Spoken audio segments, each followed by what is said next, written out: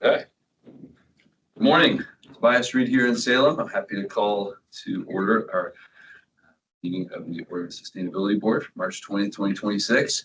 We're a lot of us in person, but also a lot of people online. And so I think in the interest of everyone, the masses who are watching, and for me as a relatively new member, so it would be good to go around the room and then around the screen and just introduce ourselves quickly so we can make sure we all know who's here. Josh, would you be start? Here, Josh Proudfoot from Parametrics. Carol Marino, Secretary. Zachariah Heck, Statewide Sustainability Officer and Board Administrator. Jenny Hall, DAS, Board Support. Thanks. Tobias Reed, Secretary of State. Stephen Markham, Statewide Sustainability Analyst and Rover. Trinity Trick, Board Member, Ben. Ellen Shepard, board member from Salem and energy. I never quite know what to say. Work in the energy field with Clearsville. Webley Bowles, Board Member, Portland. Hey, Rex Burkholder, a board member from Portland as well. And before we go to the screen, we started while Tom was out of the room. We were just introducing ourselves, so everybody knows who's here. Tom Kelly, board member. Very good. Let's, I guess it's a little bit hard, the way the screen moves here, not entirely clear where, but maybe Chris, we can start with you. And as you finish, if you could pick someone to hand off to, that'd be great. Sure. Chris Enlow, board member, and I focus in on ESG and sustainability in the world of footwear and apparel supply chains. Cassidy, you're next. Thanks, Chris. Hi, I'm Cassidy. I live in Klamath Falls. This is my first board meeting as an official board member. Really excited to be here. And I work for the local rural hospital here in Klamath. Mandy. Good morning. I'm Mandy Standiford. I'm the Chief Operating Officer at the Oregon Public Utility Commission. Andy, do you want to pick someone to go next? You mean there's more I have to do? No problem. No problem. I picked Shannon, please. Thanks. Good morning, everyone. I'm Shannon Ryan, and I am the administrator for the Enterprise Asset Management Division with DAS. And I will hand it to Sapon. Thanks, Shannon. Good morning, everyone. Sapon Jing, Director of Business Oregon. And I think my colleague is turned on time. Michael, just a quick intro. Yeah, sure. Sorry for being a couple minutes late. Good to see everybody this morning. My name is Michael Held. I'm the Regional Services Manager at Business Oregon, and I'm pleased to be here today with you all. I'm not sure who I'm tossing it to, or who's not gone, or it's good to go. Marjorie, have you gone? No, I haven't. Hi, everyone. I'm Marjorie Juanita, Strategic Initiatives Project Manager at Business Oregon. And then Mayor Browning. Excellent. Thank you. Tania Browning, Mayor of the City of Central Point and board member, nonprofit and LLC small business manager as well. I will pass to Jessica. Sorry, Mayor, I am just here to do a presentation in a little bit, so I will introduce myself then. Good. Again, the challenge from here is that thumbnails are very small, so it's hard to tell who has and hasn't introduced themselves. Is there anyone else who needs to introduce themselves or from whom we would benefit from an introduction? Pausing for a moment. I don't see anyone. Okay, so. I haven't gone yet. Please. And Energy and Sustainability Program Coordinator at DAS, but in listen mode today. Very good. Thank you. Anyone else? Once, going twice. Okay. So as you've already seen, we have a full agenda.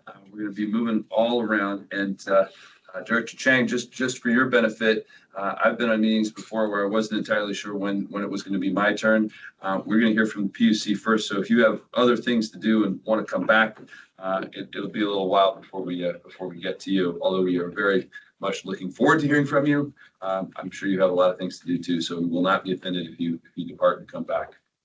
With that in mind, two things to start.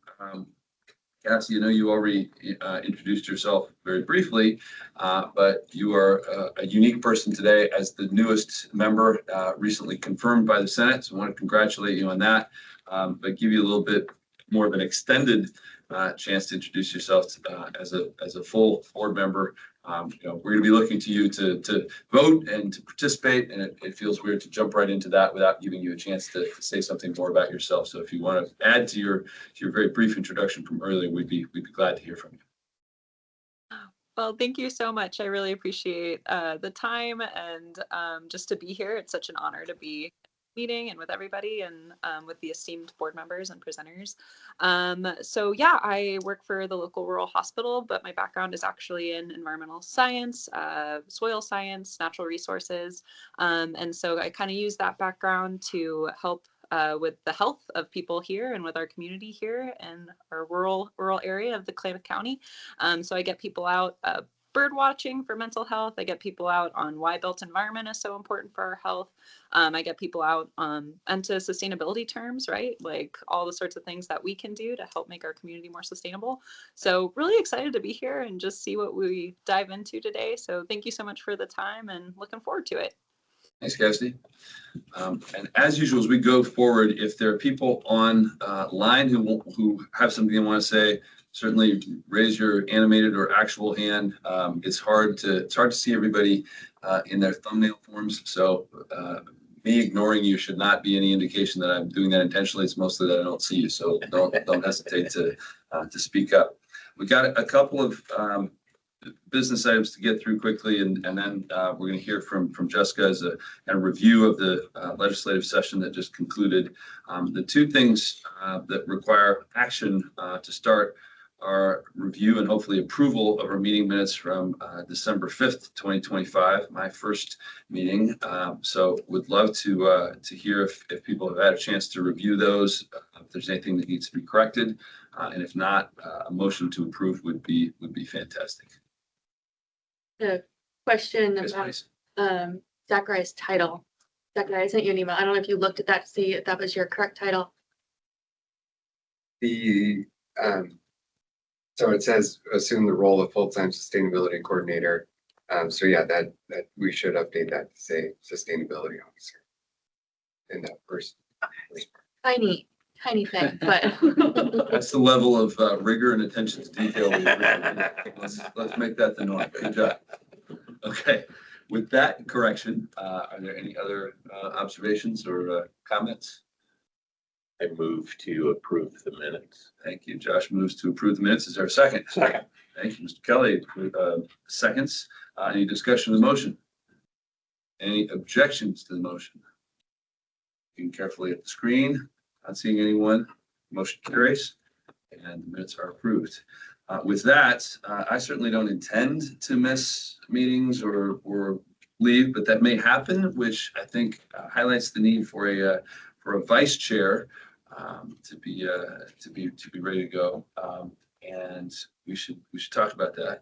There's one person who has indicated a willingness to do that, out him or her, unless he or she wants to take that at this point. But I'm hopeful that someone would be willing to step up and serve in that role as needed.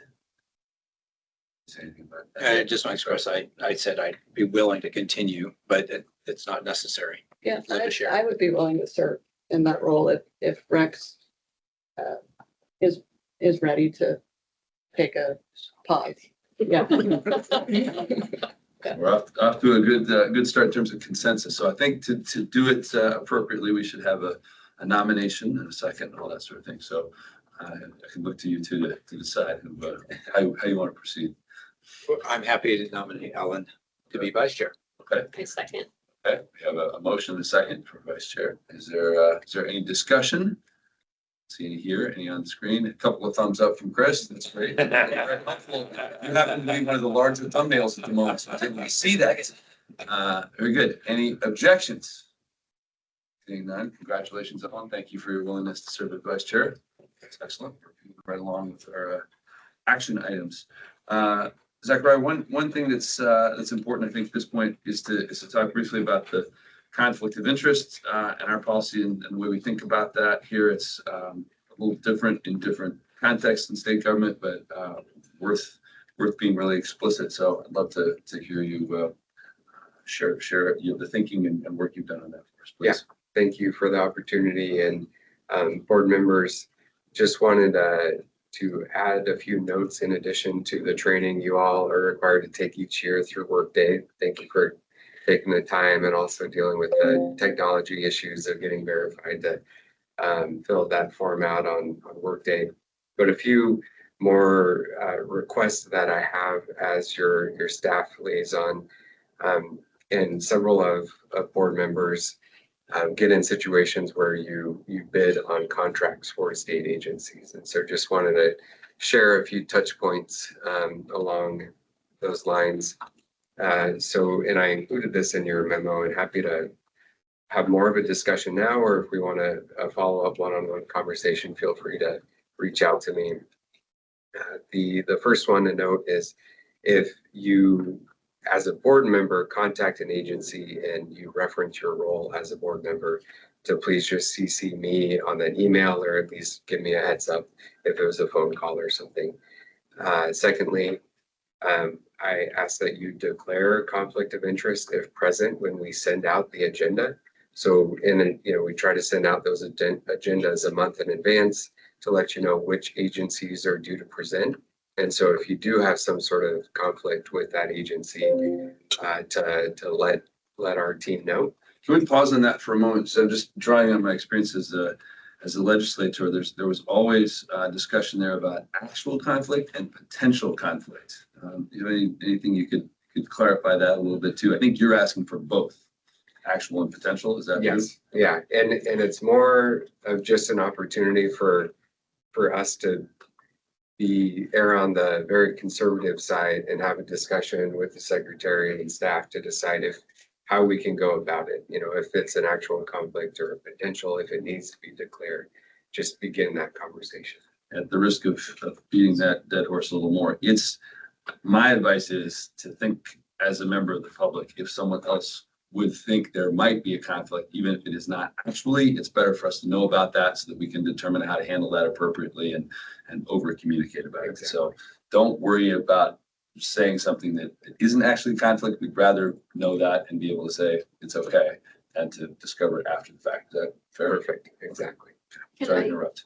Can I ask a Please. couple clarifying questions? So I love Travel Oregon. I've used their coupons before. I don't need to declare a conflict of interest in that scenario, right? Using a coupon, is that what you said? Yeah, no, the definition, again, I'm not a lawyer here, but what always stuck in my mind in the legislature was if you are a member of a large class, then that's not a conflict. I can remember people, legislators saying, well, my spouse is an educator and now I'm voting on the education budget. That's not a conflict. Yeah.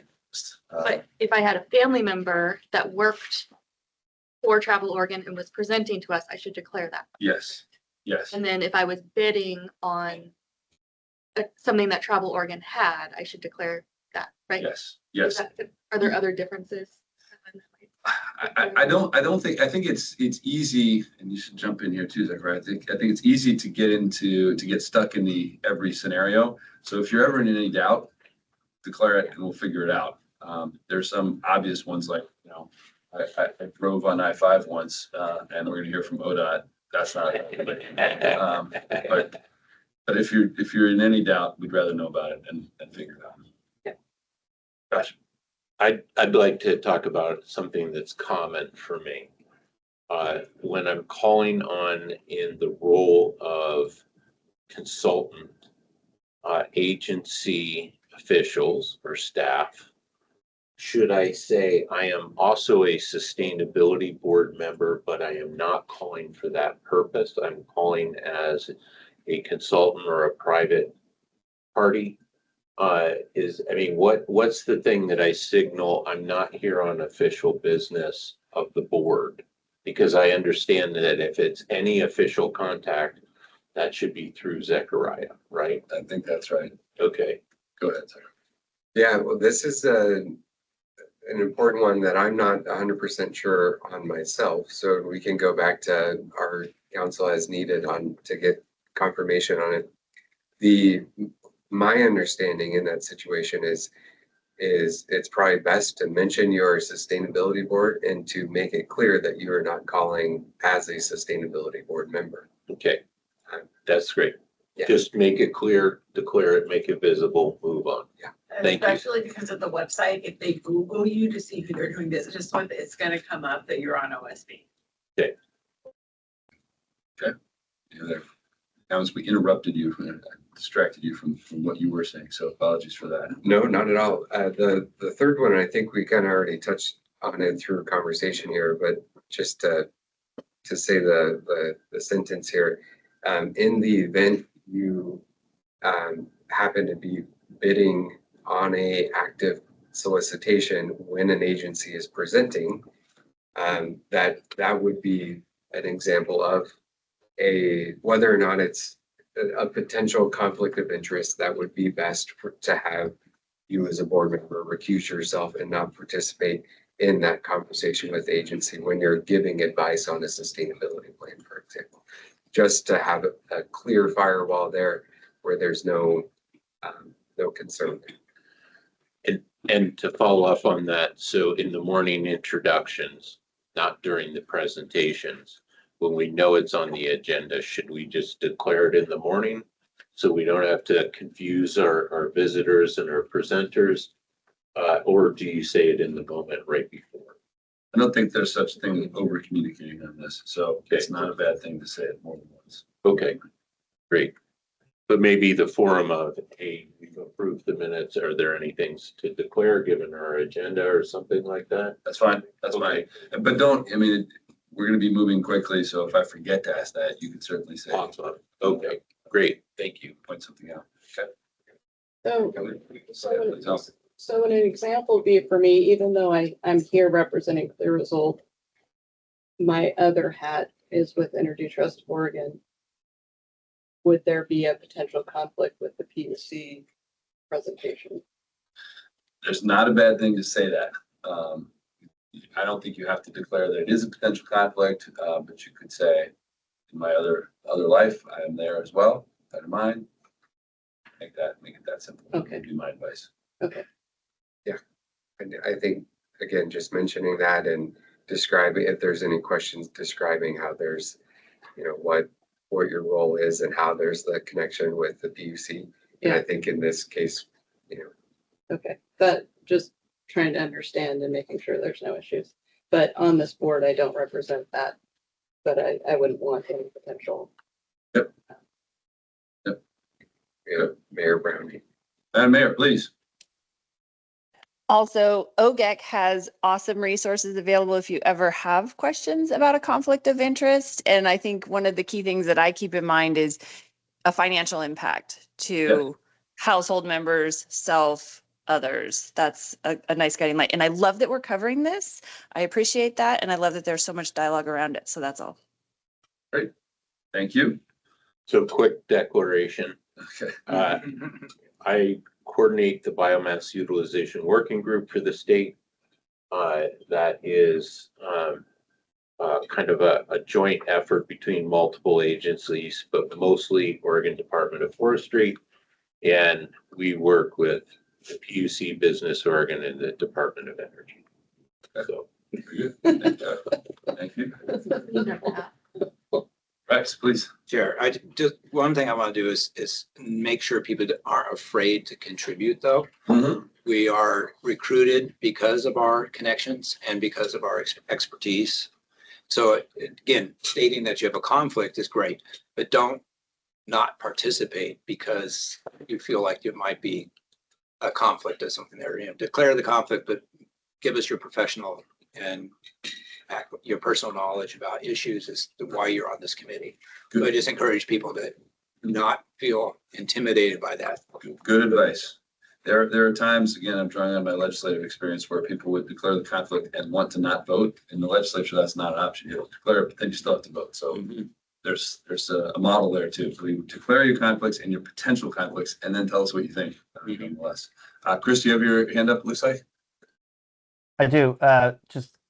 I'm assuming you can hear me. Following up on what Rex had said, I'm on the board of Oregon Wild, so I don't know if it's technically conflict of interest, but they've had differences of opinion with the Port of Portland, or maybe some things that Business Oregon might be doing in the future as it relates to timber, things like that. And so I don't have no idea if that's a conflict of interest of sorts from a I don't nonprofit. think that counts as a conflict. That would be like a legislator saying, some of my constituents want me to vote this way and some of my constituents want me to vote that way. I have to decide. Got it. That's a simple way. Thank you for that clarification. That's a simple way to think about it. Is that a hand in the bottom? No, that was a thumbs up, I think. Okay. Thank you. That's helpful. Yeah, you bet. Zachary, anything else on this topic? Nope, covered it. Thank you for the Okay, great. So with that, the legislature was in session for a few weeks.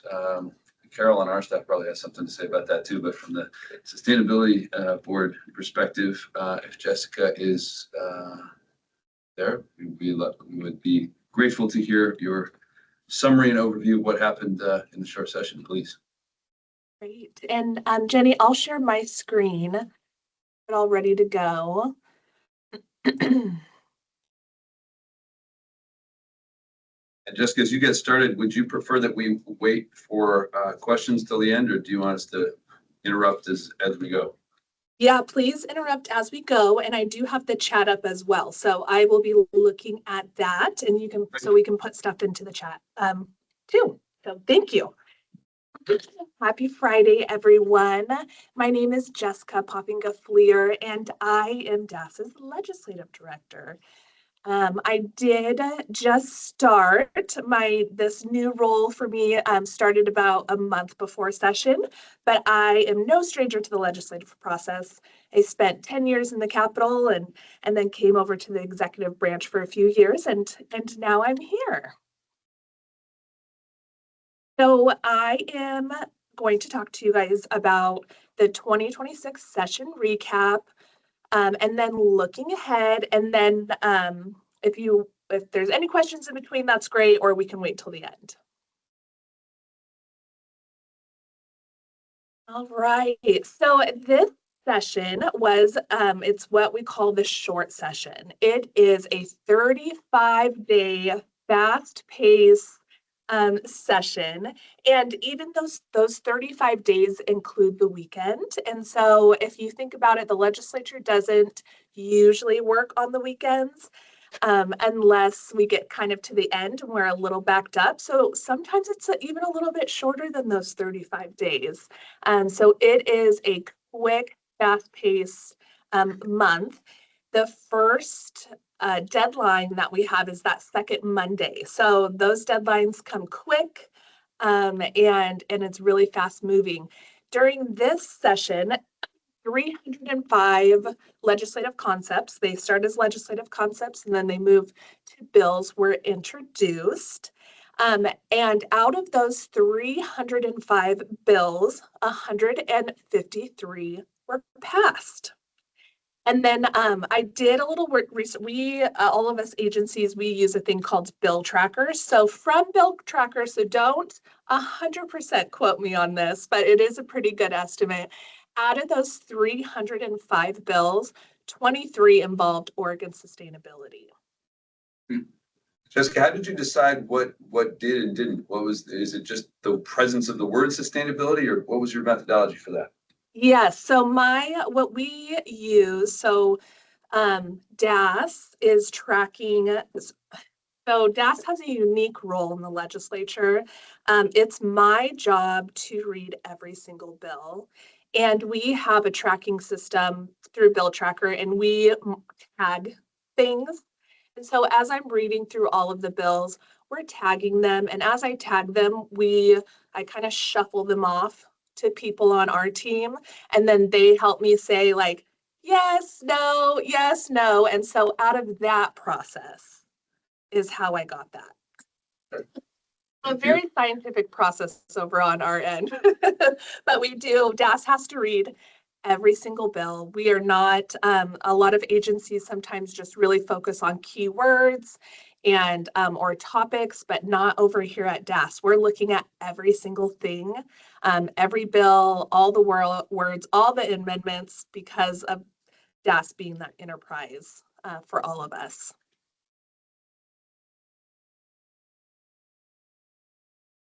And then I'll go back here, out of the 23, I just pulled a few. So out of the 23, we also get to have a report. I ran that report. And so I just put a few of these, of the bills that actually did pass in the 2026 session. These bills are linked.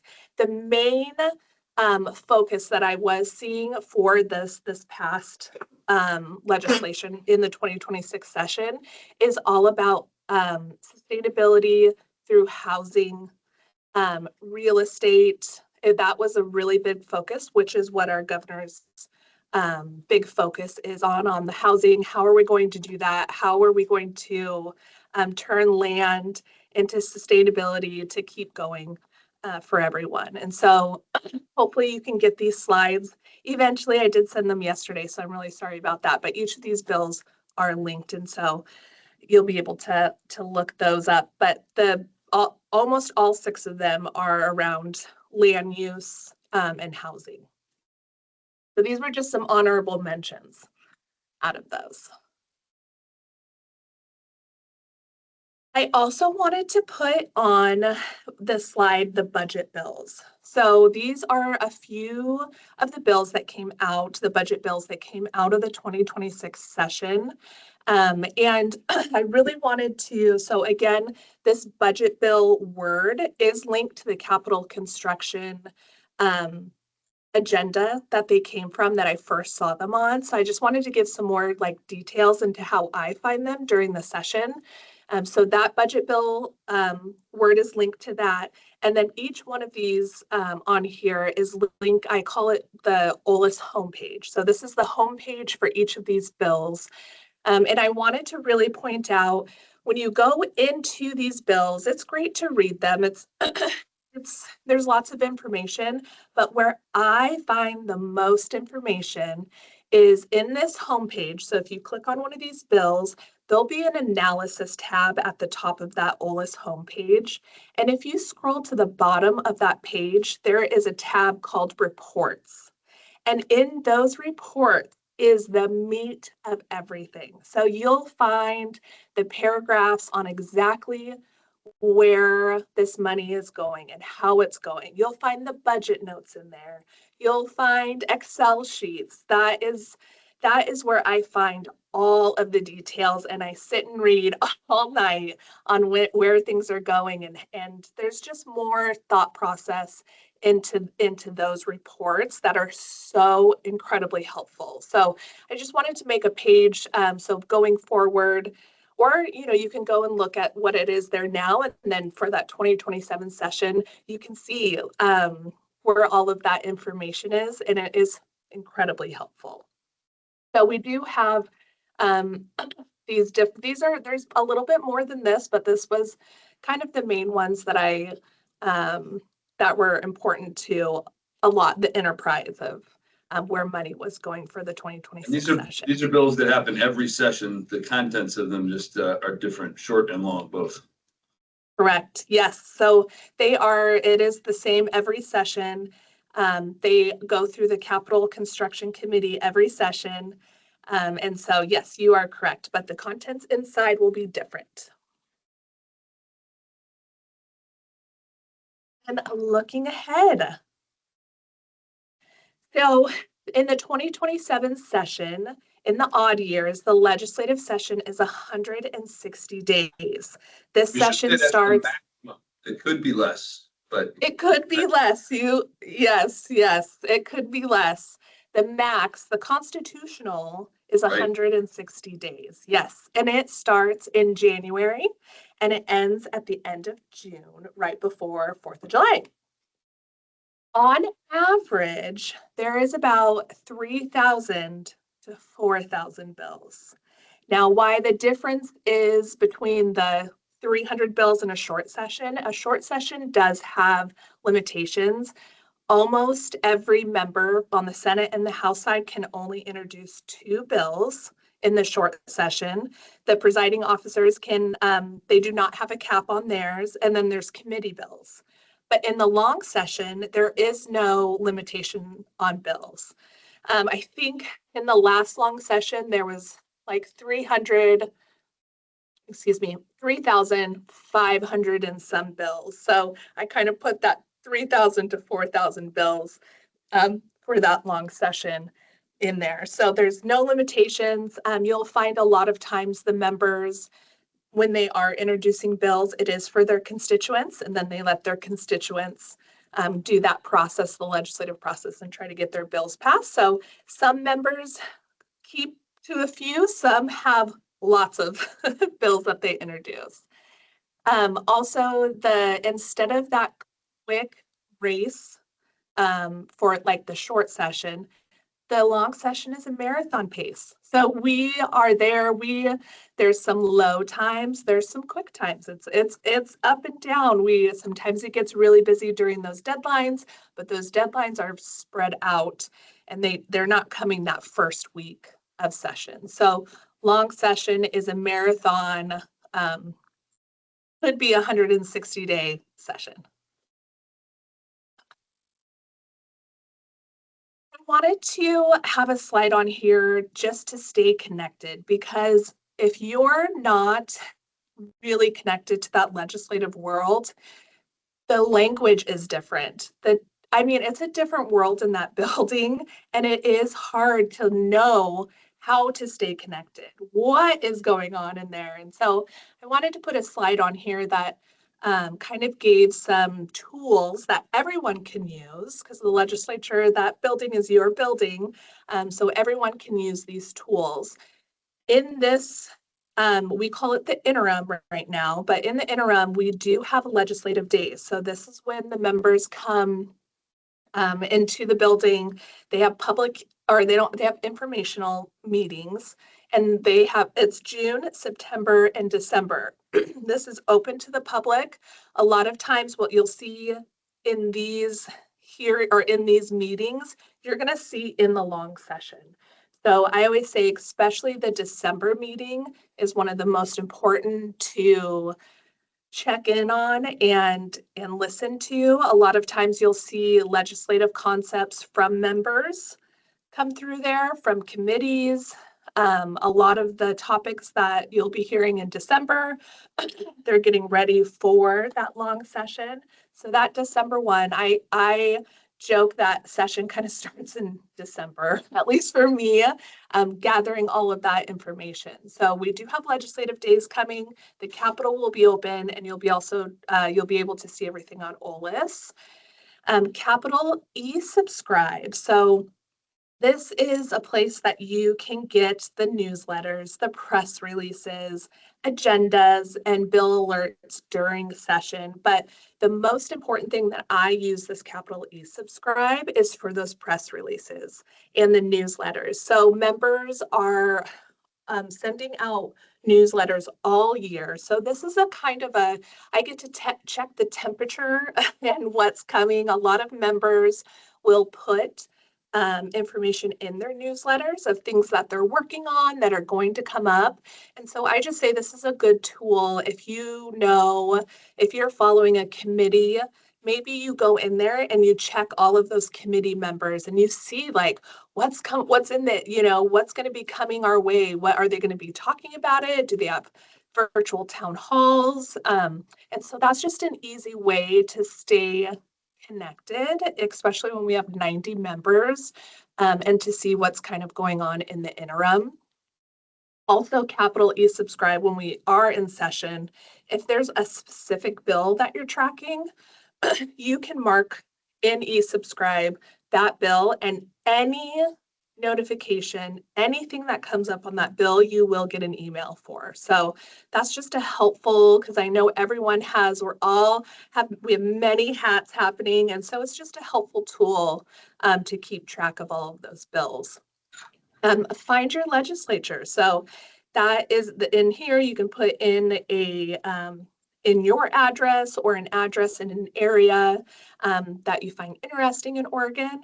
And then you can go back and click their newsletter in that Capitol e-subscribe. So it is important to see what is happening in each of the sections of Oregon. We know that Oregon is, we're so lucky to live in Oregon. There's so many different people and all of that. And so it's nice to follow and see what's going to be happening that way.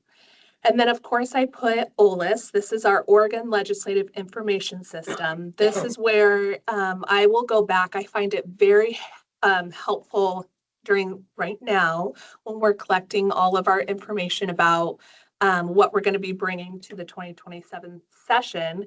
You can go back years and years and watch all of the committees, watch some bills, and look at who testified. Read staff measure summaries. You can go back, and that is always really helpful for me when we keep working on bills at DAS, is to go back there and look at all of that history there. So in there's the testimonies, hearings, and committees. I always say you can't break OLIS. So if you have time, go in there and click every button. OLIS is incredibly helpful. I don't know, I can't imagine doing this legislative process without OLIS. I have heard the stories and I am shocked how it happened before this, but you can't break it. Go click in there, see what you can find, pull some reports, learn how to watch the videos, and connect with people that way, because there are a lot of helpful just to see who's testifying on things, and then finding community partners that way as well. But OLIS is a great option too, or a great tool. And that is all I have for you. I can answer any questions.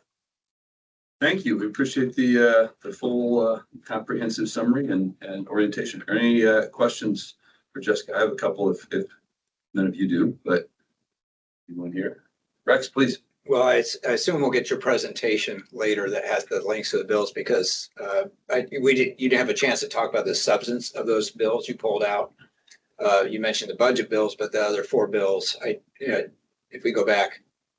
Now, I guess the question I have is, are there alerts in here for this commission, in terms of things that might affect our work and our future mission? Or just letting us know there's some in here that we should go research? I can, I don't have a full question for that. I can definitely help if you can click in here. So what happens, at least on our end for DAS, is right now we're also in the process of doing LCs for the 2027 session, but we are in implementation mode for these bills. And so if they involve DAS and us helping and coordinating, you might hear from us, but I can check in, and if there's questions or if there's coordination, I'd be happy to help with anything. So I guess I'd ask Zechariah if you'll have a chance to review this, and if there's things that affect our function in our work, or things we should be alerted to. Substantially, it'd be great to know. Yes, we'll do. Okay, thanks. Perfect. Good question. So I have a question that really builds on that, which is if it's possible, I'm sure you get asked versions of this question by everyone you encounter, but given our area of focus, can you identify any particular trends over this last set of bills that would allow you to say the legislature seems to be interested in this particular aspect of sustainability? We're seeing more of these kinds of questions. Anything that you might share in that regard? Yeah, so I would say definitely land use and housing. Those are the biggest things that we are seeing and that we will continue to see. The governor's priorities are all about that right now. And so we'll continue to see that land use in the buildings and how we're going to zone different things. And so that is a trend that I would keep watching, and Shannon will have more insight on that one too. Nice. Looks like your hand is up, Shannon, please. Your animated hand, that is. Yes, here's my real hand. Yeah, thank you. I just wanted to jump in here and kind of add on to Jessica was saying. So I can speak to specifically House Bill 4037, and again, to Jessica's point, there is just an enormous push really from every direction, I would say, for for housing production, right? I don't think that that's news to anybody. What is a little bit new is the governor is really leaning into agencies. So they're, just for your own edification, and this will cross your work, there are 19 land owning agencies. DAS is one of them. And governor has asked all of us to really take a really hard look at our real estate portfolios and identify parcels within UGBs that are underutilized, or that the agency doesn't think that they'll have a use for it, or what have you. She's really asking us to dig in and offer up those parcels and get them onto the market, or into the market stratosphere anyway. So that is something that we are all doing right now. In fact, there's quite an active work group within the executive branch doing that work, and it's on a fairly fast track. So you may hear agencies talk, for those who have real estate, that might be part of their presentation, which, aligns with only keep what you need, right? And discard the rest. But you might introduce that as you are interacting with agencies, for those who actually own property. And for 4037, what it does, it really expands I'll call it the transparency piece, and to make it really much more inclusive and public in process, as those agencies are moving their parcels onto the market, with a big focus around affordable housing, but really housing of any sort, affordable, middle, or what have you. So just offered up that little bit of context from my narrow focus.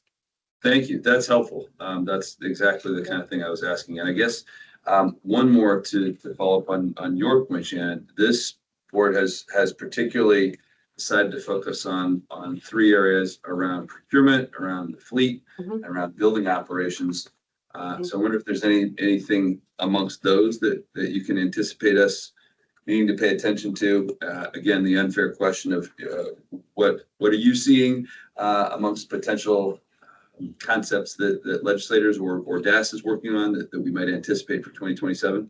Anything you can share there? Yeah, so not so much in the realm of a legislative concept, but I think this board needs to be very aware of some mandates that are already codified in law, which directly crosswalks with two. Well, actually, all 3 of them. So I'll start over there. So with respect to buildings, there's House Bill 3409, which was passed in the last long session, I believe, 25. But anyway, it's a huge bill that obligates every commercial real estate owner in the state, public and private, to adhere to very specific EUI targets, and there are penalties going forward for not doing so. And there is just an enormous amount of work that DAS is doing with our partner agencies to help roll that out. So as you're interacting with agencies, you might talk about or ask about how they are negotiating the requirements in 3409. And also on the land front, I would encourage this board to lean into the land, not just the building, but how are you agencies managing your real estate portfolio in terms of are you identifying what you really need versus what you have? Because I will just be frank with you all that agencies are famous for just kind of sitting on what they have, and because forget that you have it, or, you know, you don't, the agencies are not actively managing every single parcel. So you might lean into that. I can assure you all the agencies are paying attention now, given governor's direction. But there is a kind of a tangential sort of crosswalk between the building utilization, moving parcels into the housing space, and also just being good stewards of their real estate portfolios. So I don't know that answers your question, Secretary Reed, but it's kind of it's a multi-pronged, multifaceted, I guess, dynamic. As always, I appreciate that. Other questions or comments in the room or online? Again, I can't see everybody's thumbnails on screen, so if you have something, please speak up. Is anyone there? Anything in the room? Okay. I don't see any. Okay. Thanks for looking. Anything you want to cover here? Okay. Thank you. We appreciate the presentation. We'll, I'm sure, have you back at some point too. And appreciate being Thank here. you. Okay. Thanks. Have a great day. Thanks. So just to kind of reset and take a look at our agenda again, we're going to hear from the PUC and Business Oregon this morning. You've had the presentations in your books. We really want to spend some time getting into some detail with them. We'll have a break, then the Department of Energy after lunch, and then some reports on our focus areas that we've talked about already. I realize now I listed them in not in the same order that they're listed here when I asked my question, but they're all three present. We'll have time for public comment at the end of the day. So take a moment to kind of reset here, and let's make sure we have the right folks online for PUC. Mandy and Barbara, are you both here? There's Mandy. Excellent. You were here at the beginning. Thank you, and you hung in. But we're ready to hear from you if you're ready to talk to us, please. I'm ready. Great. Do I need to share my screen for the presentation? Would that be helpful? If that's all right, that'd be great. Perfect. Let me get that. Yeah, then you get to drive, so that's good. Perfect. All right. Can everyone see my slide, but not my notes? Okay. Right. Perfect. Good follow-up question. I do it right about every 100th time, so I'm glad today was one of those days. Wonderful. All right. Well, if we are ready to begin, good morning, Secretary Reed and members of the board. My name is Mandy Standiford again, and I serve as the Chief Operating Officer at the Oregon Public Utility Commission.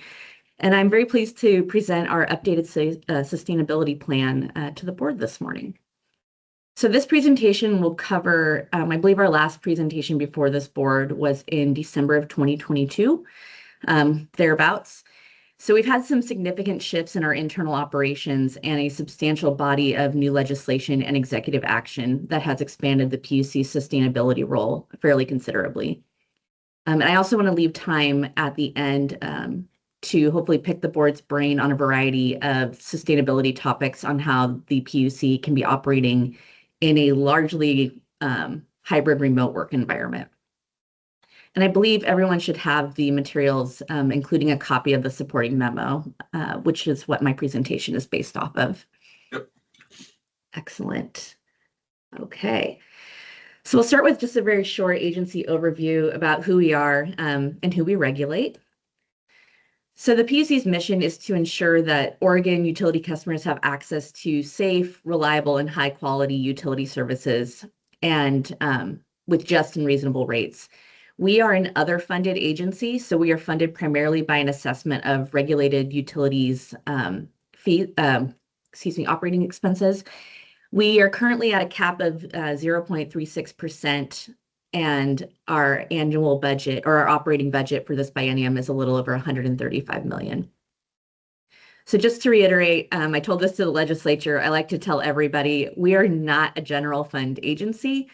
Again, Oregon law authorizes the commission to assess these regulated utilities, which include electric, natural gas, telecom, and select water companies, a fee to fund the cost of their regulation. And this fee assessment is the agency's primary revenue source. Is that what's known as the ESA, the Energy Supplier Assessment? I have not heard that acronym, so I would have to check with Ms. Barbara if she is still on. but Not I super important. It's something I encountered a long time ago, and I was just trying to put it in context. Sorry to slow you up. Keep going. no, you're fine. I've been at this agency for a little over 2 years, so it could have historically been that, but I've not heard that one. That's a new one for me. Perfect. So we regulate investor-owned electric utilities. So that includes big ones like PGE, Pacific Core, Idaho Power, and Avista. So that's natural gas utilities, telecom, although it is dwindling, and again, those select water companies. We also administer the Residential Protection Fund programs, and we support, oddly enough, the Oregon Board of Maritime Pilots. All right, so what has changed since our December 2022 plan? A lot. We've had 2 operational changes that have materially altered the PUC's internal sustainability footprint. So first, Shannon may have spoke to this a little bit, but we have reduced our Salem headquarters occupied space by approximately 50% since COVID-19. This is a significant, and I want to note, permanent change, and not just a temporary adjustment. The direct sustainability efforts within that building, I'm going to list them, but we don't necessarily have direct control over them, so it feels a little bit like cheating. So I won't go into too much detail, but we obviously have decreased our water use and our waste generation. We have lower energy consumption, and we formalized our hybrid model for all full-time employees. So this includes, believe every FTE in the agency has the opportunity to work largely remote at this point. This was initially driven by the pandemic, as in most cases with agencies, but has since become a deliberate and permanent feature of how the agency operates. The sustainability benefits are real in that we have fewer commute trips, lower daily building load. But what we'll talk about further on in this presentation is measuring them as something that I'll need to raise with you all to discuss metrics that may be appropriate and useful for the board. So both of these changes were good news from a sustainability standpoint, but they do create that data challenge. Our historical metrics need to be rebaselined before we can set meaningful future targets.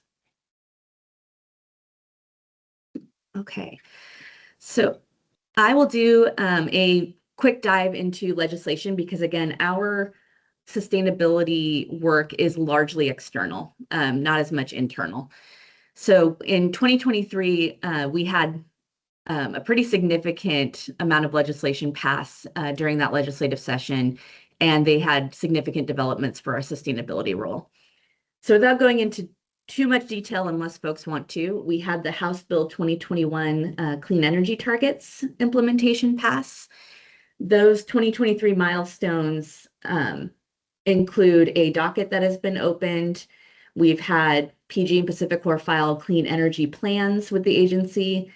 And again, that clean energy plan oversight is now the agency's most consequential external sustainability function. Andy, sorry to interrupt. I might be the only one here. What does UM stand for in that context? Utility matter. Thank you. Welcome. Sorry, I've got to remember my acronyms. Okay. So that is a docket that was opened before our commission, and it's to do the second phase of that implementation. And I realized I have an error here that says investigation. So it's not an investigation, it's an implementation. Okay. The second one was House Bill 3630, which is the Oregon Energy Strategy. That is primarily driven by ODO, which is the Oregon Department of Energy, to complete that comprehensive energy strategy, which was delivered this past November. Our primary role with that is clean electricity and electrification pathways. So we make sure it's aligned with the CEP oversight and the rate plan review. And the last one was House Bill 2409, the Natural Climate Solutions. It established the Natural and Working Lands Fund. Our primary work with that is aligned with, again, clean energy and electrification. So it's a direction that was given to many, I think, all of the the Natural Resource Committee agencies, of which we are considered one of them. All right, and the 2025 legislation, there's a lot going on with this, and we are still in the process of implementing it. So the first one was 3179, the Fair Energy Act, and it is directing the PUC to establish a multi-year rate plan that will change how the PUC looks at rate making. So it is a substantial lift and would hopefully embed long-term clean energy cost structures into utility rates. I don't have updates on these yet because this just passed and we're still in the implementation phase, but there's a lot of big work happening right now. We also had Senate Bill 688, which is performance-based regulation. It authorizes the PUC to tie utility earnings to measurable public interest outcomes. So that could be greenhouse gas reductions, energy efficiency. And I think where we've been talking about is low-income customer service. So this is a very powerful sustainability regulatory tool, and I put in here that it's probably the most powerful tool that the PUC has been granted at this time. And then we also had the Power Act, which would help manage the unprecedented load growth risk to the affordability and pace of Oregon's clean energy transition. All right, So we have a lot of. second, I think we have a relevant, maybe a time-bound question from Ryan, please. Mandy, just a quick question here on SB 688. Mhm. Is this, previous to this, do the PUC have to prioritize costs versus these other outcomes? So this provides you other measures, but just besides just the cost of energy is, I just seem to think in my mind that before you're always restricted because you always had to look at lowest cost options versus having other performance measures. Is that what this was meant to address? To some extent, yes. So the PUC is always in this, the commissioners are in a role of balancing utility and public interests to make sure that things are fair and equitable. Affordability is part of our goals, but this helps kind of build this in for us a bit more where we can focus more on the measurable public interest piece. And so it's tied to multi-year rate making as well, but these two things together, again, they are unprecedented. It's resulting in our agency having to add a significant amount of staff and consultant spend to get these concepts off the ground. So it's in the future going to be have a very profound impact, but we are still very much in the infancy of building this.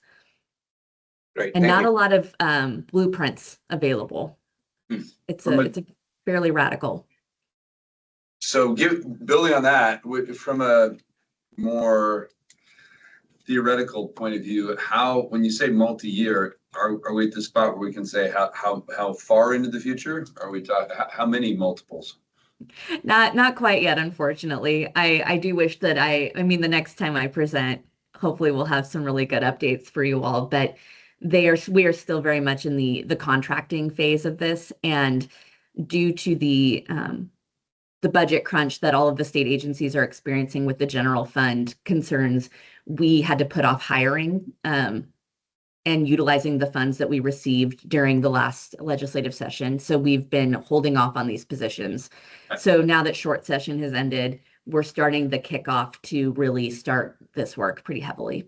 I think I may have not done a good job of asking. So I'm asking, when you get to this point, are we talking about we're looking at 3 years into the future, or we're looking at 50 years into the future? Oh, I see what you're saying. This is a short term. So we do have to get this implemented fairly quickly. So we're looking at a couple of years, not decades. I think I messed up again. I mean, I'm so sorry. Are you considering what is the rate going to be 3 years from now? Or are you considering the implication of plans on what are the rates going to be and what is the power mix going to look like 50 years from now? I would need to check with our energy program director. I'm largely operationally focused. So I don't want to misspeak in that regard. Okay. But I could provide that content after the meeting for the board to review, if that would be helpful. Thanks. Let me make a note of that really quick. I guess while you're making that note, the reason for my interest in that is to think that might be a tie to one of our areas of focus in terms of procurement. If this is procurement of power for the state, that's a way for us to think about this too. Perfect. Yeah, let me make a especially that one on the right. Right, if The you Power ag- Act.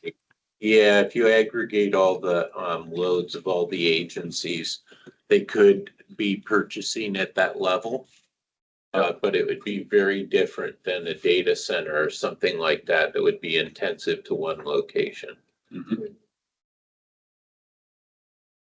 Well, our meeting today then is timely. So I will get, I'll speak with our administrator of the energy program, Caroline Moore, and get a solid write-up for you all. And Zechariah, is that something I would send to you to be disseminated? Yep. Okay, perfect. Me. And to the degree that I love what you were saying, just as Chris, and I'm calling in, I'm on the board as well too. okay. And to the degree that you might see some opportunities from your lenses, how the Oregon sustainability could support you in some way, because we do have a little bit of flexibility on providing support in different ways, and if there's some great synergies there, and cost savings, I'm all about that. We'd love to be a part of that. Great to get your perspective of how we could engage. I know you have questions for us at the end too, so. Yes, I very much do. But yeah, these connections, we have a very new leadership team here. We have a new chair. Our commission is largely new. The executive director is new. I am new. So we're in the phase of kind of rebuilding and making things, adding new relationships. So I think there would be a strong interest. I'll work with Caroline to get you guys connected. Thanks for making that good point, Chris. Okay. And I'm not going to take too much time on this, but there have been a lot of executive orders from Governor Kotek that have had direct impact on the PUC. So she issued 3 executive orders in the fall of 2025, all of which are binding on executive branch agencies. So these are the ones pertaining primarily to the PUC. But taken together, they represent some of the most significant executive level direction on climate and clean energy the PUC has received in many years. Executive Order 2525 is about fast tracking siting and permitting for wind and solar projects.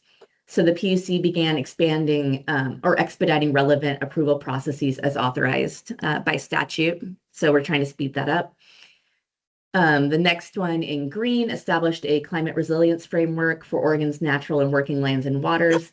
It's less directly applicable to the PUC's regulatory functions, but it does establish the accountability infrastructure that the next executive order is based on. And so that one in the orange is the most operationally significant for the PUC. It directed executive branch agencies to align with the 5 Oregon Energy Strategy Pathways that ODO helped develop, which is streamlining clean energy infrastructure, and directed PUC and DEQ specifically to coordinate on how the Clean Fuels Program revenue is invested in transportation electrification. And that includes low-income community charging infrastructure. And so we will also be doing a quarterly report to the governor as an accountability mechanism.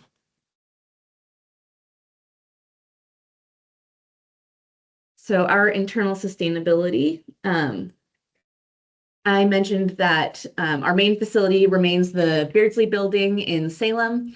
That building continues to host the rooftop solar array that offsets some of our CO2 over its lifetime.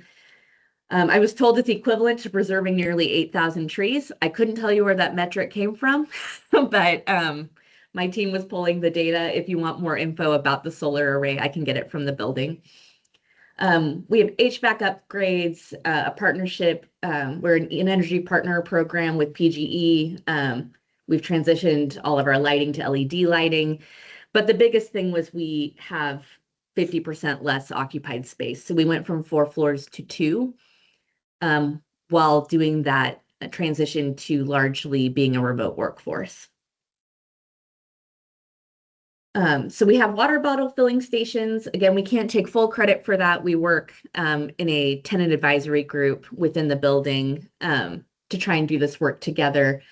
That's been in place since 2015 and continues to be utilized. And I think the the metrics notes, I don't want to get too into the weeds of it because we really need to look at our reporting and ensure that this plan isn't just a check the box exercise. We want it to be meaningful, and we want it to represent the agency as it is now, which is largely remote. And so what does internal sustainability look like to a workforce that is all over Oregon?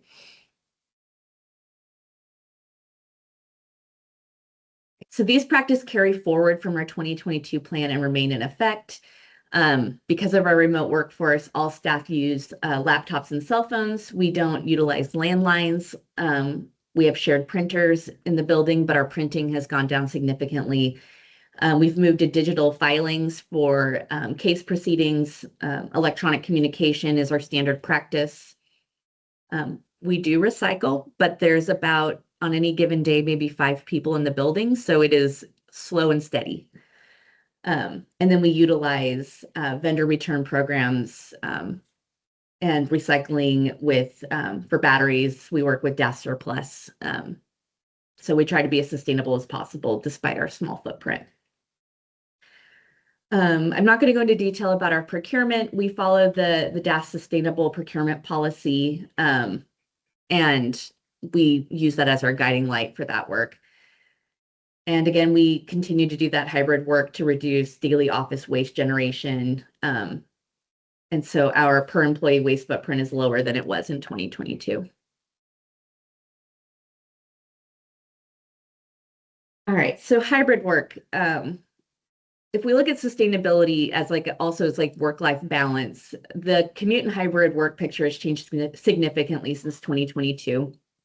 So we continue to support sustainable commuting, but largely nobody's utilizing the secure bike storage.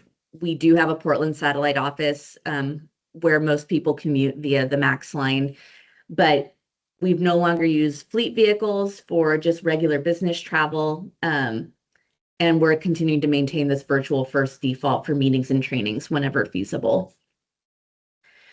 As I mentioned earlier, the most significant change is the permanence of hybrid work itself. What was COVID-driven is now policy, and it creates a sustainability opportunity we haven't been able to fully measure yet. We know that it reduces commute trips and therefore vehicle miles traveled and associated emissions, but we don't have a reliable way to quantify that reduction because our workforce has expanded beyond the I-5 corridor. We now have people in all 4 corners of the state. And we'll go back to that to talk about in our board discussion section, but it's one of the areas where we're most interested in the board's perspective on what we could be doing and measuring with this new reality. All right. So the PUC social sustainability work is an important and often overlooked dimension of what we do. These programs help the most vulnerable Oregonians. So these are low-income households and people with disabilities. It allows them to maintain access to essential communication services. So as I mentioned, we are also part of the Residential Service Protection Fund. We have an entire unit dedicated to this, and they have 4 programs that serve low-income Oregonians. They are funded by a monthly surcharge on telecom, cellular, and voice over IP subscribers. Our disconnection protections also reflect social sustainability values. We have a medical certificate program that prevents disconnection of essential utilities for medically vulnerable customers. The no weekend disconnection rule and severe weather moratorium will protect customers from loss of service at the most dangerous times, and arrearage management and low-income rate programs to provide longer-term relief. These programs were not significantly affected by the legislative and operational changes since 2022. They remain operational and fully funded, but they also remain extremely important to some of the most vulnerable Oregonians.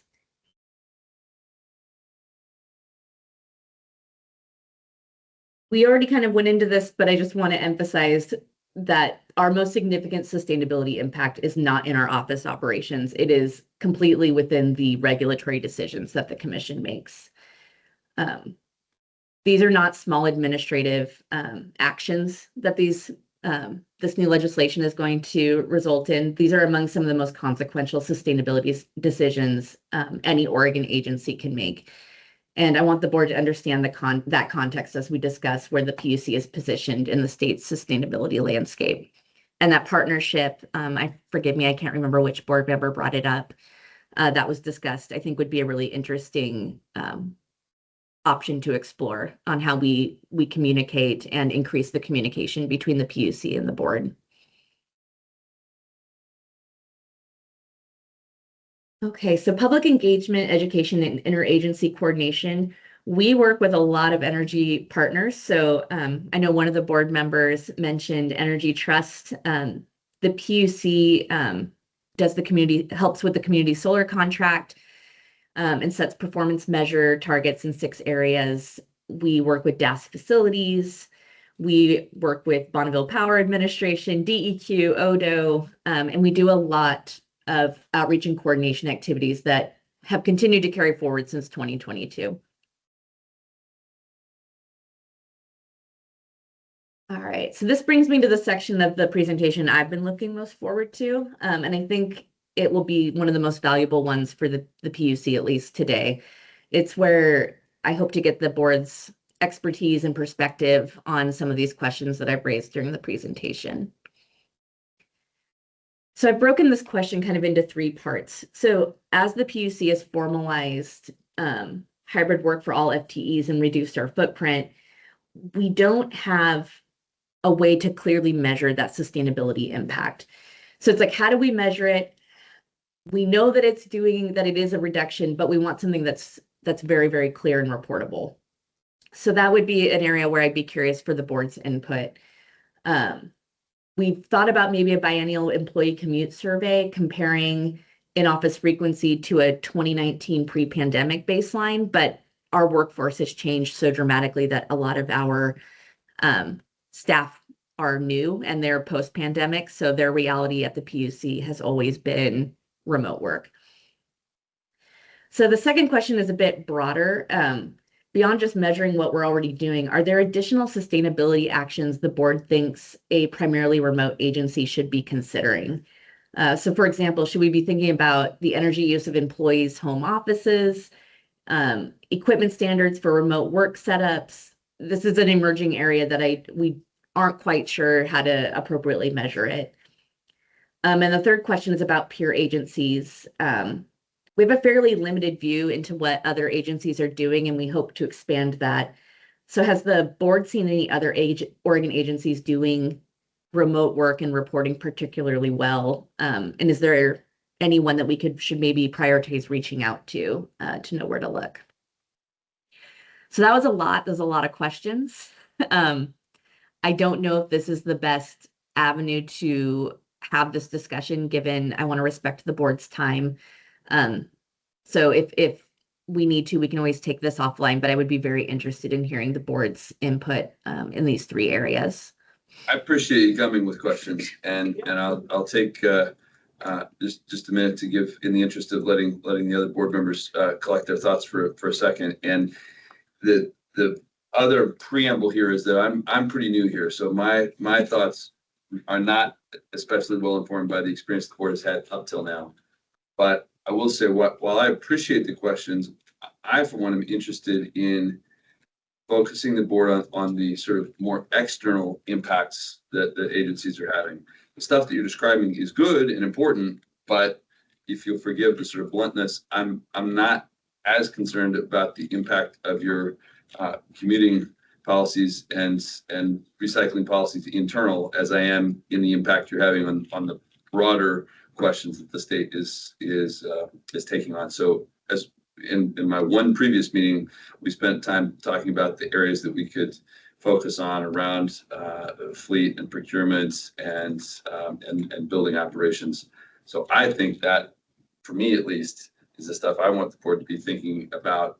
And certainly we'll hear the good things that agencies are doing around their own internal operations, but I don't want that to be the height of our ambitions. So I don't know if I've talked long enough to give other people a chance to think about what they might want to say, but I'll stop there for the moment. No one's leading in yet. Rex, please. Well, I always read ahead. Good. So I was reading your next page, and this is, and I want to echo the secretary's statement too, is that You know what the biggest impact is, right? And you have a lot of technical resources, I think, with Zechariah and the office here. Yes. Answer some of those questions you had before about that.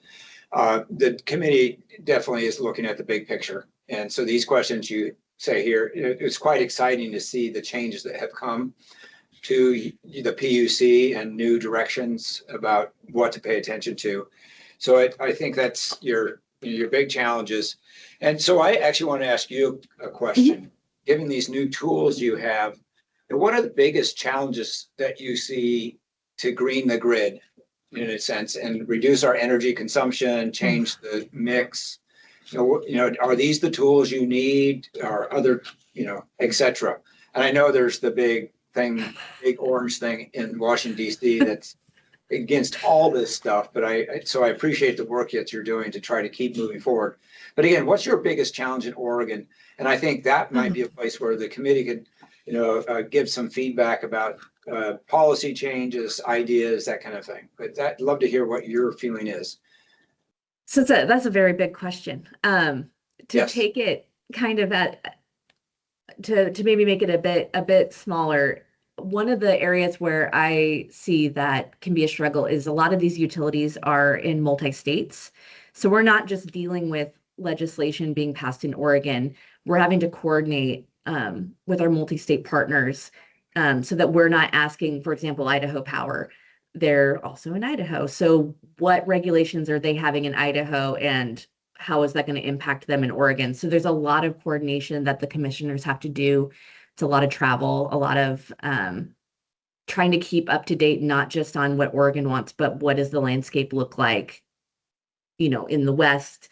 They do meetings on the East Coast as well. They try to stay informed with what their peers are up to. But I would say that collaboration piece can make it difficult. I don't think it's a shock to anyone that every stakeholder involved in energy has a different perspective and a different want. So trying to get everybody on board can pose quite a bit of a problem and make things take a lot longer. I think we have the tools that we need. An area where I don't think this is something that the board can necessarily assist with would be budget asks. Because this work is so highly technical, it is very difficult to hire staff and may not actually be the best use of our budget is to hire staff in these specialty areas. So we're starting to pivot our thinking to maybe utilizing consultant spending when it comes to areas around like performance-based regulation to try and get us started, rather than try and, I'll be very frank, like hire a unicorn that has this knowledge. Utilize companies and individuals that have already been working on this maybe in other states and can help get us started. So we're trying to kind of pivot the traditional, like hire a utility analyst to do this type of work when it's so highly specialized. We maybe need to focus more on hiring generalists to help implement the work, but then have that strategic piece of long-term implementation come from outside the agency to assist our leadership. So I think that's a very long way of, I've oversimplified your question, but there's just a lot of moving parts and the technical knowledge needed to implement it may not exist solely in Oregon. I think is where we're landed. Thank you both. Is that prompting other questions or feedback, either in the room or online? Yeah, go ahead. So I love that last question you have where you ask about should regulatory milestones be incorporated in your report? And I would say yes. The board's very interested in your external impacts. And I think you touched on that beautifully here. And we would love to hear all about your thoughts on how those impacts are affecting the community and impacting your agency's sustainability, out in the community as well as the broader footprint that you're reaching. So yes, please definitely include that. In an odd way, this makes I think that it makes things a lot easier because we have those metrics in place, and with our hybrid remote workforce, it was difficult to identify like meaningful sustainability impacts that we're doing internally. So I am happy to hear that the board is interested in more of our external work, because that is really, like I said, where the bulk of what we do comes from. So I am more than happy to incorporate this information into future reporting. Great, thank you. Somebody else had their hand up. Yeah, please. So thank you for your presentation, and I'll just reiterate again, the importance of your impact is in your programs, and that's really exciting to all of us. Some things that came to mind that I don't quite know are possible within your program, but procurement and resiliency are two things that kind of come up, and I don't know how they quite fit in, but I don't think you're building that much, but I have worked, I've worked with utilities that have had low carbon concrete procurement requirements. And so I don't know that that could be included in very specific projects. And then also kind Maybe of in what's the regulating that's being yeah built too, right? yeah Okay. Okay. And then in addition to that, thinking about making sure that we're purchasing responsible PV so that we're not purchasing anything with slave labor or things from China that are questionable. And then also like with resiliency, thinking about the selection of projects and how you're kind of preparing for wildfire and flood and other challenges that we're facing in the state from a policy project selection process. That definitely fits in the procurement question too. Let's give her a chance to, unless it's specific to that, Josh, do you want to have another? Oh, no. Okay. She can. Yeah, go ahead, Mandy, please. This is another area where it gets into the weeds of what the regulatory side of the agency does. So I will need to get in touch with Caroline more to get more into the specifics of what is asked of the utilities in these filings and the procurement that they're doing, because I can't speak with confidence what we can mandate that they do versus not do with regards to procurement. So I will follow up on that piece. Wildfire is an interesting one, and we could do a week-long presentation on it. But one of the impacts that the PUC has on that is that utilities have to complete wildfire mitigation plans. And we had a fairly small unit do this very important work. And in the last legislative session, we had 4 new positions added to do more of the auditing of those plans. So we have been vetting the plans. We've been working with consultants and staff to make sure the plans are sufficient. But now we're adding in that extra layer moving forward of auditing the plans to make sure that they're doing what they said they would be doing. So I know that didn't quite get to the meat of your question, but I will follow up on more of the procurement activities. Thank you. That's great. Josh, Thank you. go ahead, please. Just given that you're mostly remote work, I would say an emphasis in procurement on the server farms, environmental footprint, and if it's running on renewable energy, especially with the mad rush, we're seeing dirtier and dirtier fuels for it. So I think that matters, but that's a macro picture statewide. And then on that wildfire piece, between the executive order on resiliency, the Oregon energy strategy, the performance-based regulations, and those community benefits and environmental benefits, I really think that those wildfire management plans need to look beyond the success of turning the power off and look very much at the impacts of turning the power off on communities. Now, unlimited liability for a distribution utility is probably not acceptable in the long run. But having observed those presentations, there was a lot of kudos for turning the power off quickly, which is good because there are no fires, but there's a huge impact of loss of power, especially in rural communities. And I I want to say this because I manage the biomass utilization working group, is you have all that fire risk and fuel loading that threatens all of the power structures. And you also have communities that are at risk of losing their power in rural areas in particular, especially as you have the big customers coming online, that customer class well over 20 megawatts. But there is a nexus there, and that's community power. And that's often in rural communities in Oregon because of our forest base, that's biomass power.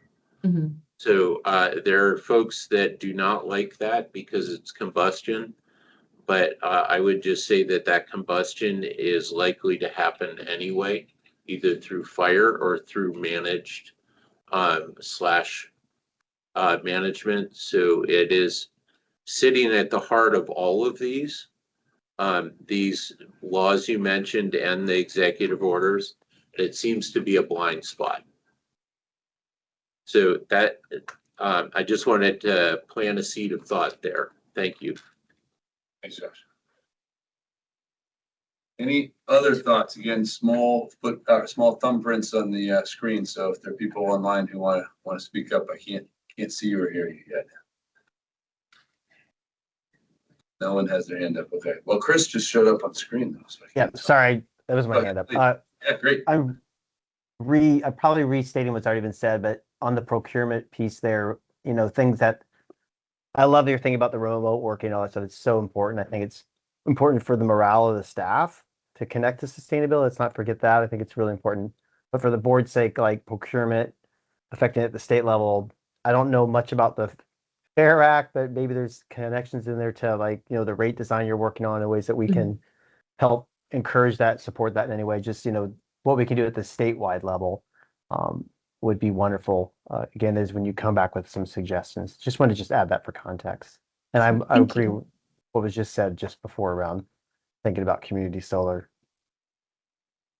Thanks, Chris. That note. Let me make a sort of concluding statement then, and if anyone does think of anything else they want to say, we still got a minute or two for that.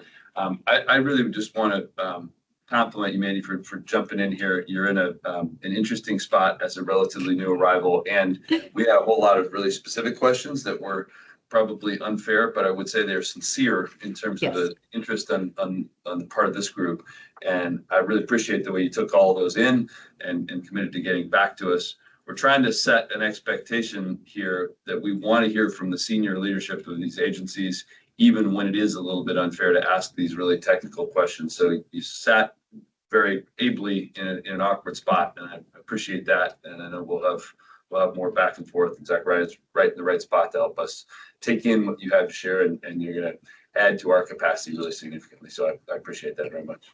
Well, thank you very much. And I, since it's been a minute, I think my slides are basically done. Talked about looking ahead. I think we don't, we've already had the discussion, so I don't think I need to waste the time of the board to go through this and go through my notes. But I'm looking forward to hearing the ways that we can connect more often than at just these meetings, because the work of this board and the work of my commission are very tied together. And so creating those avenues for us to have more contact, I think would make our sustainability plan far more meaningful. Because again, I think your focus on the external pieces are where we want to be as well.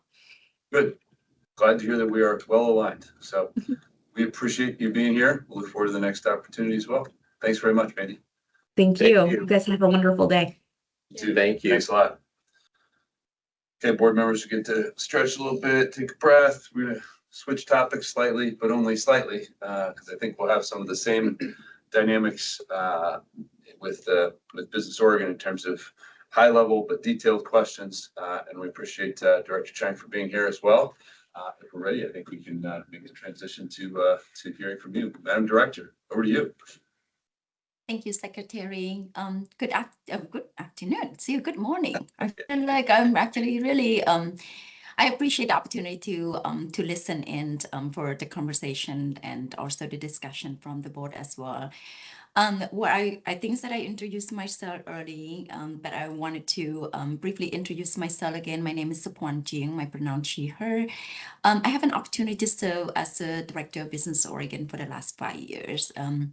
I know that we have had conversation with the board for the last few years or so, and we have different members from our agency presented to the board. Today, we do have a few of us who's joining me as well. Michael Health, our Regional Services Manager, who will be presenting alongside with me. But we do have a couple other members of our agency, Kenichi Adijeti, who is the Chief Operating Officer, joining, and also Marjorie, who's going to drive the slide, who is our Strategic Initiative Project Manager. With that, I know that you already have our updated plan along with our slides as well. I'm going to ask Marge to just present the slides. Is it okay, Marge? Okay. All right, well, we're going to just start by, first of all, just wanted to recognize our, the time and really our appreciation for the board to invite us to present our updated plan. I was not able to present last time in December 2024. But our deputy director, along with our HR director during that time, presented to the board. We really appreciate all the feedback, the input, the guidance, and the suggestions. It's really helping us to kind of shape our thinkings and incorporate the work that we do within our agency to really strengthen that and making sure that it's addressed the sustainability goal for the state. So the materials that was included in your package a week ago that already included our updated plan that based on the feedback that we received from you about a year ago, March 2025. But then since we have an opportunity to present to you today, we thought that it's really a good time to incorporate some of the update that our agency has been working on. I know that this is the plan that is here. We're working toward until 2027, but we want you to know that this is a slightly update, and we're gonna put you can really just underscore some of those updates in today's presentation. So for those of you who have heard our presentation in the past, it won't feel like repetitive. But I'm going to start by just taking a moment to just reintroduce ourselves for the new board member and for those of you who have not familiar with our agency. We're the State Economic Development Agency, and you will find us in different name. If you look into the statute, you see that we are the Oregon Business Development Department. We have been doing business as a Business Oregon, I think that way quite some time now, probably about 10 years, over 10 years, way before my time. Currently, for the last several years, our agency have grown. We are now about 200 FTE, and mainly our office in Salem. I'm here looking at the Portland. Like outside my window, we do have the Portland office that we lease from the World Trade Center. Because of our staff and the work that we do across the state, we do have our team who live and works across the state as well. And a few of them do share the office with other agency, and then also part of the small regional offices as well, because we want to make sure that we there and work directly with the community and understand the community as well. I'm going to take an opportunity to just take a moment to introduce that who we are as what is our vision. Our vision is simple. Our agency is prosperity for all Oregonians, and we seek to accomplish that vision by strategically investing in Oregon communities, businesses, and people to promote a globally competitive, diverse, and inclusive economy. With that mission, that we know, and some of you probably work with us as well, that a majority of our funding is going through the door. We only have a really small funding that is mainly for our operations, but as an agency who operates about $2 billion per biennium, which means that majority of our funding is really investing in the community and passing through funding to municipality along with not just only the businesses, but then also the community-based organization as well, who helping to support the businesses across the state. Now, we approach this work in multiple ways. It's broad and deep because we want to make sure that we touch every corner of the state. That's including particularly our rural community through our rural community development and our infrastructure. As I mentioned about our funding, if you're looking in our, not that any of you need to go and look deep into our budget, about 70% of our budget mainly is infrastructure projects, and it's really invest into that community infrastructure. We, as a state economic development agency, it is important for us to work with the businesses and also create jobs for the community. So we really prioritize our business retention, expansion, and business recruitment as well, which means that we are doing business recruitment both domestically, which is on the national level, as well as international level, which we also help businesses to export and promote their goods and services to the international market, to access to the new market, as well as expand into the international markets as well. Many of our work also is the investment in the industry, such as the research and development known as R&D, and also the high growth startup. So in some way that our agency, we invest like from the like for the entrepreneur, like they just have an idea and a concept and they wanted to integrate and get into the market. We do have the program to help those startups and also all the way to Intel and many of the big companies who are making a big impact in our community through jobs and the community impact. We recently, for the last several years, especially right after the pandemic, we have grown our program around the technical assistant program to support small businesses. We're doing so by partnering with many of the community-based organization and business association across the state to make sure that the technical assistant reach to all the communities across the state.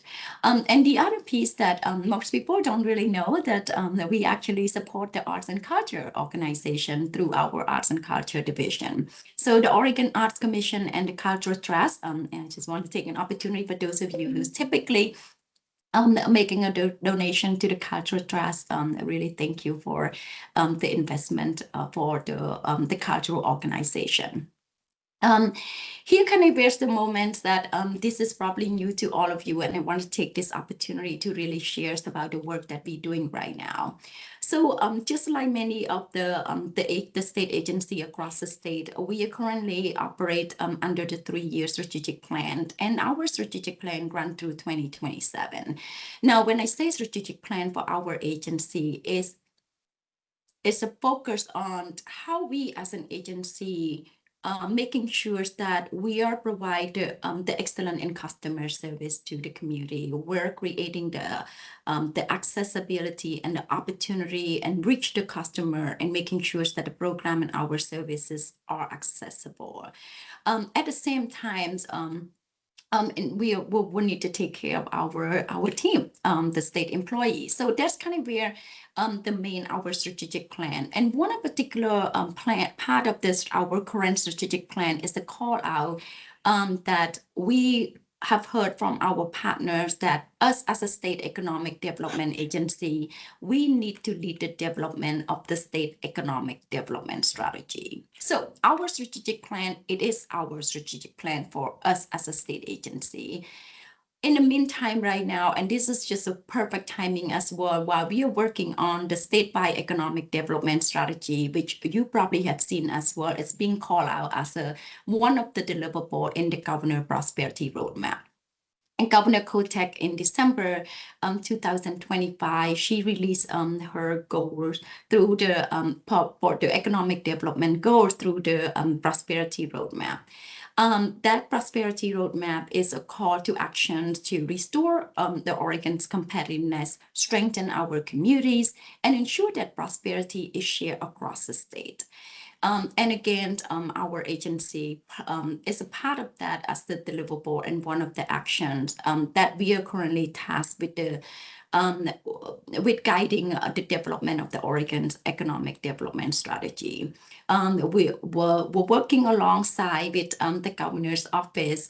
We already formed the state agency work group. We've formed an advisory committee as well, and we're in coordination with the governor's prosperity council. There's going to be more to come. I know that we currently have the framework that is on our website. So if any one of you interested to learn about what is it, and this is some things that we will highlight part of our presentation today as well, that we would love to hear your feedback as we're developing our statewide economic development strategy right now. The Governor Prosperity Council is also collecting the feedback in the meantime as they are working through the work group and engagement across the community.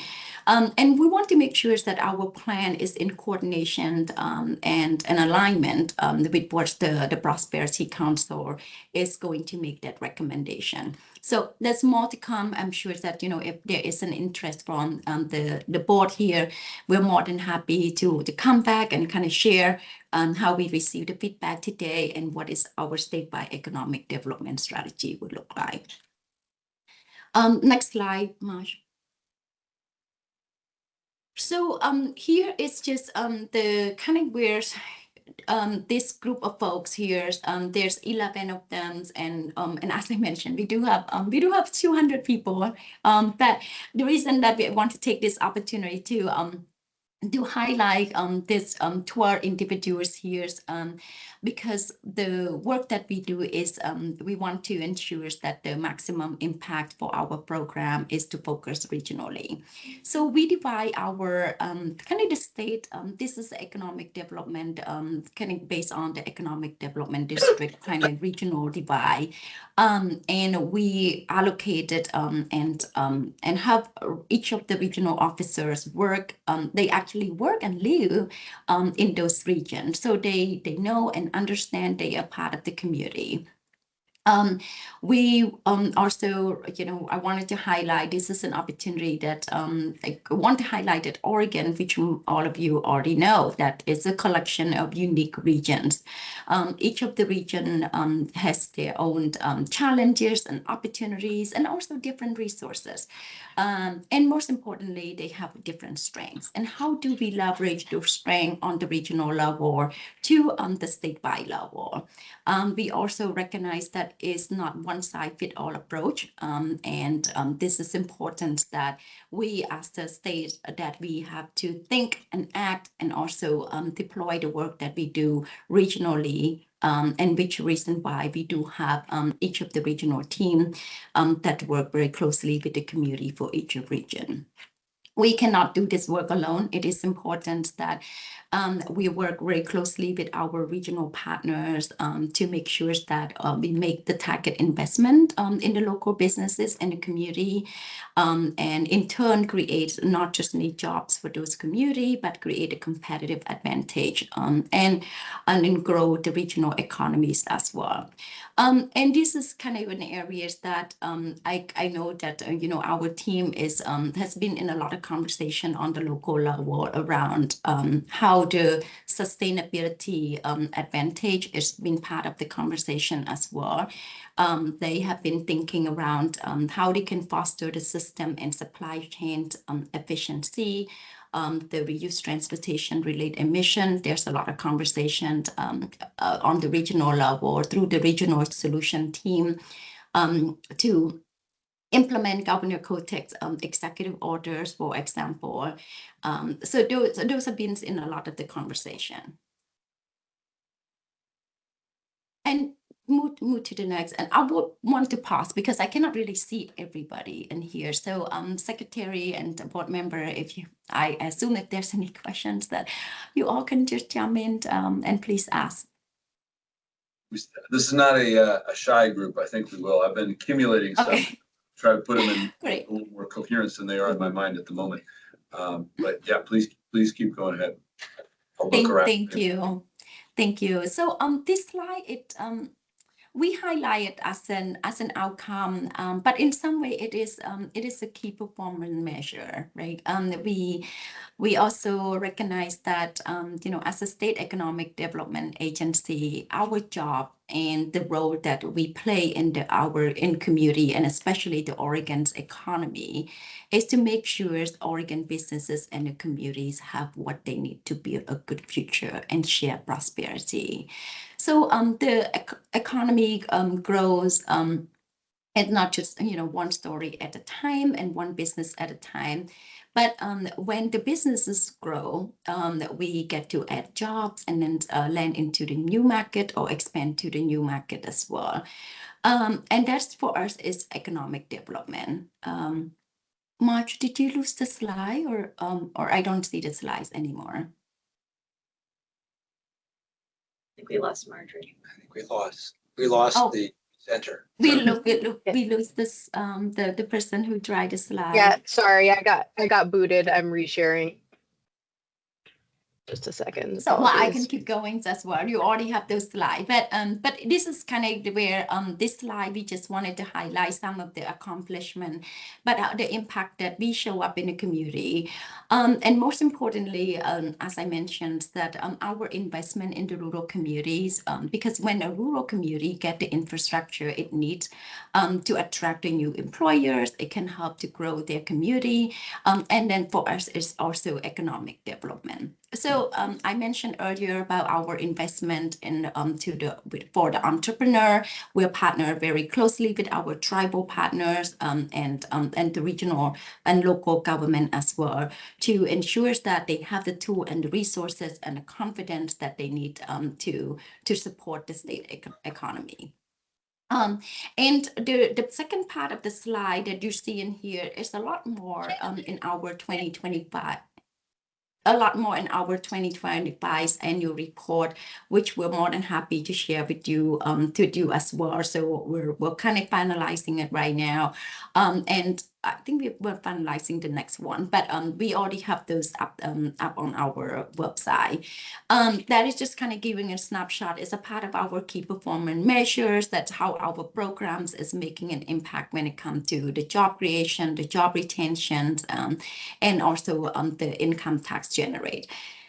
This is where I would like to highlight to the board that this is not the entire picture of the state of Oregon, how many jobs that we created and the program and how many jobs that are retained.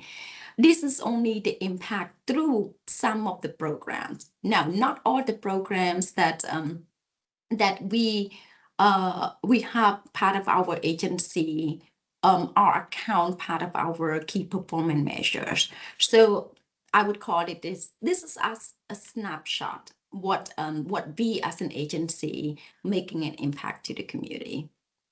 Let me see if I understood that.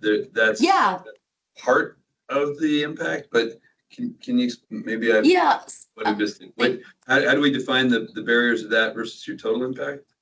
Yeah, thank you, Secretary, for that question. And this is where the areas that we always, I think, have some challenges when we explain to the legislatures as well, because so legislature gave us or developed the key performance measure for our agency. And part of the key performance measure, for example, our one of the key performance measure is the job creation.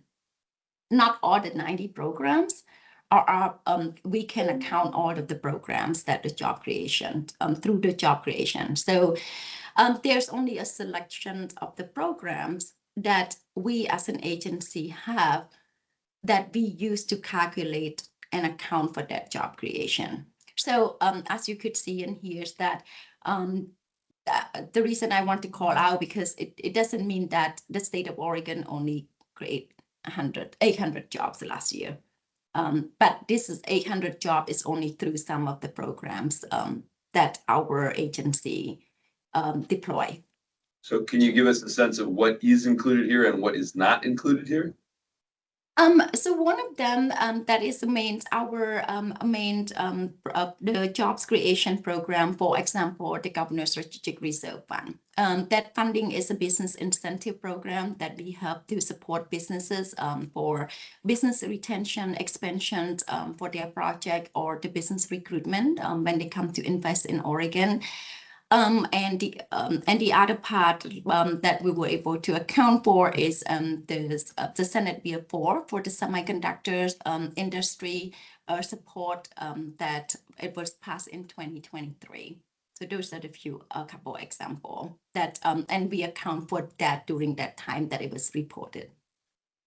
Okay, so sorry to get stuck on other board members. This was one of my real areas of focus in the legislature. So I've spent time with Bizzo before. Is that, so what are the pieces that are not there? You talked about one that's in, and I guess I'd be interested in what's the dollars that were associated with that, and then what are the other pieces that are not in this number that we should keep in mind as we're thinking about things too? Thank you, Secretary. I'm glad that we talk about this, because this is some things that we've been having conversation with legislature every year around taking the review of the target number of the job creation and also the job retention, because our program is actually changes every biennium. We receive new programs. We also receiving or they're just only a one-time funding.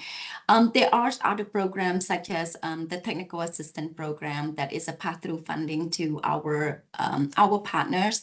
It's still in a conversation. I believe that we've been able to, because it's a one-time funding, and our partner is working with some of the businesses to create jobs, but it's not really the direct funding, for example. And then so it's not really accounting for the numbers of the jobs created into those. And this is some things that we haven't been able to justify in a way that to maintain the, because again, every biennium there's new programs, and then another biennium then it's also that program is gone away. And the other example is one of the economic equity investment programs that a few years ago, it was a one-time funding, but it's lasts for three years. And it was a pass-through funding.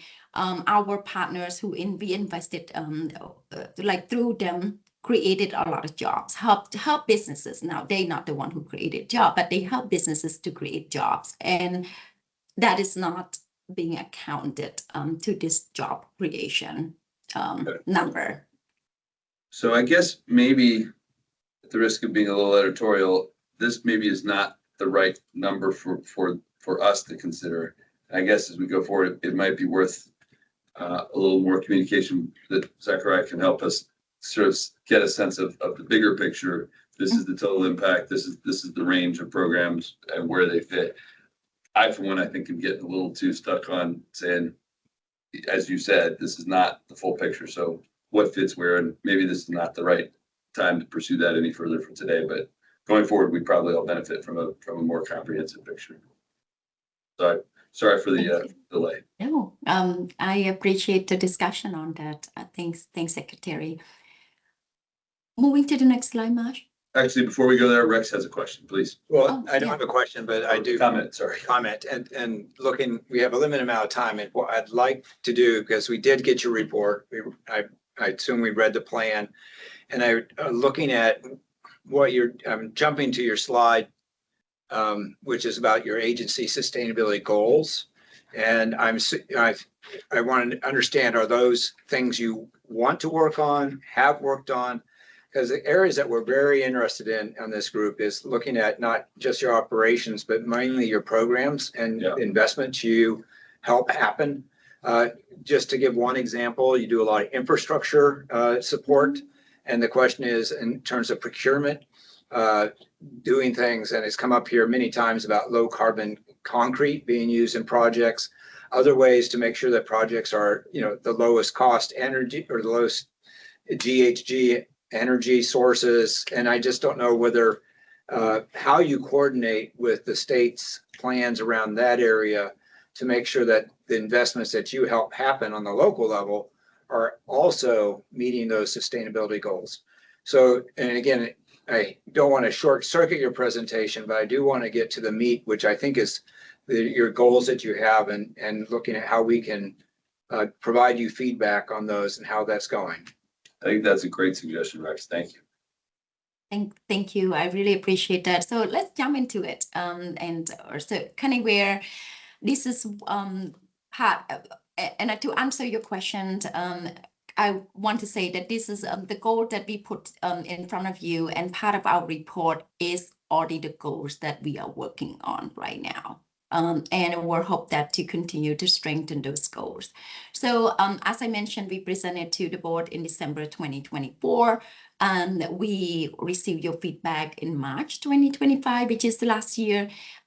So we took that opportunity to update the plan by adding a couple goals in here. So we'll move along, March. To the next slide. And this is just only highlight a little bit of our just kind of where how we approach and our rationale and how we measures our plan as a state, and at the same time is how we approach these plans as well. So I'm just gonna spend the times into because I know that you have our plan already and we have presented to you multiple times, but I want to spend the times that to address some of those the investment that we were actually invest into the community and answer some of those questions that just brought up as well. So the next slide here, that is kind of where you have heard this from us before, and we have heard loud and clear that, it's your interest in the external sustainability approach versus the internal. This is just only to highlight again that while our goal that call out part of one of our sustainability goal is to reach the 30% of the reduction of our footprint, which we able to reach 45% as we are moving to a permanent place for our Salem's office. And here's the next one is the external program. So we incorporate our thinking as we are updating this plan with your feedback and our thinking around the 90 plus external programs that we have. Of course, we didn't detail it all, the 90 programs for all of you, but these are the highlights of some of the programs that are focused on the economic and community development, and particularly the few of them around the sustainability tie. Michael Hurd, my colleague who is the regional services manager, is going to take this opportunity to actually highlight a few programs later in this presentation. And then we can also expand and get your feedback on some of the programs that might be an interest to you and you wanted to learn more. And I heard around the procurement. I think we'll talk about that during part of our presentation for the community infrastructure programs. So here kind of where's our plan. So the last time that we present to you, and you probably have those plans before that, we only had 5 goals. Our sustainability goals. So we take this opportunity to reflect our current commitment and what we're working on right now, both internally and externally. So we add 2 more goals, part of this our updated plan. And I'm not going to spend the time to talk about this because you have heard and have seen this before. That so for the first 5 goals that we have, one, of course, is really focused on our internal kind of approach and how we're doing business and how we are taking care of like for our commitment internally to reduce that employee carbon footprint. So we're not going to spend the time because it's been, you know that as a state agency, we're working to as a whole for the state enterprise. And the second part is to continue to leverage our funding for sustainable infrastructures program. And this is some things that you have heard from us before. The same thing as the goal number 3, which is we do have particular programs around to support the for the Brownfield program, Brownfield development program, and how we eliminate contamination. And of course, the number 4 is provide funding to the clean energy technology manufacturing, and that is something we presented to you before that we'll continue to work with our partners to advance the recommendation from the Oregon Clean Tech Task Force report. And for those of you who's new to the board that you're not familiar, please let us know. We can also follow up with Zachariah to provide that the Oregon Clean Tech Task Force that was released in September 2024 as well. The last one that not the last, the number 5 is to promote and incentivize and fund the sustainable business practices that is applying to that how we consider part of our scoring process for our programs, and that is something we highlighted for you before. I'm gonna spin and jump to the next one because that is there are the 2 goals that we are just added. So there's a goal number 6 and goal number 7. And the goal number 6 here is which I'm sure that our Oregon Department of Energy after lunch this afternoon is going to share a little bit more, or actually more extensive on their statewide energy plan. Our team were able to work very closely and support the development of the Oregon Department of Energy statewide energy plan, and also ensures that the plan is incorporates part of the economic development, the workforce development, and continue to identify a couple of the programs. We are just receiving the bill through these sessions to conduct a study around industrial symbiosis. And in the other part of the session in 2027, this is something we in conversation with the Department of Energy around the decarbonization that like joint bill that is potentially it could be that legislative request. So I'm not going to spend so much time on that because it's still on the initial stage, and we're working to build and develop our legislative concept and the budget development right now for the next biennium. The other piece that is I know we only point out a couple examples for the industrial focus, the mass timber, the wine industry.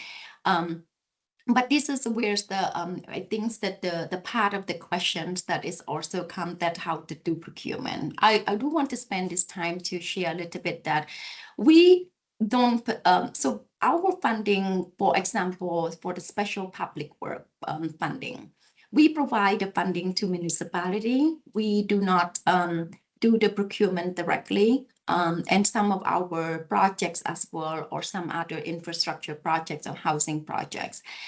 The local community or the regional government who receiving the funding, they the one who's developed the sustain to develop the procurement plan directly and procure the contracts and the development team.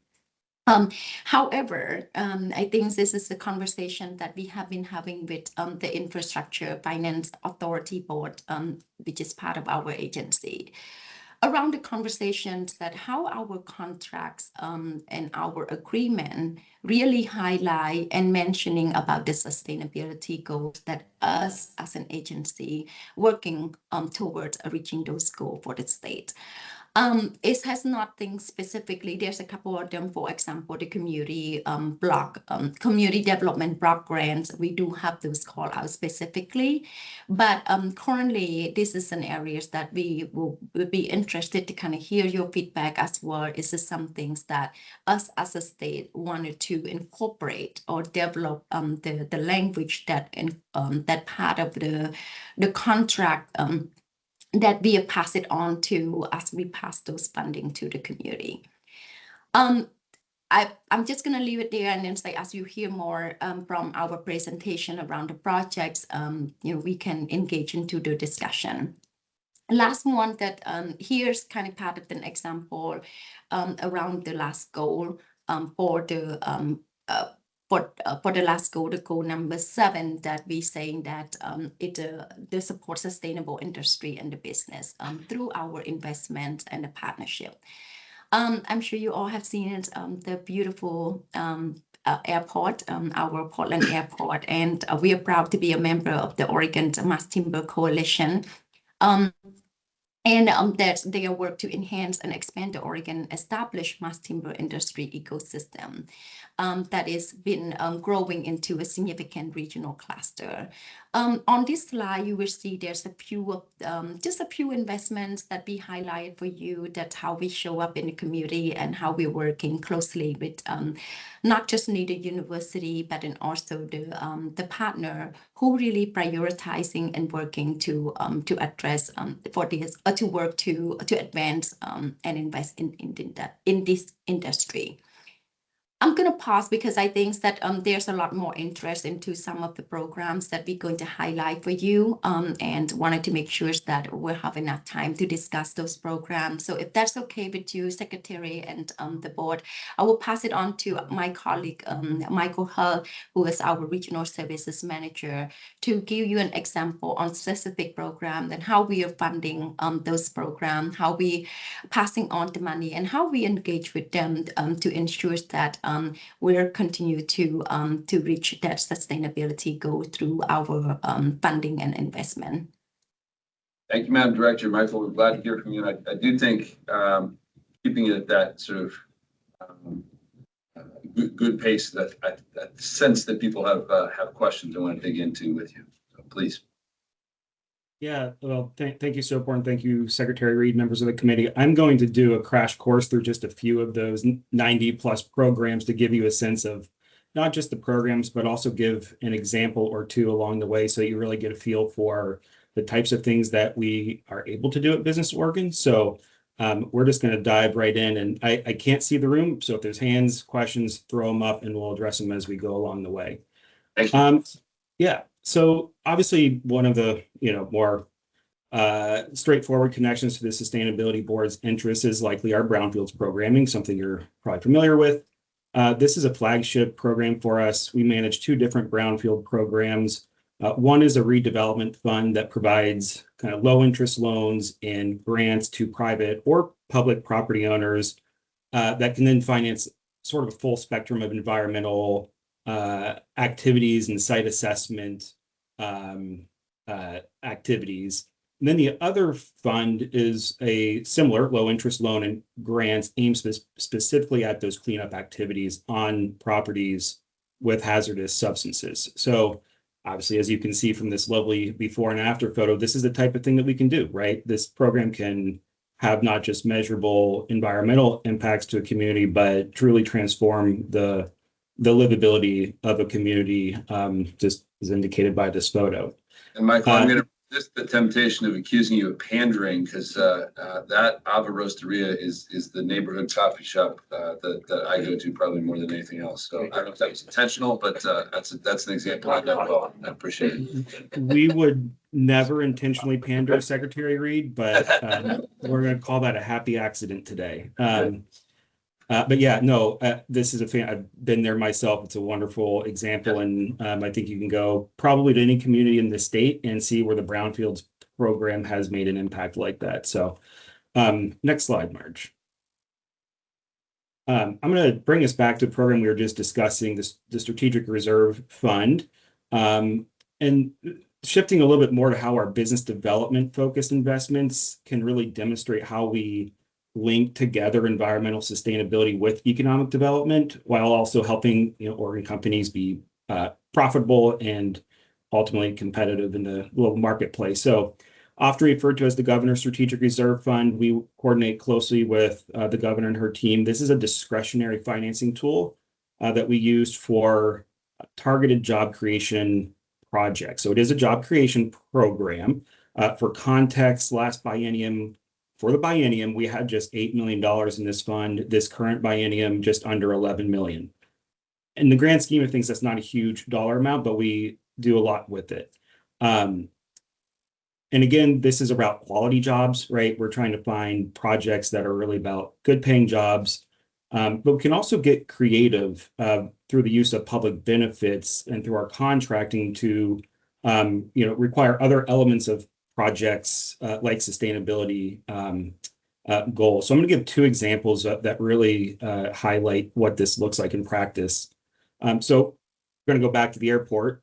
Business Oregon, we were able to support Xena Forest Products, who put in this flooring in the PDX terminal. We were able to provide a small grant to help them supply the oak flooring that you see in the new terminal. They needed to ramp up production really fast. This is a big project for them. And we were able to step in and assist them as they needed to, purchase new equipment, purchase supplies and inventory. This is a fantastic business just outside of Salem, family-owned, homegrown here in Oregon. They locally source these hardwood products predominantly from small piece, diameter wood that are usually considered a waste material, end up in the waste stream. And as you can see in this photo, this company does an amazing job of turning it into something that's absolutely stunning and beautiful, and I think shows the role that we see that industry plays in this state of driving innovation, both within the forest product sector here, reducing waste, ultimately having an impact on our carbon footprint, but this company's, employing good wage jobs along the way. Another one, maybe a little bit more recent, just from this year that I want to highlight is Ravino Inc. This is a new glass bottle washing facility in Newburgh, Oregon. I love this project, at least because it, again, highlights that Oregon businesses are solving real world environmental issues, and anything we can do to, help them, then we should be doing that. To put this project in a little bit of context, in 2023 alone, Oregon wineries sold north of 6 million cases of wine, and nearly 100% are being bottled with imported glass, predominantly from China. And shockingly, there's not a single US-based company that is deploying industry-wide solutions for wine bottle reuse. Europe has this figured out. We're just dipping our toes here in the US, but it's happening here in Oregon first. And part of the problem is individual wineries just don't have the industry, the scale to solve this problem. But that's where Ravino has stepped in, and they have entered into a partnership with Owens, Illinois, who you're all probably familiar, and also the Oregon Beverage Recycling Cooperative. And they've established a wine, created a new wine bottle that is carbon neutral after the third reuse. So that ultimately will reduce upwards around 85% of the emissions associated with a single use bottle. Right now, Ravino is partnering with 70 wineries and growing kind of along the West Coast, and they have already sold more than 1 million returnable, reusable bottles. They're just getting going. This is an exciting project to see it scale and grow, but we're seeing significant, those packaging dollars are staying in Oregon. We're reducing the significant emissions associated with shipping, and many companies were sending their bottles to Canada to get washed to come back down to the US. Well, that's now happening here in Oregon. So both of these projects, individually are pretty exciting, but really serve as an example where we can partner with industry and lean into their leadership where they're solving real world environmental challenges. And anything we can do to help achieve those outcomes, but also create good paying jobs is all the better. I'm going to keep going because I know we're running short on time. So next slide, Marge. Our Special Public Works Fund. So this Soporn has mentioned this a little bit. This is perhaps our signature infrastructure program. Someone's jumping in. So the Special Public Works Fund, this is a great tool for us because it is state financing that offers us the greatest level of flexibility in any of our infrastructure programs. A lot of other infrastructure programs are designed to really address a specific problem or regulatory issue, but SPWF can do those things, but also support communities who are actively building out resilient infrastructure systems. So just some of the potential uses for SPWF that we've projects actively supporting now are redeveloping derelict industrial properties, sort of similar to brownfields, but maybe a little bit different. It can support levee and flood control. We've seen municipalities use it to support municipally owned renewable energy installations or upgrades that they may need to make, but also natural infrastructure like bioswales or stormwater management via bioswales, but also things like wetland restoration.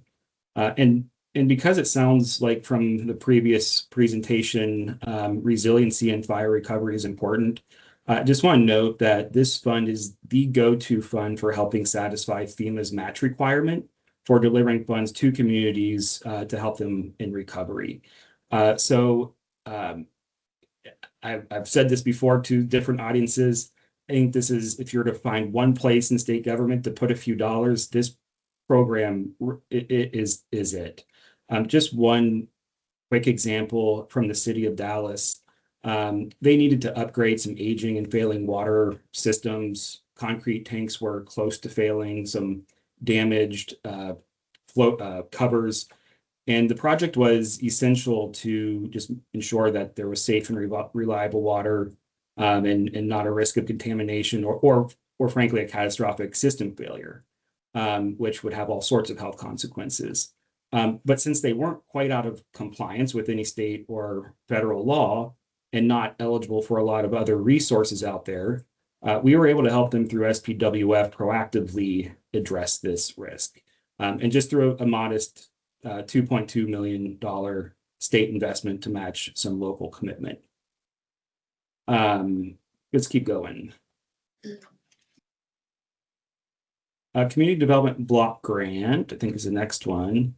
So similar to Special Public Works in that this program doesn't necessarily have specific sustainability projects in mind. However, the result is a little bit different in that there's a lot of different triple bottom line goals that are achieved. So many of you are maybe familiar with this legacy, kind of institutional program, but it can be used for a variety of projects from housing, infrastructure, community facilities, and it's targeted for low to moderate income communities and families. A key feature of the program, though, is that there are some sustainability focused scoring bonuses that we can offer through things like energy efficiency and water conservation. Just this photo highlighting another project. This is out in Oak Ridge, where Lane County received $500,000 to distribute through St. Vinny's, and they have a rehabilitation loan program, and it's really geared towards low to moderate homeowners who are trying to make critical safety improvements to things like leaky roofs or water damage and things of that nature. Just here already in the last few months, 18 homeowners have been able to take advantage of that support, which is great, which not only supports community health, but also those individual livelihoods. I'm going to skip us along a little bit. Marge, one more. I think the Small Business Innovation Research Support Program. So kind of flipping back to the business side of our investments. Featured here is a startup company based in Oregon called Leapfrog Design. They recently accessed multiple of our business finance programs, including the Small Business Innovation Research Support Program, that is really geared towards helping early stage companies scale and grow. And Leapfrog is another one of those quintessential Oregon companies that are really working at the intersection of economy and environment. So they're developing natural water treatment and reuse systems for homes that increase water conservation. And they've been able, through some of our investments, hire high wage roles locally, infuse some critical capital in this growth stage that they're entering, and kind of, as they say, watch this space, because we're excited to see where Leapfrog goes. I should also note this program increasingly is seeing utilization through the clean tech sector, who obviously, so think about, multiply this project by several fold. Keep going, Marge. I think I have two more. Industrial lands. So perhaps not a program many of you would associate with sustainability at first glance, but really industrial lands play a critical role in how we're going to meet our environmental goals. Over the last several years, there have been a number of different independent studies, plans, multidisciplinary work groups, governor convened task force around clean tech that have all identified the need for suitable industrial land as an obstacle to growing industry broadly, but also for the clean tech industry in Oregon. And kind of as I've already shared, we have many examples of amazing Oregon companies who are doing amazing, innovating amazing products and services here in Oregon to solve, frankly, global problems. But a major hindrance to their growth is the ability to grow their roots here in Oregon because they simply cannot find a place to go. And unfortunately, we're seeing some of these companies, maybe they keep some of their R&D here, but their manufacturing goes elsewhere. So I venture to say most of us would love to see both of those things happen here in Oregon. We have the ingredients to make that happen, but land availability, affordable is a major issue. But thankfully, good news on the horizon, the governor championed conversations with the legislature in allocating about $25 million over the last two sessions, both the short session that just concluded in the last session, to support land readiness activities. We're waiting on a bond sale for those funds to come in our door, but we'll have applications open in the fall for that program. So we're excited about that. And then very lastly, and I know we're up against time, so hopefully we can maybe have a little bit of still Q&A. This is maybe one of the more exciting projects Soporn was briefly mentioning. It's kind of a new agency initiative and part of our sustainability plan, but it's industrial symbiosis. So some of you maybe are familiar with this concept. For those of you who are not, I'm going to explain it to you how it was first explained to me, which is it's when you take one company's crap and turn it into someone else's useful crap. So in practice, what that looks like is, think of a large food processor that it's, sending its wasted steam just, out in the open. But instead of that, they share it with a nearby, housing development or other industrial facilities. Or it could be, one company's, they have a sludgy but mineral-rich byproduct that can be great fertilizer for local farms. That's the type of thing that we're talking about. There's literally thousands of these sort of individual symbiosis opportunities between companies, but the solutions aren't always easy to come by without kind of intentional facilitation and collaboration between the private and public sectors. And so we've decided at Business Oregon, we've made some strategic investments over the last 12, 18 months. We've sent 2 delegations of business leaders to Denmark to learn firsthand about industrial symbiosis. How can it function at scale? Denmark is about 50 years ahead of us in this journey and considered sort of the global leader of what to do with our crap. And we've been able to establish an amazing foundation of private and public partnerships. And we've had several rounds of Danes come to Oregon to meet locally with a few different kind of regional partners.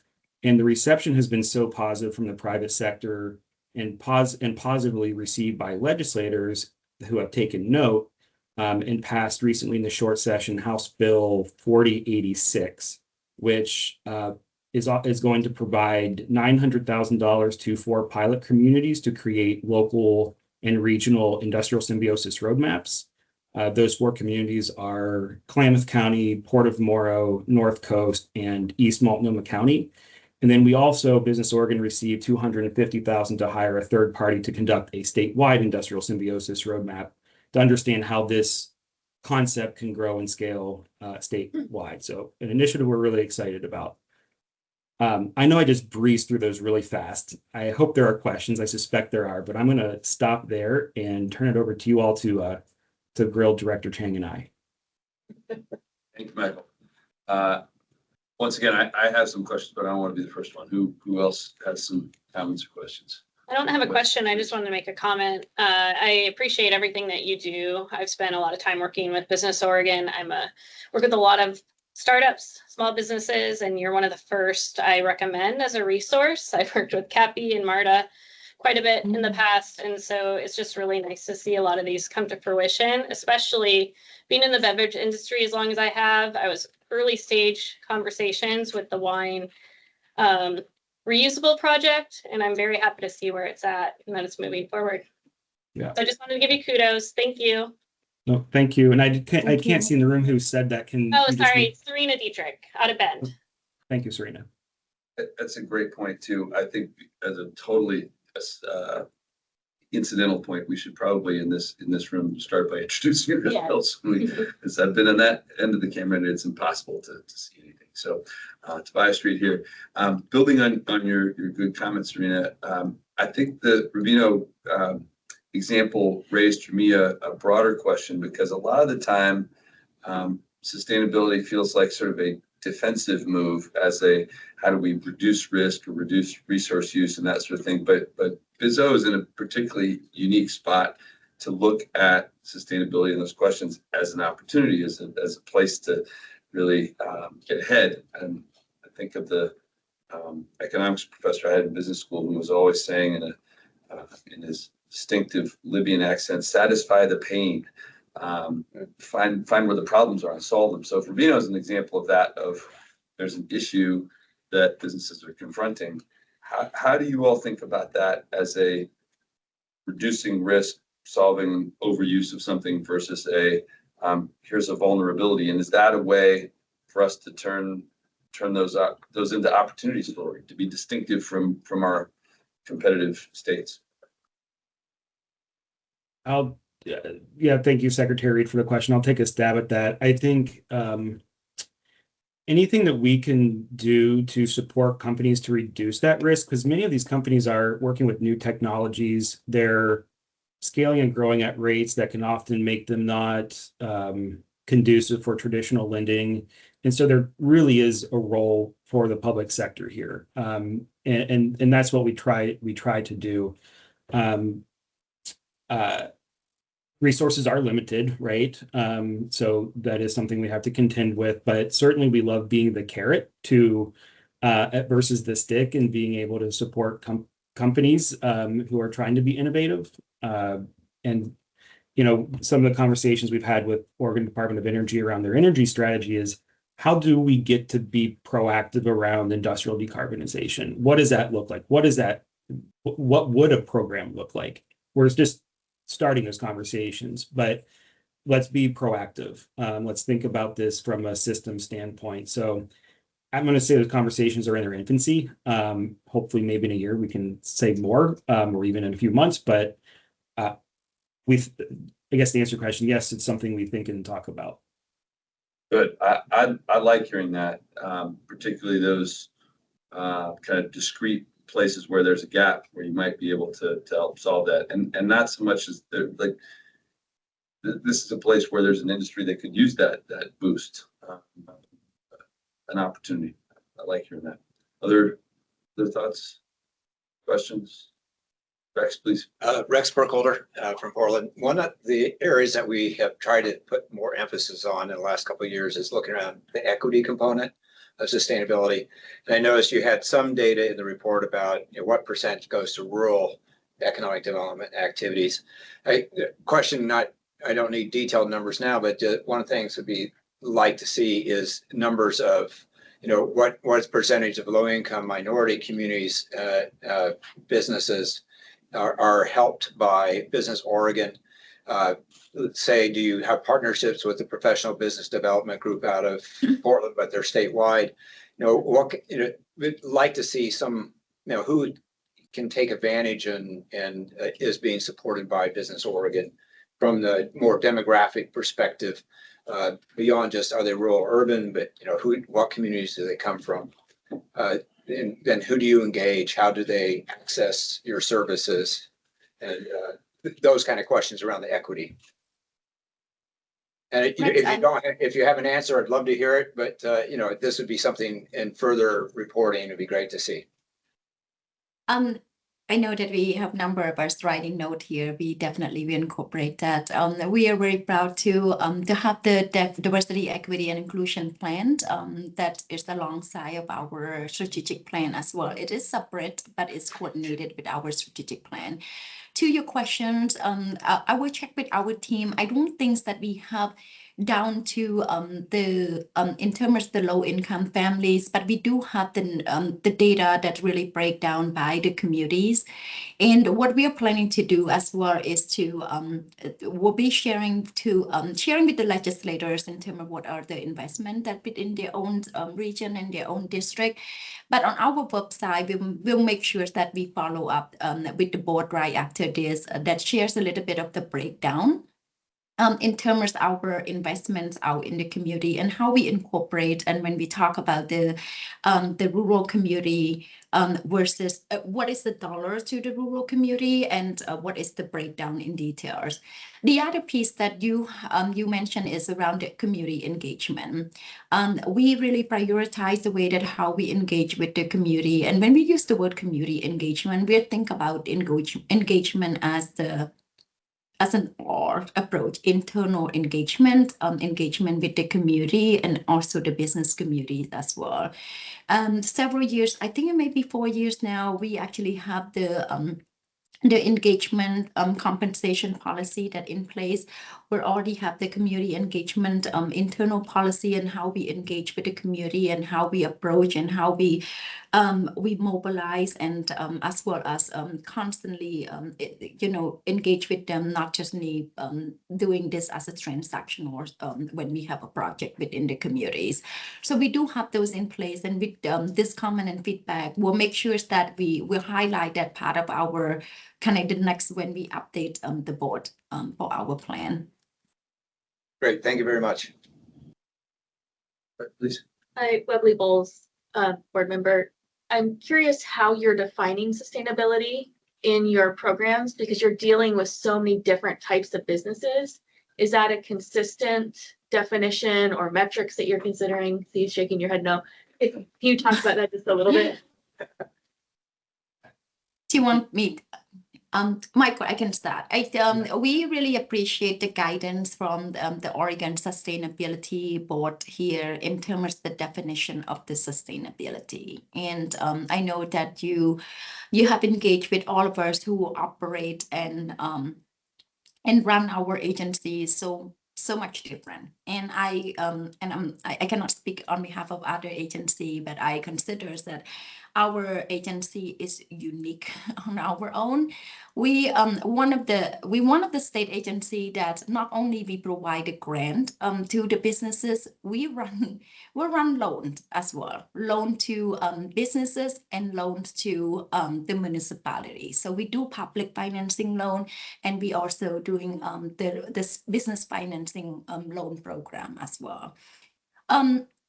And at the same time, we also providing the grant, we have the procurable loan. The reason that I mentioned kind of the different functions of that, while we utilize that the sustainability definitions that we have from you all, we also wanted to engage with the community. What is sustainability goals mean to them? And I'm going to be really honest with you that no, currently we do not have kind of where this is kind of where some opportunity could happen, part of our statewide economic development strategy, that we don't have a set of metrics that say, here's the sustainability goals that, or the language that you need to incorporate part of your contracts or part of your projects or the funding.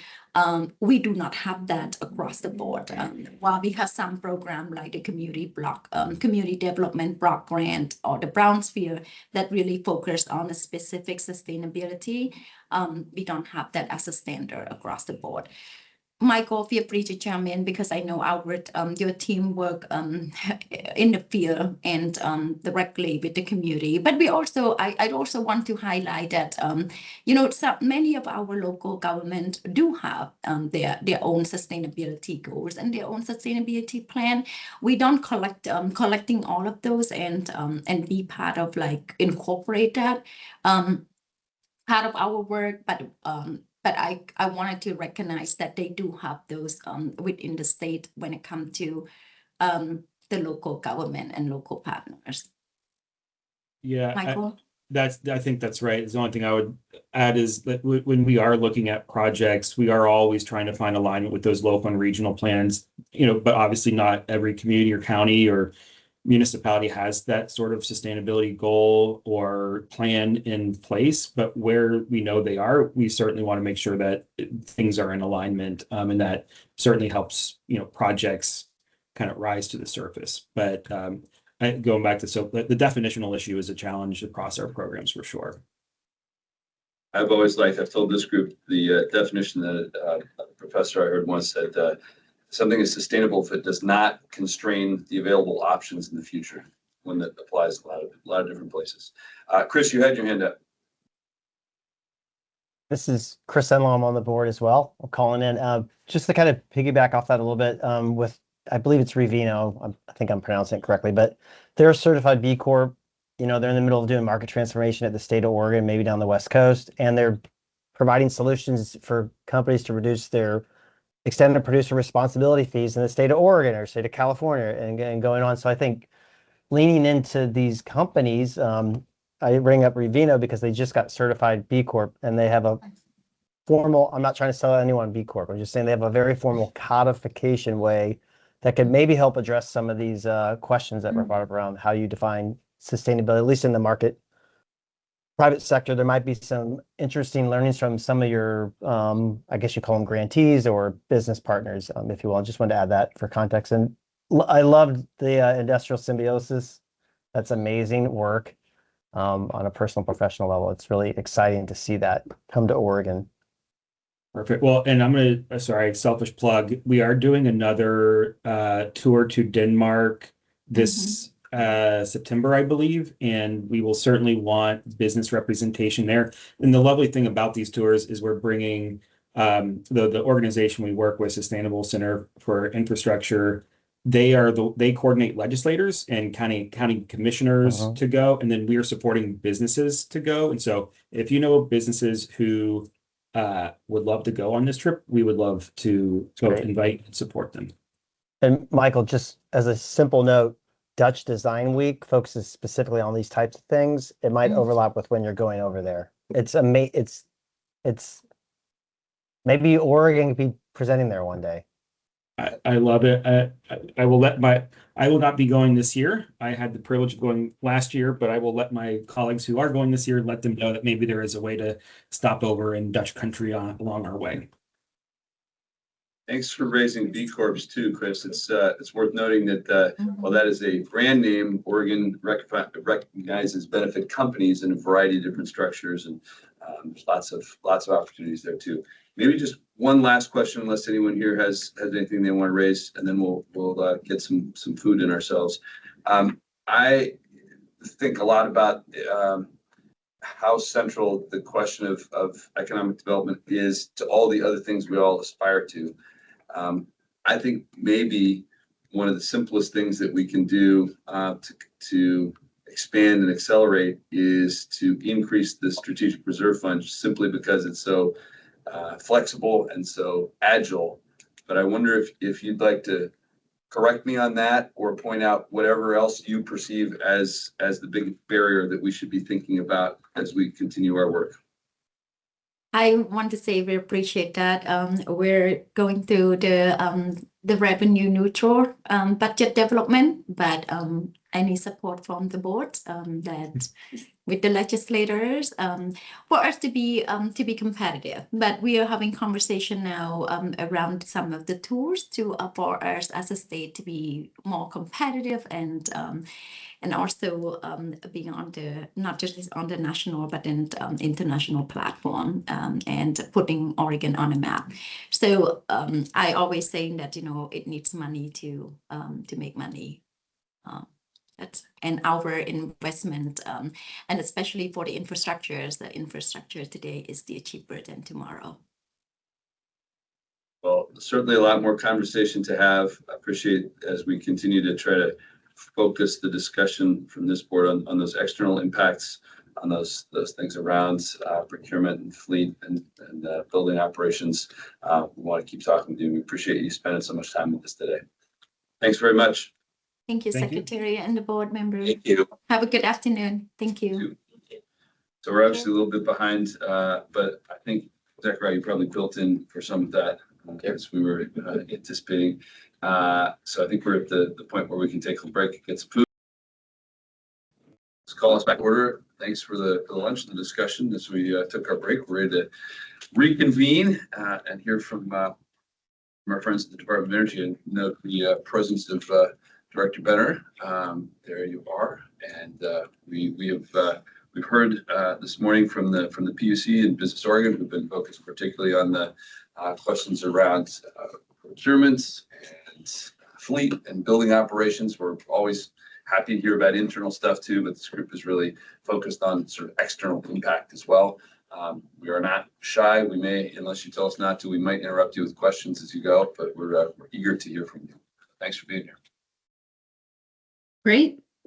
Really nice to be here, and I'm sorry I'm not there in person. I'll be catching a flight out for spring break later this afternoon, so needed to stay down in Eugene. Thank you. Thank you. Yeah, getting there a little bit earlier than I had originally anticipated, but really nice to be here. Janine Benner, Director of the Oregon Department of Energy. It's hard for me to see exactly who's in the room, but I think I see Rex Burkholder. So hi, Rex. It's been a while. Rex and I go way back. And it's really great to be here following up on the conversation that I believe you had with my colleagues about ODO's sustainability plan. And now we're sort of here to take a step back and talk about the energy strategy for the whole state, not just for the agency. So really appreciate the opportunity to present. And I'm joined by my colleague, Edith Bayer. Edith is a senior policy analyst at the Oregon Department of Energy, and she is the lead author of the energy strategy. So, and we're happy to take questions as we go. So I'm going to share my screen and get started. Can everybody see that opening slide? Yeah. Yes. Yeah. Okay, excellent. So you probably saw this slide when my colleagues presented, but this is our mission and an explanation of what we do, just as a reminder. And the energy strategy is really part of our mission to advance solutions to shape an equitable clean energy transition. So before we get started on the strategy, I wanted to do some level setting on Oregon's energy system. So I'm putting up this Sankey diagram, and this and the next few slides are from the biennial energy report, which we put out every 2 years, every biennium, and it sort of lays out what's happening in Oregon in energy, how we use energy, where it's coming from, how much we pay. There's Energy 101 briefings, there's policy briefs, and it's a great resource on energy. It'll tell you everything you want to know and probably more on energy in Oregon. So the next slides come from the report we put out in 2024, and we're currently working on updating that for 2026. But this is what we call Oregon's energy flow, and it's a little bit complex, but you can sort of see how energy flows through Oregon's economy, starting on the left from where it's either produced or imported, and then how it's used. Some of it goes directly to uses, some of it's converted into electricity and then used. And then on the right, you can see we waste a lot of energy in the system. So a few takeaways from this slide. Oregon produces a lot of hydropower. We don't produce any hydrogen yet. Hydropower, solar, wind, and we import all of the fossil fuels that we use. So that's the second takeaway. And then the third takeaway over on the right in that big black bar is we waste a lot in the system, from inefficiencies in generation and use and transmission losses to energy wasted when we use it. Oh dear, sorry. I forgot if I click on that, it takes you to a video of someone from ODO explaining the Sankey diagram. Okay, there we go. So this next slide is energy consumption by source for the primary energy required to meet demand. So it breaks up the whole thing into sort of three slices of the pie: electricity, transportation, and direct use fuels. And that's a lot of the way that we think about energy in Oregon. So 24%, 32% of Oregon's energy consumption is for electricity, which powers most of our day-to-day lives. As you saw from the previous slides, some of this is generated in the state and some of it we import from out of state, like natural gas, but then natural gas is used in a facility to generate electricity in power plants here. The next category. Like a lot that's unspecified. Is there any more? Is there an asterisk by that too that I can't read? There is, but the explanation is not on the slide, but good catch. And actually, if you don't mind, I will show you what unspecified is more directly in the next slide, but it's basically, we don't know where the electricity comes from. So utilities have bilateral agreements, they generate their own power, and then sometimes they go and they purchase electricity on the open market. And because that happens real time, we call it unspecified because we don't know exactly what resource it comes from. So that's the unspecified.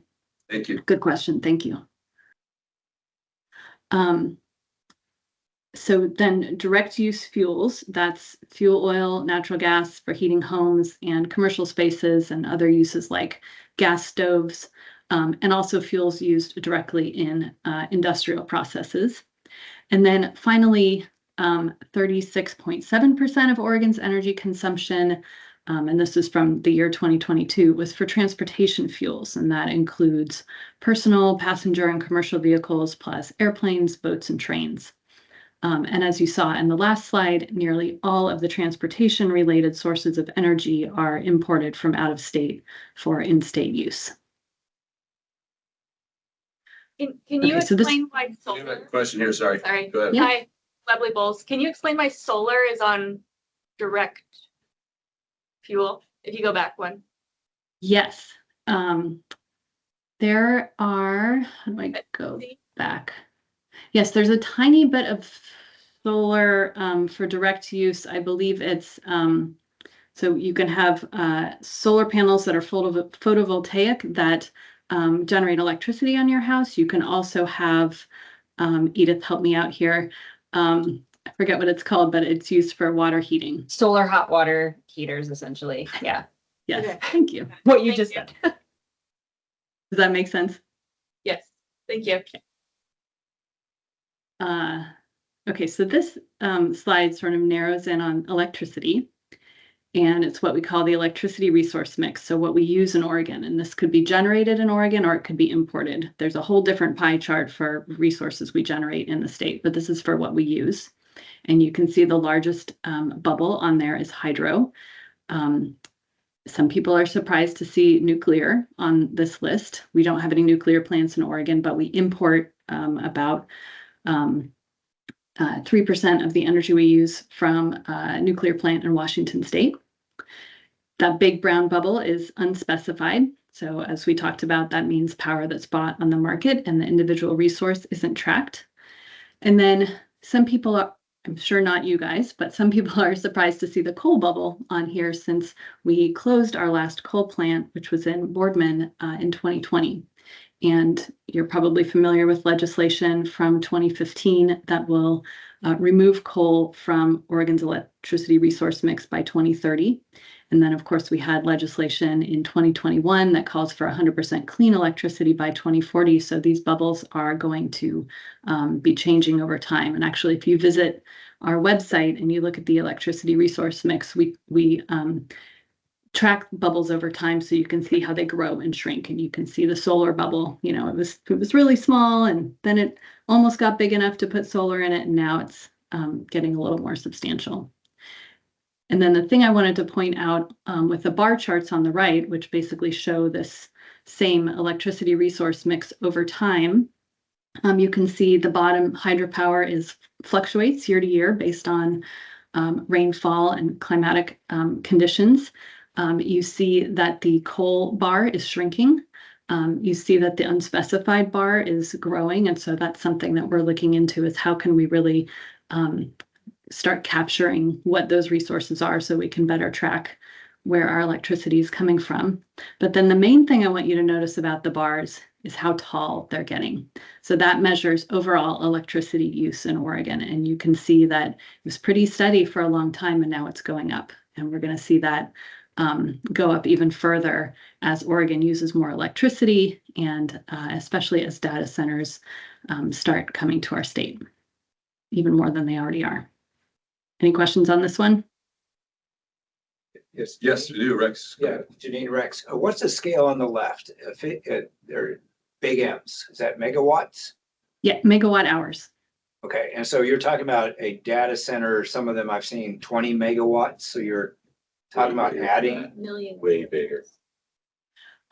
Yes, megawatts and megawatt hours are different. One has to do with amount that they will use, and one has to do with annual use. But I'm going to maybe, Edith, sorry to turn this to you. Do you want to share a little bit with respect to data centers and the amount we're expecting in terms of usage and how that's going to show up? Yeah, I'm happy to. I'm just going to pause to make sure that my answer makes sense. So that's right. I mean, the data centers that are coming online and that we've seen most recently are very large in terms of megawatts. So we see kind of 500 megawatts to 1 gigawatt even sized data centers. And we see a range of growth projections. So it's a little unclear how much more we're going to see, but we know that there will be more coming online. In terms of the data centers, most of the data centers we've seen, and the data isn't, there's some lack of data on this, but they tend to run at high capacity, meaning that they run pretty close to their maximum much of the time. I don't have an immediate conversion in my head that I can do into what that means for, a 500 megawatt. How many megawatt hours is that? But I don't know, Janine, I forget whether you have a slide that shows the percentage of loads that kind of data centers over time are going to be accounting for. I can look it up and drop it in the chat if that's useful, because I don't want to get the number wrong off the top of my head. But we do, in the energy strategy, we did look at the contribution of data centers to overall electricity demand. And I'm happy to actually just paste in that image for folks to see what that contribution looks like and what it might look like over time. Yeah, my curiosity is more a matter of scale. Actually, the number that they're going to make these numbers go up by 10%, 50%, again, some idea about the scale. Would be fine. You don't have to answer now. When you come later and say the projection says we're going to need X much more capacity in order to meet these. Yes, I can. There's a range of growth projections. Let me go back and I'll follow up in the chat here. There's regional projections, and I'm trying to remember how specific we got in the energy strategy on kind of an annual percentage increase that we might expect over time. So I'll drop it in the chat. Right, thank you. In terms of scale, I don't have the numbers for Oregon, but Rex, regional forecasts show that Northwest electricity demand could double by 2046. Double. Okay. It tells me something. Thank you. Okay. I always like to show this visual because it's a real stark illustration of energy expenditures and how Oregonians spend their money on energy. It shows how much we spend on energy in the commercial, industrial, residential, and transportation sectors. The top dark blue is transportation, and you can see how it really fluctuates over time. Most of this is petroleum, which of course we import. Again, think back to the energy flow slide. And transportation accounts for, at any given time, about half of our state's energy expenditures, and it sees the largest swings in price. So with oil prices set on the global market, it fluctuates with global events and geopolitics, as we're seeing right now. In 2022, which is the last year that we looked at, Oregonians sent about $11.2 billion in transportation dollars to other states and countries where extraction, processing, and refining of transportation fuels occurs. So I think it'll be really interesting when we get to the 2028 biennial energy report to look back and see what happened in 2026 with the price spikes that we're seeing right now. Any questions on this slide? Okay. So it's within this landscape that the legislature asked the Oregon Department of Energy to develop an energy strategy through HB 3630 in 2023. And our assignment was to identify pathways to achieve the state's energy policy objectives. The question was not whether we could meet those objectives, but how we could do it, taking into account energy demand and trends, energy burden and affordability, natural resource impacts, and various other factors that are laid out in the statute. The legislation was not specific as to what the state's energy policy objectives are. So we consulted with other state agencies, experts, and interested parties, and we ended up including statutory and regulatory directives like HB 2021, the Climate Protection Program, greenhouse gas reduction goals associated with Executive Order 20-04. Those are the key policy drivers we were looking at in terms of energy policy objectives. And then we also considered affordability and reliability as essential energy policy objectives. So the bottom line with the energy strategy is we were looking to solve for clean, reliable, and affordable energy within the policy and statutory framework that the legislature has set over the years. So we started with the energy strategy doing a bunch of modeling of our energy systems, and we were really thinking about understanding what was the least cost pathway to achieving Oregon's energy objectives. So we started with a reference scenario. That's the 0 black line here on this line graph. And the reference scenario said we're going to meet these objectives incorporating high levels of energy efficiency measures and electrification of end uses, because that was consistent with the least cost actions identified in numerous other energy transition studies. So that was the starting point. And then what we did was modeled scenarios that also met the goals, but changed some things. So that's what the colored lines on this graph represent, the cost of the other scenarios that we modeled compared to the black 0 reference scenario line. Each scenario adjusted a key element to understand the effects of that adjustment on the broader energy system. So for example, we looked at what if we rely more on distributed resources? What if we limit building in-state generation and instead rely more on imports? What if we delay building efficiency and electrification? Or what if we just delay transportation electrification? And again, the colored lines are the economy-wide costs of those scenarios compared to the reference, and you can see that they are all more costly over time. So the orange line, which delayed energy efficiency and beneficial electrification, sorry, the orangish yellow line, I realize there's 2 orange lines, the top line, delayed energy efficiency and electrification, and that was the most expensive alternative scenario that we looked at. So another way to say that is that if we were to pursue a path that delayed high levels of energy efficiency and electrification, it would cost $17 billion more in 2050 than the reference case. Madam Director, I know you said you did not consider, whether we could, but as you looked at these various ones, was there anything that you said that's just simply too fantastic to be considered? Did you apply any kind of bounds on what's represented here amongst the different colors? Edith, I'm going to ask you to take that one. Sure. So I would say that our goals are pretty ambitious, the goals that we've set right now. And so that and all of these scenarios meet our goals. But in some cases, what we tried to do to make it reasonable and also test kind of what happens if we fall short of the way that we've framed our policies. That was sort of the approach. I'll just give a couple of examples. In delayed transportation electrification, we slow down electrification of cars essentially, and then we see kind of what that means in terms of cost. We still need to decarbonize those vehicles, but we're electrifying them more slowly, and it means that kind of clean fuels have to step in. So we asked these what if questions, and we consulted, we had a pretty big consultation process with a number of technical working groups to test some of these ideas and help us come up with what boundaries would be reasonable and how we could test some of the concerns that were coming up in the group. So that was our general framing. And then, you know, more specifically, we tried to say things like, okay, we had quite a lot of quite an ambitious trajectory in the reference scenario for electrification of homes and businesses and energy efficiency in industry. So what if we dial that back? What does that mean in terms of cost? But we tried to kind of dial it back within a range of what would still help us meet our goals, but is a potential future that we might see based on what we were hearing from those meetings that we were having when we consulted these.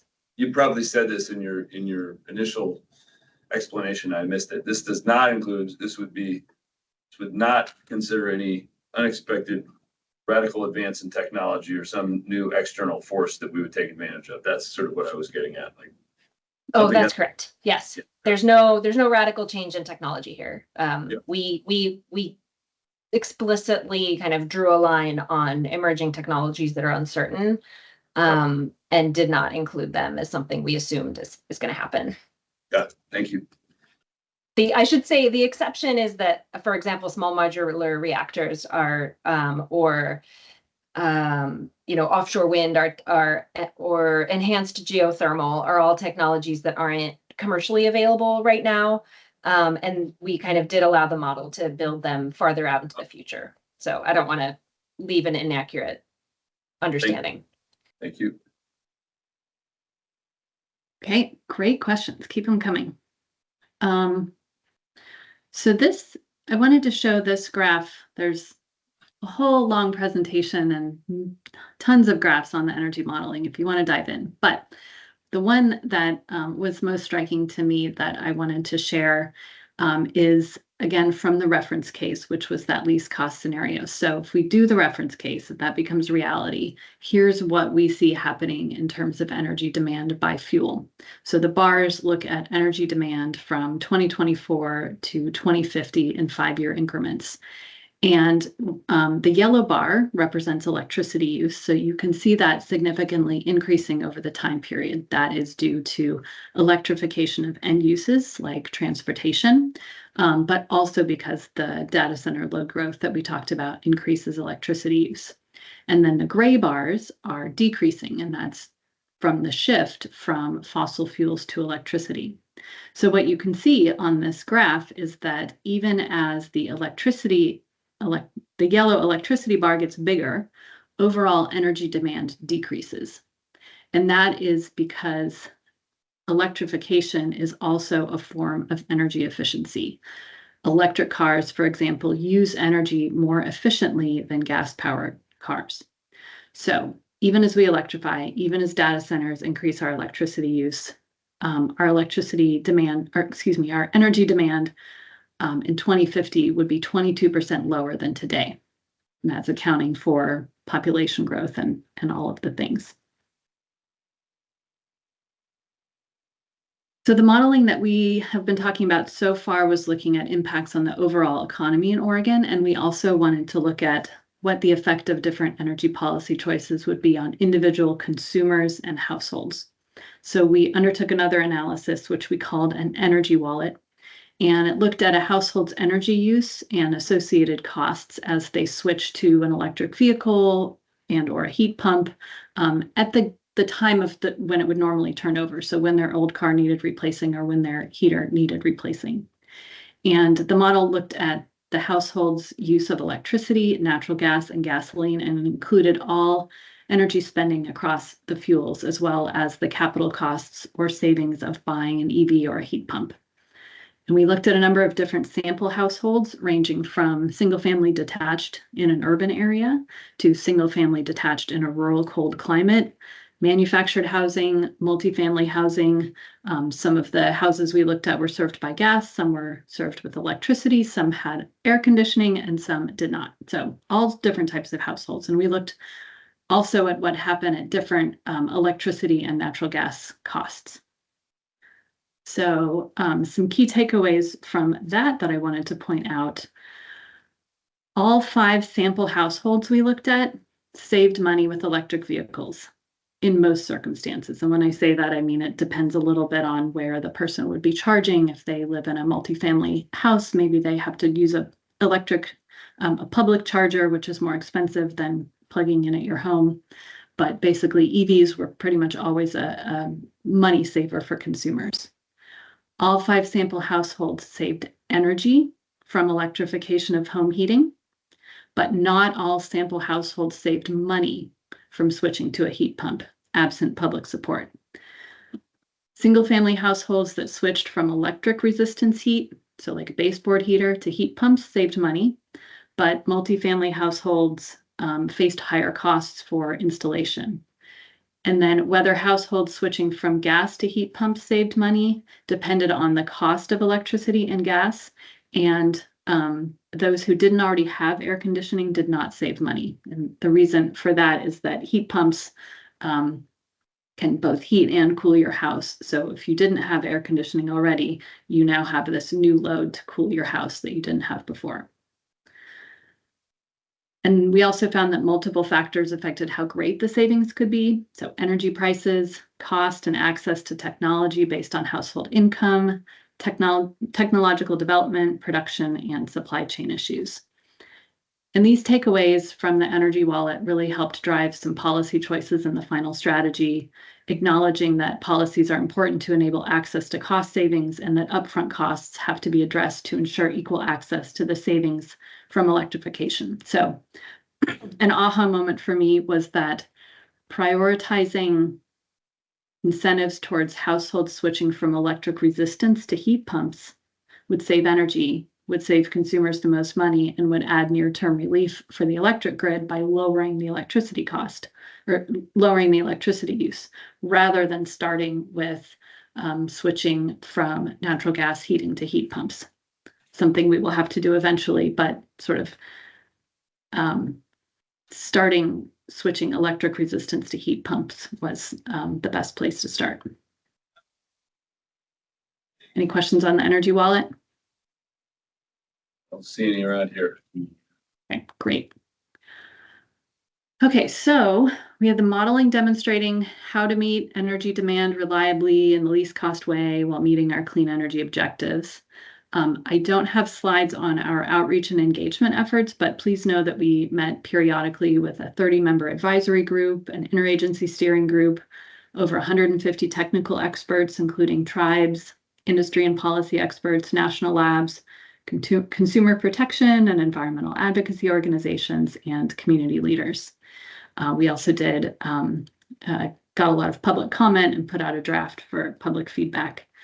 And through all of these conversations, we took what we learned with the models and we came up with a strategy to get us to our goals. So the strategy is organized in 3 levels of recommendation that you see on this slide. So first, we lay out 5 overall pathways to guide decision-making. And then each of those pathways is broken into 3 to 4 high-level policies to hone that guidance. And then there are 42 legislative and policy actions focused on the next 4 years to make progress on the pathways.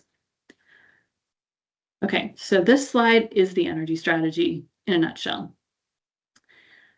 There are 5 pathways and they represent a portfolio of approaches to meet our energy needs. They all need to be advanced in parallel. There's not really an order of priority and sequence, except energy efficiency always needs to go first, in my opinion. Energy efficiency recognizes that the cheapest, cleanest, least harmful energy is the energy that you don't use. It makes all of the other pathways easier to achieve.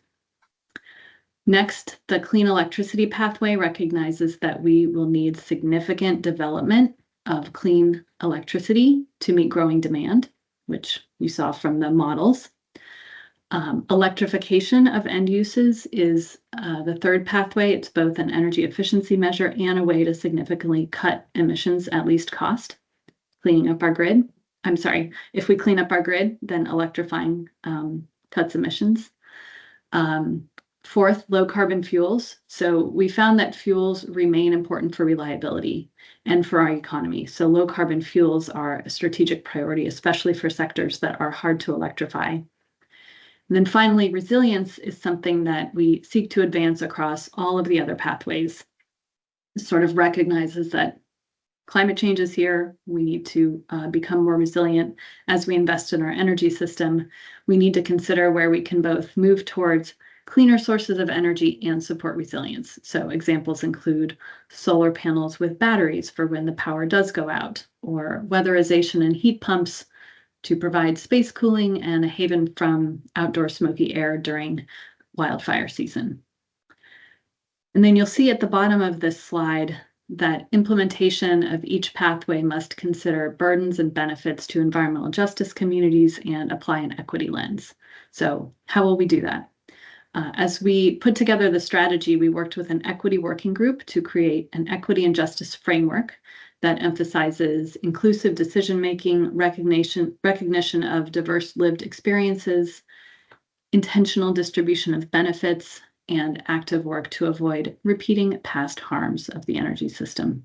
So we included the framework in the strategy, and we are encouraging policymakers to follow it when implementing the strategy. Any questions on the pathways? Several, but I'm going to hold. Okay. So as I mentioned, each of the pathways has specific policy recommendations that advance them, and there are lots, so I won't go through all of them, but I picked out some policies around buildings, which I believe this group is interested in. And buildings account for 36% of Oregon statewide energy use and 40% of our energy expenditures, so they're a really important place to focus. The strategy calls for delivering energy efficiency and conservation improvements in existing and new buildings to align with state decarbonization goals. We suggest prioritizing programs to serve low and moderate income and energy burdened households. There's also a call to build on and strengthen existing programs such as the Building Performance Standard. That was a program that the legislature created in 2023. And to build on existing programs within the state and utilities that support energy efficiency measures. The energy strategy also promotes strategic electrification across the residential, commercial, and industrial sectors. So what do we mean by strategic electrification? For electrification to be considered strategic, it has to advance one of the following areas without adversely affecting the others. So it has to benefit consumers over the long run, enable better grid management, and reduce negative environmental impacts. And you may have also heard this concept called beneficial electrification. So what that means for the energy strategy is that we don't call for electrifying everything overnight. We need to be sure that we have room on the electricity grid as we electrify, and we need to keep the transition affordable for consumers. It also means we need a managed fuels transition. Transitioning existing fuel consumption to electricity and low carbon fuels is an important component of a least cost pathway to decarbonizing transportation and buildings. But of course, the transition poses challenges for existing fossil fuel suppliers and customers, as well as for power system resilience and reliability. So within the low carbon fuels pathway, we included a policy that supports a fuels transition to minimize stranded assets as end uses electrify, to identify opportunities to leverage existing infrastructure and expertise to support clean fuel alternatives, and we encourage technical innovation to advance new opportunities. And then resilience is not just about energy supply, but it's also about making homes more resilient.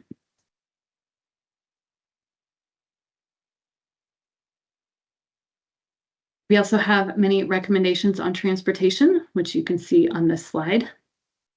And especially because Rex is in the room, I want to point out that for the energy strategy, we think of multimodal transportation options and development patterns that make it easier to live, work, and access services without relying on a personal vehicle. We think of those as energy efficiency. So some of these policies come under that energy efficiency pathway because they move people and goods using less energy. Kind of an innovative way for energy people to think about it, but it made sense to me. Electric vehicles are an efficiency and electrification measure, and while they will be sort of a new demand on the electricity grid. They can also help the grid by being flexible loads when necessary. And in the future, they can even become batteries to help store electricity and feed it back into the grid when necessary. This is especially important as we rely on more variable renewable resources like wind and solar. So electric vehicles can sort of soak up that extra solar and wind energy when it's available. As we know, we need more charging infrastructure to increase access to EV charging and confidence for car owners that they'll be able to charge their cars.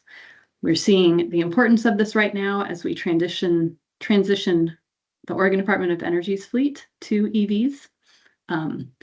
I'm pretty comfortable with EVs. I only have an electric vehicle. I don't have a gas-powered car, and I've gotten pretty confident in my ability to find charging to get wherever I need to go, but it's still a new technology for many Odo employees, so there's definitely some education happening.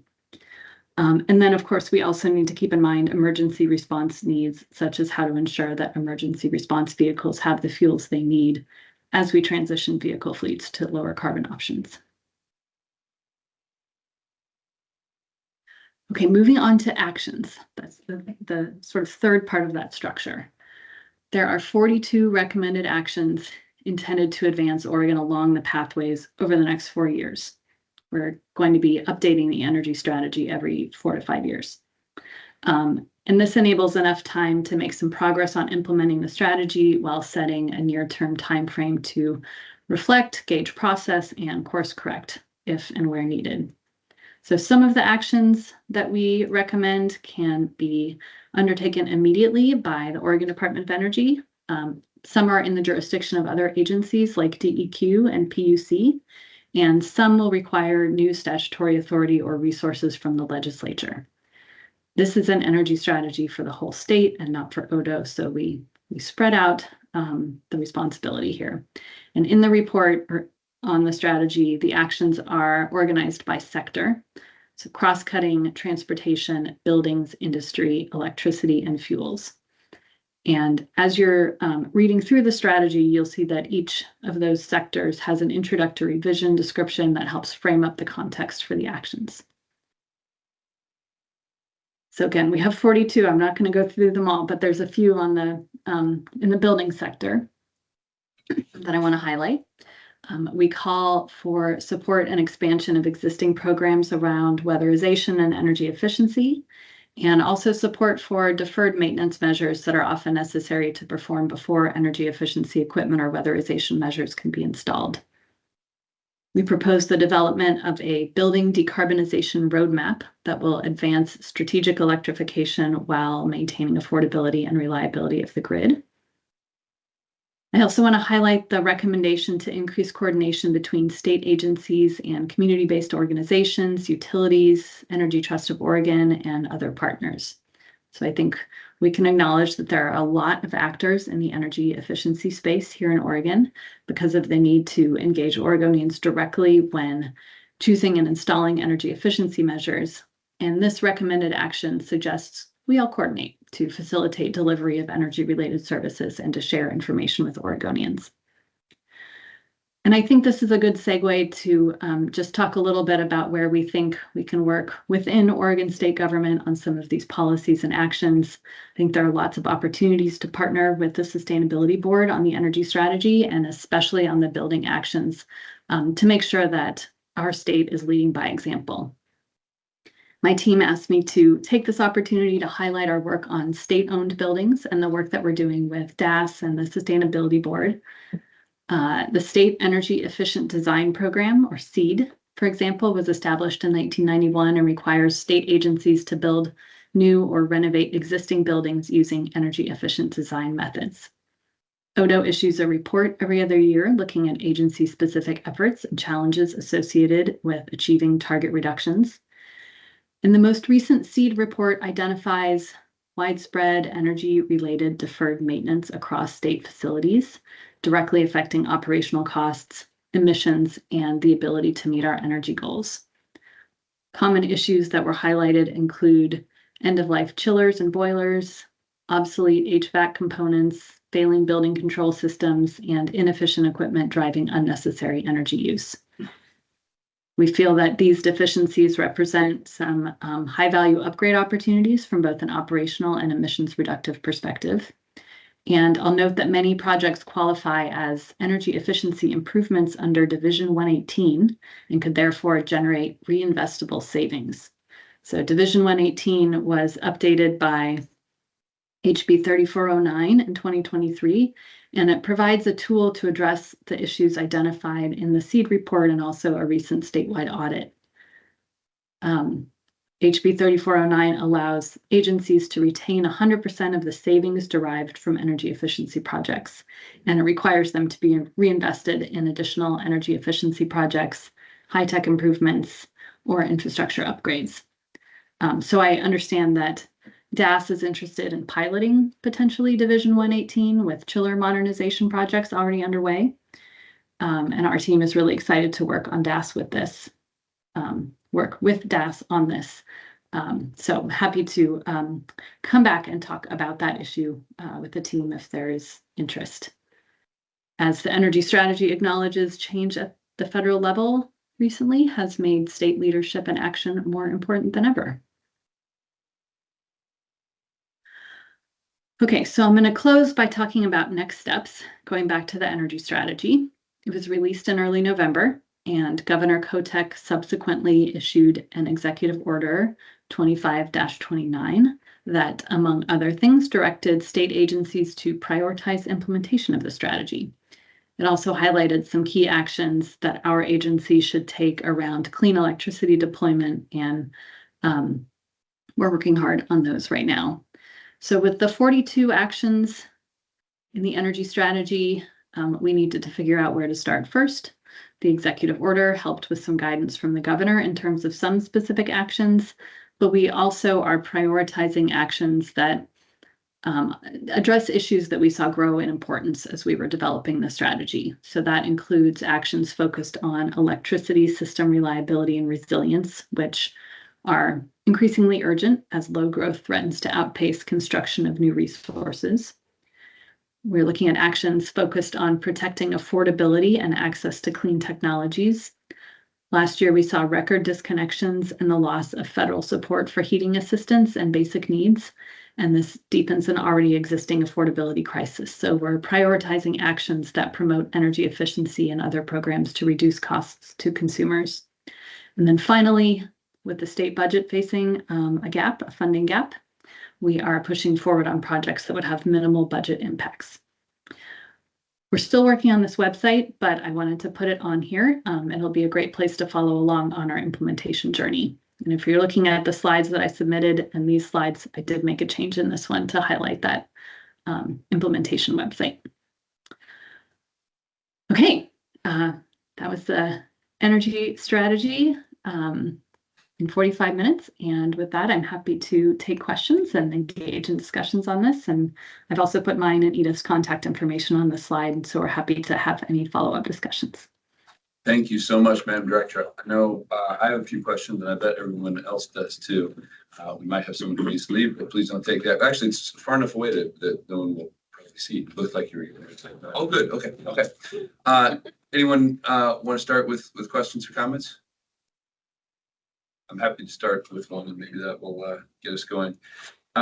Yes, third in our agenda today, and what strikes me is that all of these things are super connected. So I wonder if you have any observations about how you have thought about the interactions with other policies and agencies, and obviously you engaged in that quite a lot in developing all of this, but does that inform your thinking about going forward, how you're tracking what other agencies are doing and what you think you would do in response potentially? Mr. Chairman, yes, very much. Great question. As I mentioned, when we got this assignment, we really wanted to make sure that we developed an energy strategy for the state and not for the Oregon Department of Energy. Energy is so interconnected across everything in our daily lives. It's not just turning on the lights, it's how we get around. It's life-saving technology. So We worked really closely to put together the strategy with an interagency work group of many different agencies, some of the ones who have been before you today, DEQ, PUC, Department of Transportation, Department of Land Conservation and Development. We're all involved in putting this together and all have assignments coming out of the energy strategy. And then another sort of overlapping area I'll point out is Business Oregon at the same time is working on an economic development plan for the state. So we wanted to make sure that there's alignment between the energy strategy and the economic development strategy, so that we have everything from the energy in place to support economic development, and also look to drive economic development towards those energy technologies that we know we're going to need in the state. Not sure if I quite answered your question, but I'll see if Edith has anything to add on that. The only thing that I might add in case it's helpful is just a couple of examples of how we're continuing the conversations. So the Executive Order 2529 came out just after the energy strategy and directs Odo, but also some other agencies, including PUC and DLCD, to advance some work on how we get renewable energy built and how we overcome barriers to transmission development in the state. And so we have kind of we're having ongoing discussions and conversations with those agencies, and I think the energy strategy process brought us closer together, and I think we're getting even closer as we figure out how to implement some of these ideas, because implementation is always much harder than just saying that something would be a good idea. Now we have to do it.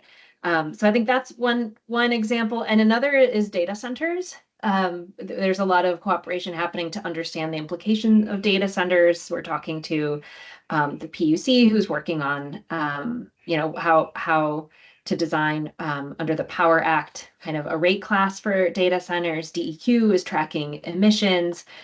We sit kind of with the siting perspective, and so we're working really hard to make sure that those different perspectives are coming together and we're understanding what everybody's seeing, so we can collectively kind of address concerns in that area. And there's a very clear link to the energy strategy and our clean energy goals. That is very helpful. One quick follow-up, and then I'm sure others have questions too. You won't be surprised. Business Oregon did talk specifically about your interactions. That was certainly supportive of my desire to ask that question. One thing that strikes me in that conversation and in this one with you, sometimes there's a technological problem to be solved, and Business Oregon could potentially have a role there too. Could the state end up being a market maker for some technology that comes out of a policy you say needs to happen? And Business Oregon says there's a gap there. We have an incentive that could help make that happen if the state and Odo says everybody needs to implement this technology or this policy. Is there an opportunity in the theoretical around that sort of a strategy? Theoretically, absolutely. An example that comes to mind immediately is wave energy. So this is an area that the state has been active in research and development and sort of at the forefront. We have a pilot project that's about to come online off the coast of Newport. The energy strategy recognizes that we're going to need more renewable energy, and we're going to need more renewable energy that has the sort of output characteristics of wave, in that it has a high capacity factor. It doesn't set with the sun, or the waves are flowing all the time. So it's not like wind. And I think there's huge potential for wave energy for the state to sort of make an investment and make a statement that this is a technology that we want to grow and develop, and a workforce that we want to grow and develop in the state. We have the leadership, we have the need for the electricity. We have a great resource. One of the best resources in the world is off of our coast. So I think there's a few opportunities like that I could get really excited about. Geothermal is another one of those. And if we commit to buying it, someone will hopefully come and produce it. Since it's Friday afternoon and I always like sharing something funny, that Wave Energy did produce my favorite euphemism of all time, described a pilot project that experienced a negative buoyancy event. It sank. Yep, I remember that one. Yeah. Any other questions from our group here or online? Go ahead, Lily, please. Hey, Webley Gold, board member. I'm curious about the unintended consequences. It's been a while since I scanned the report, and I'm curious if you have documented those somewhere. So, for instance, like I was one of the I have a perfect example of my gas heater going out just as I switched to a heat pump, just as I bought an electric car. So if you ever want to see that example, I can pull that data for you. So you mentioned that, but also like just that is adding more demand to the electric grid. And then there's also like the cost of natural gas fees going up as more people are electrifying. Like, have you identified some of those, I guess, like without people buying gasoline or diesel, there's going to be less funding going to the roads, things like that? Yes, great question. We did identify those peppered throughout the strategy, and I'll let Edith offer specific examples, but I'll share that that's one of the reasons why we say we need to advance all 5 pathways at the same time. So we can't just go all in on electrification if we don't make sure we have enough electricity. We can't electrify everything because we don't have real good solutions yet for some of the sectors like heavy duty transportation. But yes, definitely great points. Edith, anything specific you want to mention? I can mention a couple of examples there. We have some recommendations around transportation funding and the need to align that with electrification and other measures that we see are really important for a least cost pathway. I just want to recognize that it has a life of its own, and we recognize that too. And so it is a recommendation in the energy strategy. It's also something that we're tracking closely to be kind of pragmatic and figure out, and give the agencies in charge kind of the space to do what they need to do. But we do recognize this in the energy strategy explicitly. We also have an action that calls for developing a building decarbonization roadmap. And the idea there is to get at some of the hard questions that we flag, but we didn't have an opportunity to map out more explicitly in terms of like, how do we get from A to B to C in terms of electrifying end uses in buildings and other decarbonization measures like weatherization and passive technologies. I just got solar tubes put in my house. They're amazing, by the way. And the last thing is just a really interesting finding on, and it's a statewide finding, so it's something that, can't govern exactly how we implement electrification, but when we looked at household energy consumption over the time frame that we modeled out to 2050, essentially when you switch from less efficient electric to more efficient electric heating, you save a lot of electricity, and that seems to make the space to do that fuel switching. We don't see an increase in household electricity demand throughout the kind of time frame of the energy strategy. And it's because as some households are reducing their electricity consumption, some are adding new electricity consumption. And it kind of, we don't see a big imbalance happening there, if that makes sense. And that was a pretty interesting finding, just to see that there's a lot of efficiency we can gain, and that buys us space on the power system for the fuel switching. Rex, please. Hey, Rex Burkholder from Portland. Could you talk about how the project that I think is pronounced TIGER, Targeted Integrated Greenhouse Gas Emissions Reductions 2.0, how's that relate to the work? Because you guys, I know, are staffing the Climate Advisory Committee on that one. They're looking more at emissions, and I'm not sure how the two strategies are talking to each other. Yeah, great question. We call it TIGER. We had to put it into an acronym. But this one comes with a cute little mascot too. So yes, two different but related efforts. So the energy strategy says we have all of these goals. What's our strategy to get there with affordability and reliability in mind? Tigger looked at, with the policies and programs we have in place to reduce greenhouse gas emissions, if those were all to be implemented as planned, how close does that get us to our goals? When we did Tigger 2.1, we found that we had the policies and programs in place in the state to get us to our 2030 greenhouse gas emission goals, and we had a gap in 2015. So if we wanted to meet our goals, we needed to do more. We remodeled it for Tigger 2.0 with the new reality that we're living in, and found out that we now have a gap to get to our, sorry, I think I said 2030, I meant 2035. We now have a gap to get even to our 2035 goals, because some of the policies that we were counting on, like increased CAFE standards at the federal level, are no longer there. And plus, we have a whole bunch more electricity demand from data centers that we're anticipating in the future. So what we're looking at now with the Climate Action Commission is what are some gap measures that we could propose or what are some measures we could propose to close that gap? And we're sort of looking at what we want to model right now. We're still very early in the process. We're not proposing any particular policies yet. Okay. Great. Clear? That would be something that'd be good for us to review sometime in the future when it's farther along and get to understand what's going on there.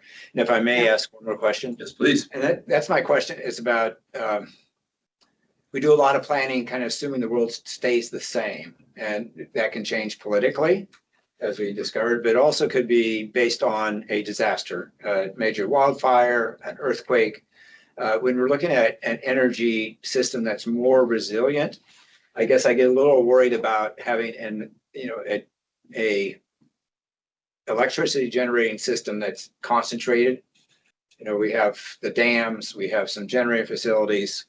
How resilient is that system if we had a major earthquake or another major fire that destroyed our transmission system, for example?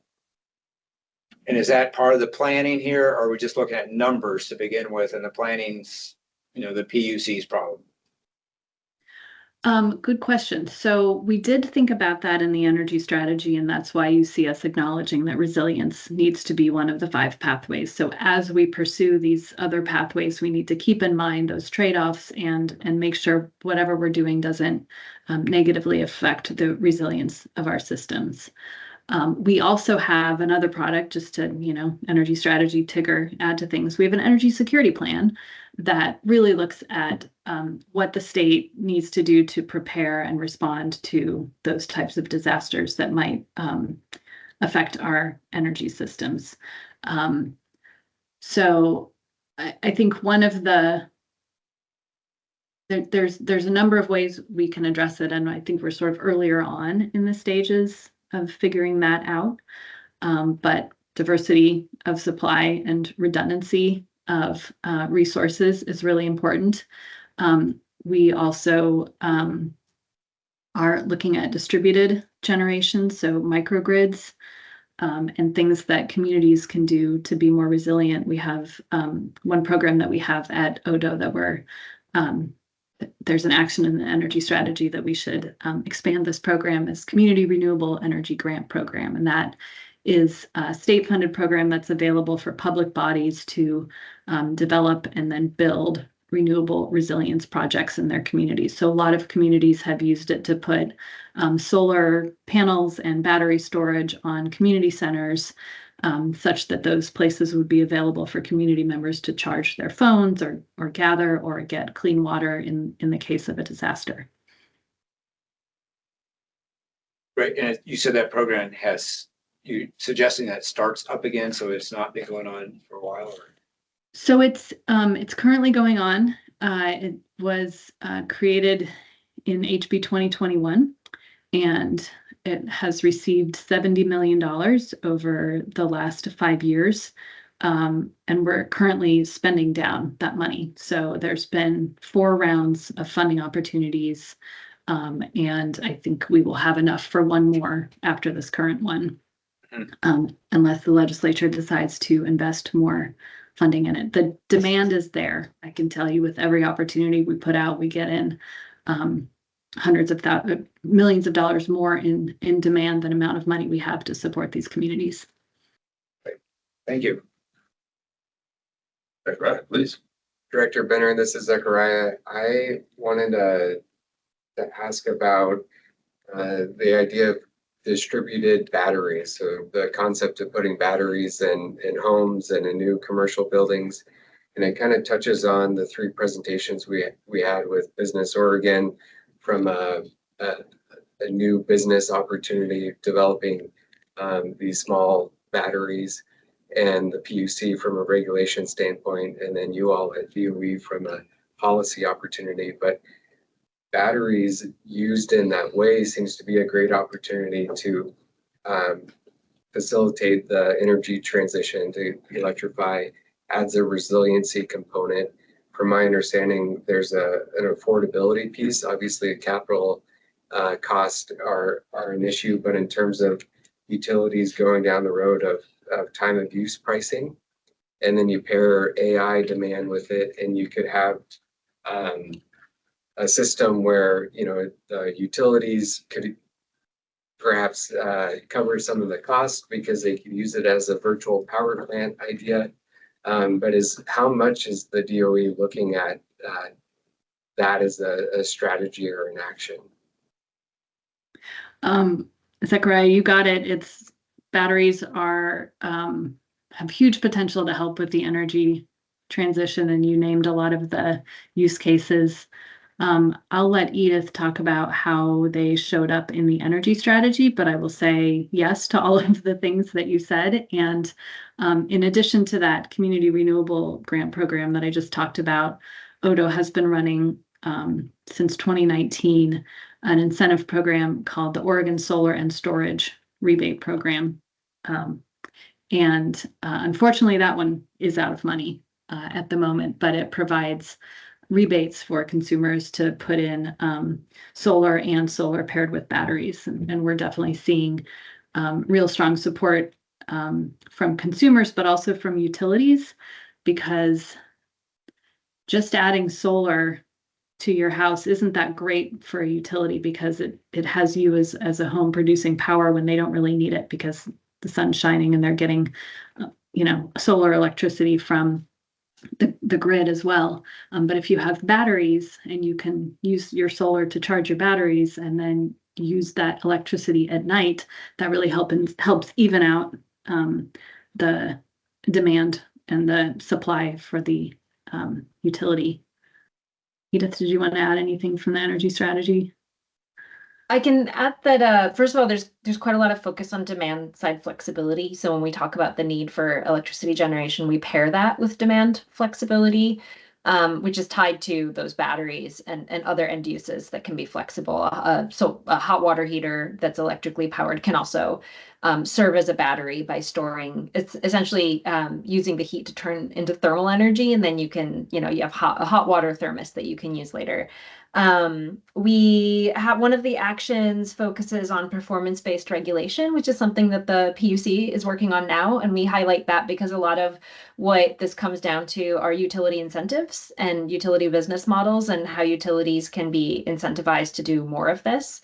And I think another thing that we talk about in the energy strategy is how we value resilience. We don't get into valuing resilience, but we bring it up because often these distributed resources, they're more expensive on a kind of levelized cost of energy basis compared to utility scale resources, but that doesn't account for their resilience benefit and the value that they can bring to a community or a household if the power goes out and you have a backup source. And so that's something that I think is kind of something that we need to continue to think about, and that Executive Order 2529 also asks the PUC to look into. So we come at it from a few angles in the energy strategy to try to get at some of the issues that can be barriers to deploying and investing in these distributed batteries and demand side flexibility. Thank you. I see Chris has got his hand up as well, and then we'll come to Josh. Hey, this is Chris, and I'm on the board as well. I have to say thanks for the slow pauses on the presentation. You shared a lot of really great information, and it was incredibly understandable. You have a nice gift. I just want to say that. It was heavy subject, a lot of it in there, but it came across really well. I really appreciated that. My question is more selfish. We're going to talk about this after this part of the session, but you mentioned a lot about cross-agency collaboration. This plan is about the state of Oregon, and we're considering something like some semblance of a sustainability summit this fall, maybe in Salem, September to October. Just TBD. Curious, like through the lens of this strategy you brought forward, if we were to bring folks like yourself together for an opportunity as a working session, what in your mind would be a really important piece for us to focus on? If that's something you need to think on, then come back to us. I just think that would be great insight, because I would love to see us in some shape or form to help bring this strategy forward in a way that makes sense. Yeah, great idea. Would love to be involved. I can think of probably many areas that we could advance in a conversation like that. You know, Edith mentioned the strategy's been a really great way to bring agencies together to talk about some of these big issues. And we have a lot of different forums, from the interagency working group. We have a zero emission interagency working group. There's the Natural Resource Agency directors get together every other week. So there's a lot of venues already, but I think there are probably gaps between the people that we talk to and the people that we need to talk to. So I'd love to think on that and be in touch and get back to you. Josh. Thank you for the presentation. This is Josh Proudfoot from Parametrics, also on the board. It's nice to hear something explained so clearly. I did want to say a couple of things, and these are more kind of for the seeds of thought. I've heard this idea, I can't remember where I read it, but given generation constraints and given grid constraints, and then given the load of data centers, which is ridiculously large, that doubling, that's what we are hearing everywhere, right? Which, just for scale, if you electrified all of transportation, we're looking at maybe an increase of 1/3 of the load, right? Because the vehicles are so much more efficient, like 5 times more efficient now. So given all that and all the constraints and trying to make power without the production tax credit or the investment tax credit, it seems like a data center would have enough incentive and or money to pay for the megawatts from energy efficiency, grid upgrades, not even so much power generation, but serve that local community that is already being told right now, sorry, you're next in line after the data center. We're going to make your whole community more resilient. We're going to make your whole community more efficient. And data center, that's how you can get your power, because there's no other way. So is that thinking at all in the energy plan? Because I've read it twice now and I can't let go of it mentally. And I know it's oversimplified, but I was curious to hear, is that on the table? Great question. I've also heard that suggestion a few times, including from a data center about a year ago. My initial reaction was, well, shouldn't you be doing energy efficiency in your own facility? But then I started thinking about, actually, money is no object for many of these folks. So if they can buy room on the grid in the community that they're located in, how great is that? And then they'll be helping people, have more comfortable houses and save money. So yes, it's been brought up. You're probably aware the governor has created a data center advisory committee to look at data centers in the state. And I would encourage you to share public comments with them with that suggestion to make sure that's on their radar screen. And we do talk a bit about demand response and flexibility in the energy strategy on this topic, but Edith, I'll let you get to that. Yeah, we point out, I think, Janine, what you said is the main thing that's in the energy strategy, which is a recognition that we might benefit from looking into the demand flexibility options for large electric loads. We don't go further than that, but I think that I agree that there are opportunities here, and that there's a pretty strong public policy argument for kind of a data center to support energy efficiency more broadly than just kind of in the immediate community around, since the effect is really widespread across the state of these increased loads. So I think I love that you're bringing this up, and just think that we need to keep thinking about how we can make something like this happen. Well, and it's, I mean, good neighbor agreement in spades, right? You know, instead of being the devil, you're showing up and you're saving everybody money and helping their lives go forward, right? Okay, so that's one thing I was curious about. The greenhouse gas piece, I've heard the metaphor, and I parrot it, of, hey, we only have, we're, you know, driving the vehicle at the cliff, we're going 100 miles an hour. And even though energy efficiency is super important, we're slowing down to 87 miles per hour towards the cliff unless we're renewable, right? Renewables make you turn around. So is there any tension, or is there any explicit prioritization of greenhouse gas mitigation ahead? And I know we do need all of them together, and I totally get that. I'm not missing that. But is there anything dealing with the time scale and the urgency of, we're almost about to cross 2 degrees now, right? Is that driving priorities towards renewable generation? Or is it just like, it's all so much, we just got to take it on as we can? And it's okay to be honest here. I mean, it's not a simple problem. The energy strategy solves for the existing policies and goals that we have in place. So it's the least cost pathway to meet the carbon reduction goals in Executive Order 20-04. So in that sense, yes, it gets the urgency. It is a strategy to solve for the urgency that Oregon has laid out in our existing statutes. But it isn't the driver or the number one priority, because there's so many different priorities. It's hard to rank those. Is that right? Edith, do you want to talk about how climate change was a driver? I mean, it was, because it was one of the things that one of the objectives that we were solving for.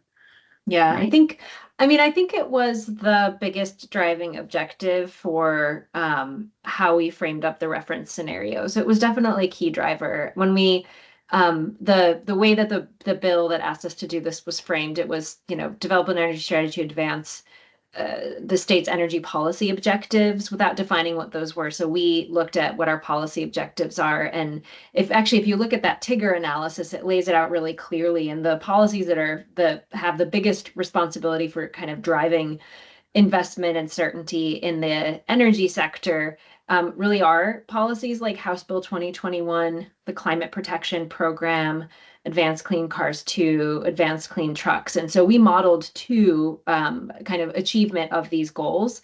The thing that I guess the other pieces that we have to balance with this, and we worked on how to balance it while meeting our goals, was how to make sure that we maintain a reliable system. So as we transition to renewables, what's the resource mix that can get us that reliability? And the answer was kind of, well, we need a diversity of resources. And we also looked at affordability. And a lot of that focus was on, I'll go back to the energy wallet and as an example. We identified that there are a lot of cost saving opportunities, but not everywhere. And particularly low and moderate income households might have difficulty accessing some of those clean technologies and affording those clean technologies. So kind of bring some policy focus on how we support those households. So I think it played a very big role. And, we have rules around siting new gas in the state. And so we didn't cite new fossil gas in the state. We relied on what we have in place, and we relied on the emissions limits that we set over time. And so those gas plants, if you dig into the report, operate at lower and lower capacity factors. They kind of fewer and fewer hours over the year, over time, which means fewer and fewer emissions over time, but they play a really important reliability role. So I hope those are some helpful illustrations of how we balanced the different pieces. And last but not least, the thing that I've been beating the drum on recently is with the utilities and their corridors and the wildfire risk and the uncontained risk to the shareholders of you could be sued up to an infinite limit, and the fuel loadings being larger than they have been in 2,000 years in the West Coast states.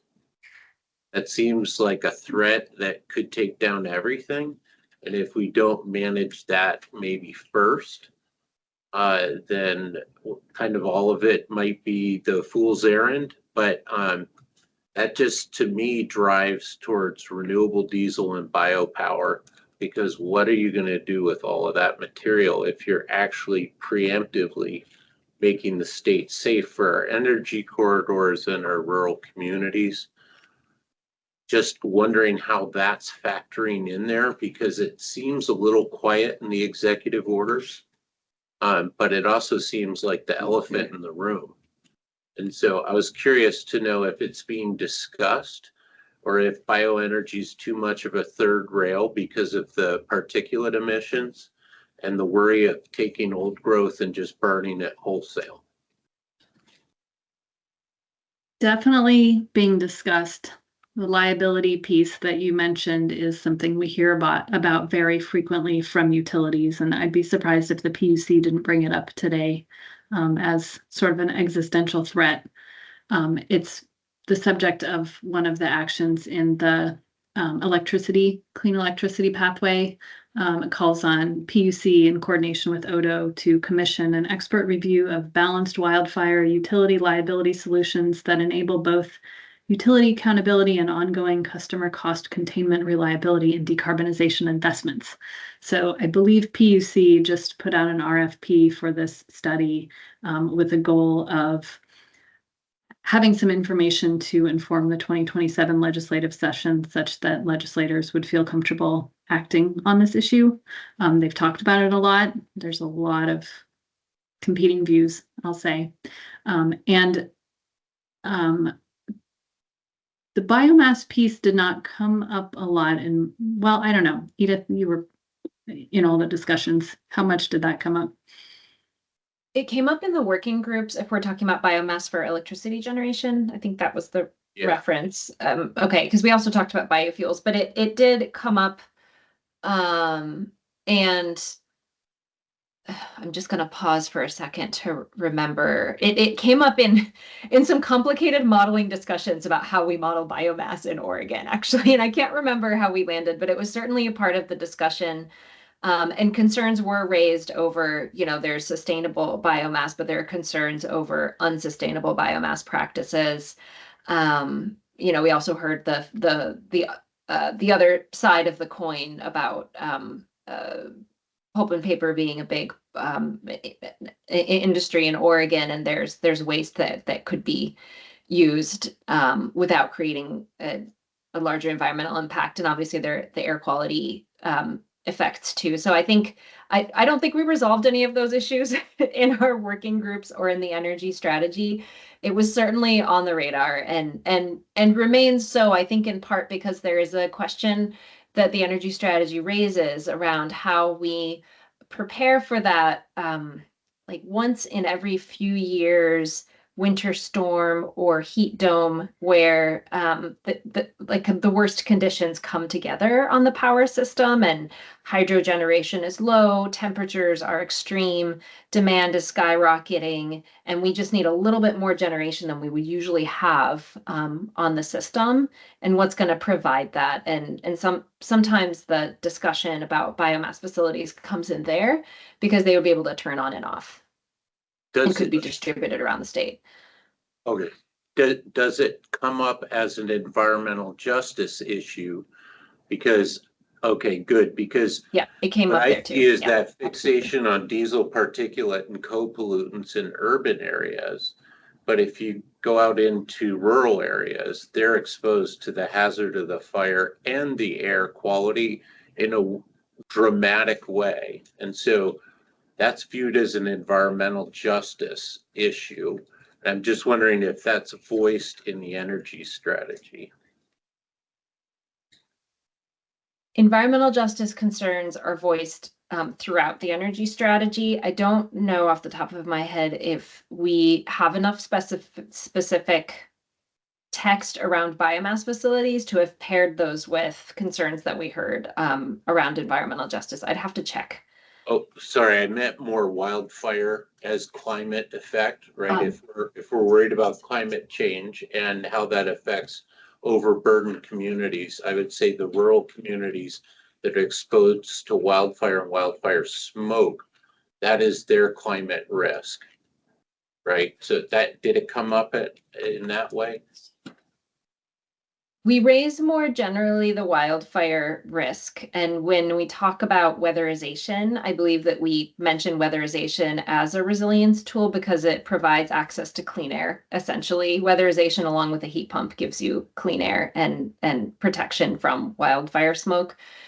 So we talk about that, but I think there's more that we could talk about that's not in the energy strategy. I think you're flagging some really important issues. And I know, for example, we did an air quality analysis to assess kind of under different scenarios what the air quality effects would be of different pathways, but we didn't have the data to run kind of wildfire smoke related air quality effects.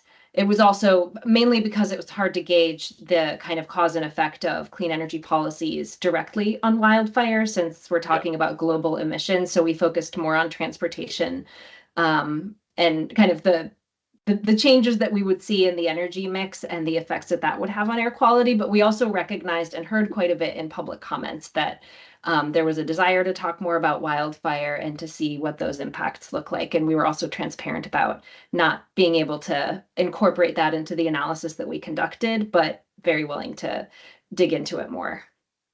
And I'll just add. Yeah, thank you. Go ahead, Madam Director, go ahead. The other place that this came up, the connection with equity is a strategy that utilities use to reduce the risk of wildfire is public safety power shutoffs, and that can really affect folks who live in the risky areas, some of whom may really rely on that electricity for life-saving medical devices or pumping water to keep their houses from burning. So there's an acknowledgement that can, I think, sometimes affect environmental justice or more particularly vulnerable communities. Thank you very much. Really appreciate the conversation. There's a lot here and a lot more. We could obviously spend all afternoon and into the weekend talking about all this. And you have other work to do in the weekend for yourselves and those sorts of things. But really appreciate you helping us think through this. I'm sure there will be more conversation for all of us. And again, thank you. Thank you very much. Thanks for the opportunity and for your interest, and we're happy to come back anytime. We will invite you. I'm Thank sure. you. Thanks very much. Bye. So I think, our next agenda item is to try to take some of this discussion we've been having with our external partners internally a little bit. And I'm going to turn it to Zachariah in a minute here. I really feeling good about, meeting number 2 for me, but the idea that we're going to have 3 areas of focus and try to take some action based on what we're hearing from our external partners. So Zachariah, if you want to talk about how these focus meetings have been going and what we're gonna take from those, it'd be great. Yeah, sounds Can I good. take 20 seconds? Of course. I'm sorry to interrupt. I'm gonna head out. Okay. I have to get home to my kiddo. Couple-hour drive, but I have appreciated everything and meeting all of you. And I'll do a quick bye around before I go and let you guys start off, the new year with all the things. Thanks very much. Serena, thank you. At some brewery, right? Some brewery probably somewhere. And yeah, if you're ever in Bend, don't be shy to reach out. Central Oregon in general. Do you have any Thank you. parting wisdom. No, I mean, you guys are experts. You know what you're doing. Stay curious. I always tell people that. That matters. And yeah, keep the energy up. These can be, it's all volunteer work, right? But it's all good things. We're all hoping for a positive future for our kiddos. So, thank you all. Bye. Bye. Serena. All right, so, yeah, I'm buzzing with ideas and energy right now, so the Secretary mentioned kind of focusing inward here. I would really like to, out of the next 30 minutes or so, get an idea of a work plan that the board would like to proceed with over the next year. The process I'm envisioning is board members who attended each of our focus area meetings with subject matter experts to share any key takeaways that you heard and you think are good opportunities for the Sustainability Board to follow through on or to take action on. And then the staff will take those recommendations and prepare a work plan that can then be shared either via email or in our June meeting, depending on the timing interest of the board. I'm happy to share some of the key takeaways myself that I pulled from each of those meetings, but I would really like board members to take first go at what you would like to share. Should we try to do this in some sort of order? So I don't know, 1, 2, or 3, but fleet for a while, buildings for a while, procurement, or would you rather have sort of a free-ranging discussion? I think if we could keep it by category, that would be really helpful for note taking. Well, whoever wants to speak first gets to decide which priority first. Then, Rex, please. Well, actually, I don't want to speak. I want to argue for the overview first.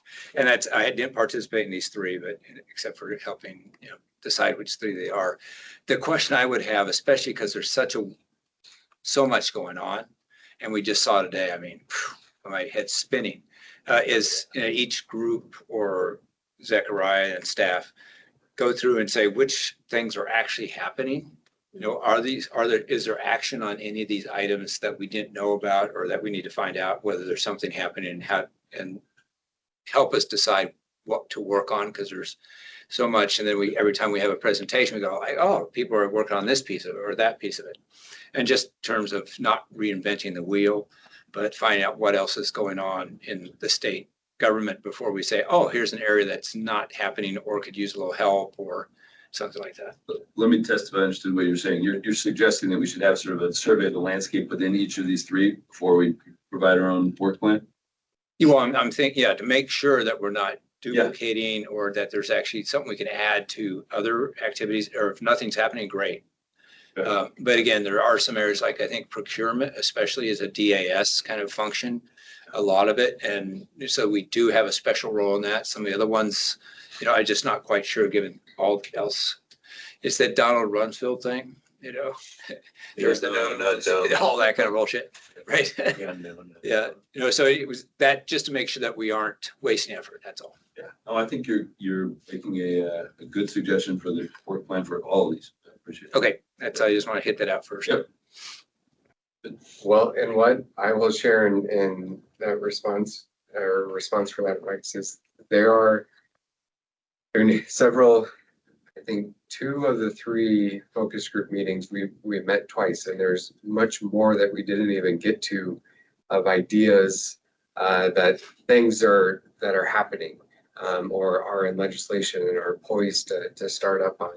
So in any of the 3 focus areas, the state is acting on and very much in different capacities, focused on different items. And so I wouldn't say there's to be concise and provide a response to your request. I think in my opinion, in the fleet category, a lot is there's a lot of good ideas there, but there's a lot of opportunity. It all comes down to funding.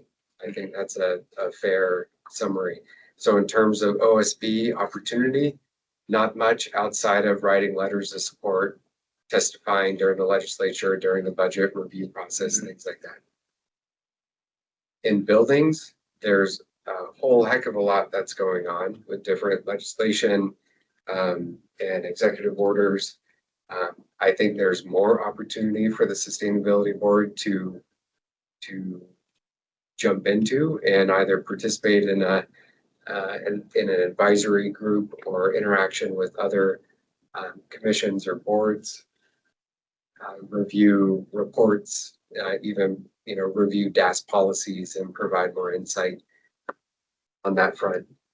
Procurement is, as you noted, is a big opportunity. That's, I think, fits in the unknown category more, if I can use that terminology, because we have Adam Helvey is on the call right now. He's the DAS Sustainable Procurement Manager, and have been, a lot of opportunity with advancing that work.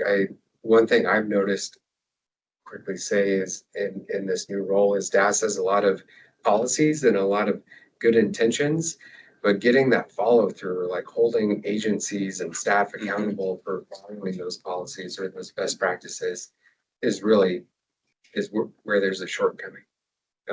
So yeah, I think procurement there's a lot of opportunity there. What that looks like is maybe more of a long, some more discussion, more research maybe needs to be had in terms of what the board could actually do in that space. Thanks. That helps a lot to get that kind of overview. Go ahead. Yeah, so Webley and I participated on the building focus group, and we were prepared to provide an update. Terrific. So one of the areas that, well, first of all, I'd just like to say Zachariah convened a really robust group of a lot of amazing, I don't want to say stakeholders, but a lot of amazing folks that were really talented. So thank you for the group you pulled together. I thought it was really great. One of the key areas that Webley and I identified were the sustainable design guidelines. So right now, DAS is in the process of creating a new building design guideline tool that they're going to be using for new construction. And we weren't able to see it. It's currently in design, but it sounds like there could be an opportunity to take it from purely a DAS tool to a statewide tool. And we see that as an opportunity for the board to engage. You mean to share with other agencies? Yeah, as something agencies, the 19 agencies that own buildings could use in their building projects as well. That sounds like it could potentially even be broader than that to other levels of government. Absolutely, could go bigger than that. However, we haven't seen it yet. So Yeah, we're right. not quite sure how it would work. So we, at some point, DAS will be ready to make it a little more public viewing, and then we could take a look at it and we could kind of see next steps.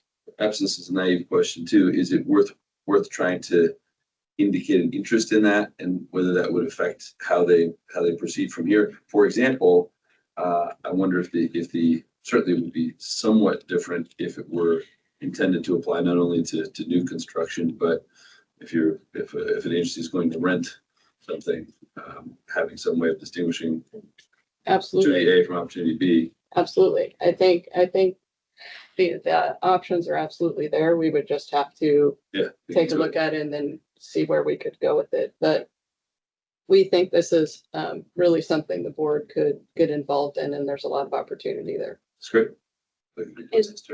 This is associated with HB 3409. So it does tie back to legislation. And we heard that today, that agencies were talking about it. So again, it connects with all these pieces that we're hearing that multi-agencies are working on. So definitely puts us in the middle of kind of a nice spot to be, where I think we're adding value. Yeah. It's just smirking because I always have trouble remembering which bill a certain number refers to. So Yeah. that's all I have. And given what Shannon said about the deep look into like itemizing or inventorying all the buildings, and how do you decide which ones to keep and which ones you sell for housing properties? That seems like that. I mean, there's kind of, who are you trying to benefit there, right? Because housing, you don't want a house in a floodplain, but you also don't want an office or a fleet yard in a floodplain either. But that seems like a very rich territory and timely. Yeah, we didn't hear about that. That was the first I heard about that. Well, I might have misunderstood. I took that to mean that it was real estate as opposed to buildings, but maybe not. Oh, I thought it was both. It could be. Yeah. It could be.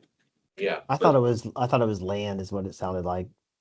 But it Land. could be both. Pure I land. was with the secretary. I thought she was just talking about vacant. I was envisioning vacant lots is what I was envisioning What I when she thought. said But that. we can figure it out. We'll investigate. Yeah. I think it could be land and buildings. I think it's both.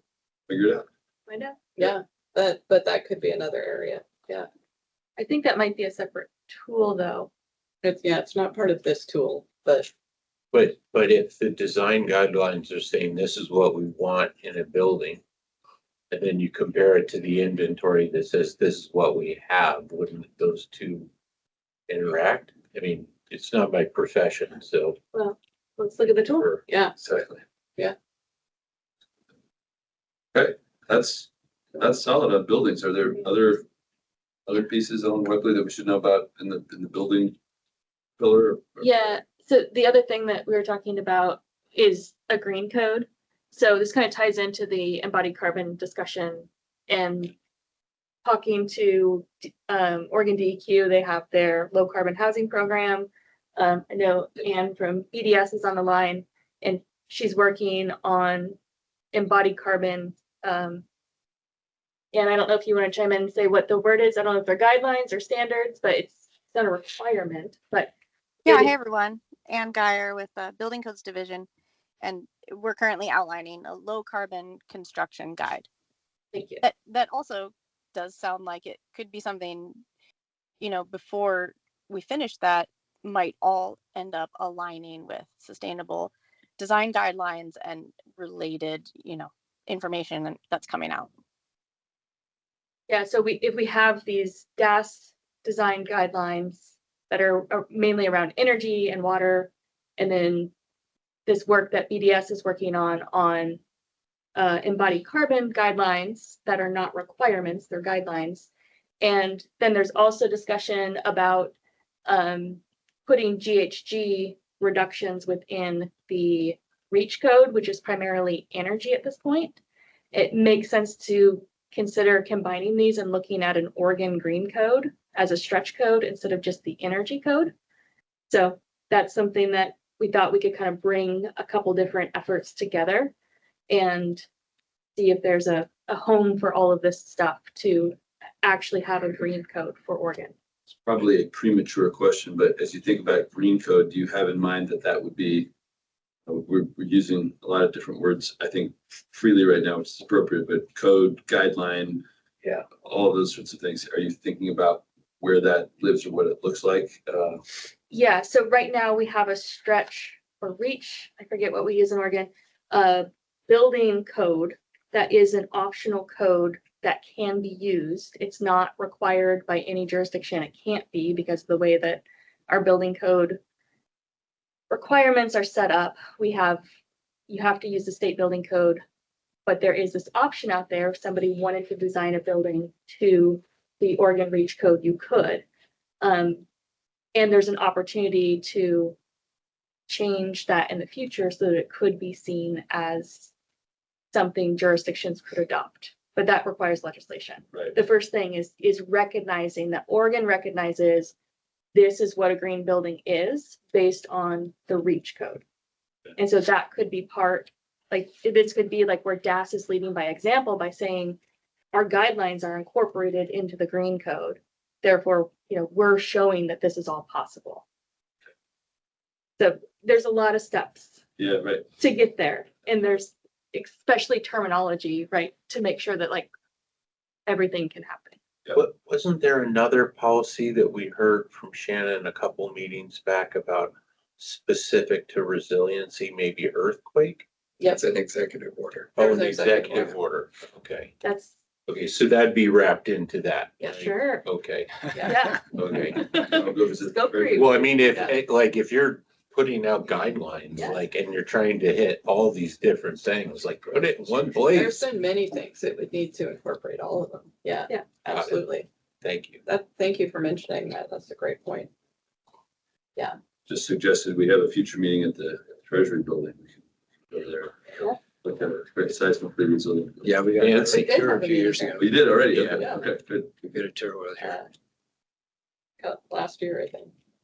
And then I'm looking back up on the possible activities, levers of action on this one. And I'm thinking of this as to get it to where, okay, finally, once it's in the condition that it can be used, what are other ways of making it available or making it adopted or being used by others? Yeah, oh, do you want me to answer? Yeah, because I see here and I'm not quite seeing, you know, Yeah. the direct or where it would go. Yeah. Outside of DAS. So when you have an official document, it's something that utilities could adopt to say that this is going to be what we're going to incentivize on. This could be something that housing authorities adopt and say we're going to build to.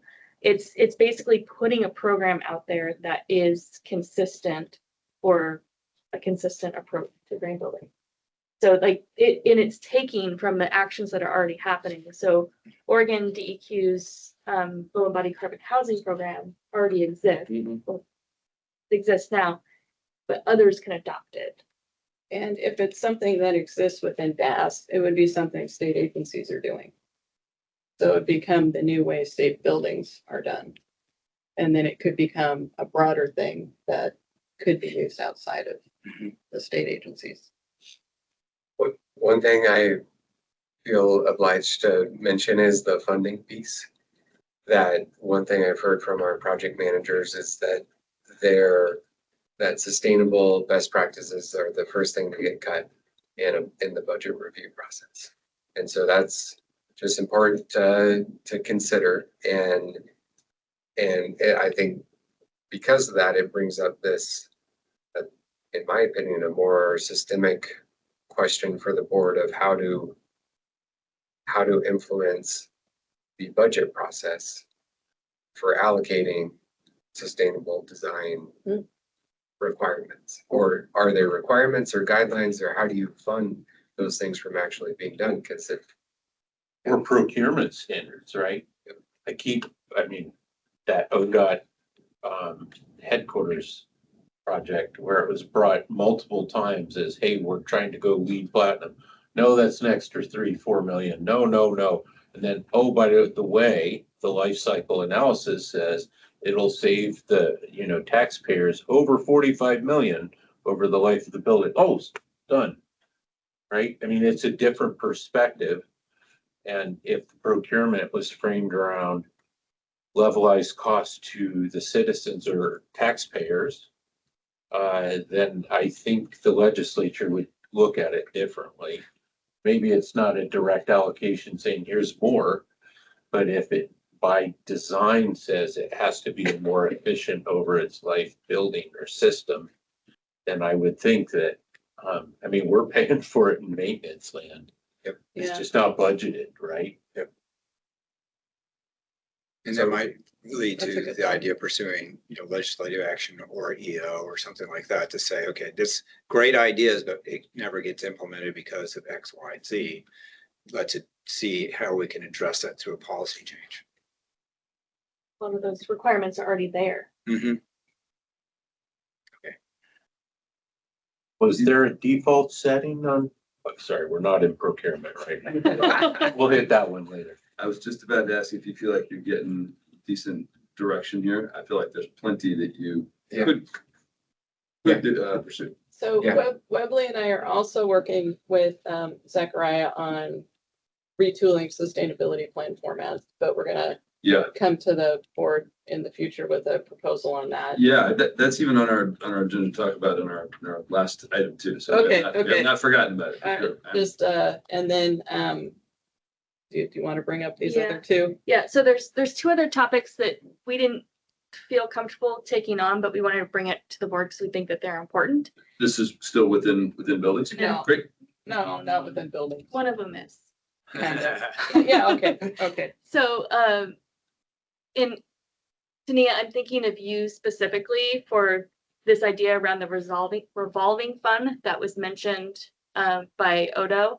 So it's 3409 still, and it's Division 118. Yes. So this is the idea that there's a revolving fund to be able to pay for energy efficiency. I don't know the details of it, but basically there's complications in setting this up because of ways policies are stacking. And so it seems like it's an opportunity for somebody to take a look at this and unravel it or kind of poke around, because the funding portion for sustainability, as we've all talked about, is really important. So that's not something that is in my wheelhouse, but I wanted to bring it up as an I'm still opportunity. confused. The funding portion for sustainability. So it's essentially, thank you for asking. So it's essentially that you fund your project by savings from previous projects. So you're kind of revolving, it's creating a revolving fund that you can use. What kind of project? So energy project. So you save energy on one project, you use that savings to fund the next project. Okay. And that remains within a given agency or program, or? Yeah. Well, So instead of like, now it's cheaper to run the building, so let's cut the fund and then the next one has to be a stinker. It's, hey, we got that money back. Let's put that to the next building. I understand the mechanics. I'm trying to figure out where that exists, or if it's limited to building operations, or what. Right now, it doesn't exist. The money just goes back into the operations. So it would be setting up the fund, so that the mechanism now exists through the bill. When you made to reference set to the up bill, which I've not read, so probably these answers are in that bill. Yeah, so it creates the mechanism to set up the fund and. Yeah, please, do. The revolving fund's been around for about 25 years and nobody knows it's sitting there and Oh, nobody's okay. used it. Okay. And now with. It's an empty 34 fund. Yeah. Okay. So now with 3409 and section 118, we get the revolving fund, so we predict that we'll save this much energy, this much money over a certain period of time. And then we get to take that money and put it into a fund, and you can use 100% of that money for more energy projects down the road. And I think there was some argument over 50% or 100%, or who Department of Justice, it's going back and forth. So again, these are questions that I can answer if I read the bill, but that exists for any agency, any program. Okay. Okay. So if that's in place, then the board's role would be just to make sure people know about it and start using it. Yes. Okay. Advocate for Is that it. what you had in mind when you were talking about it? Well, I think it's also being more engaged with it. Yeah. So it is working. Potentially helping it, Set it up. being a resource.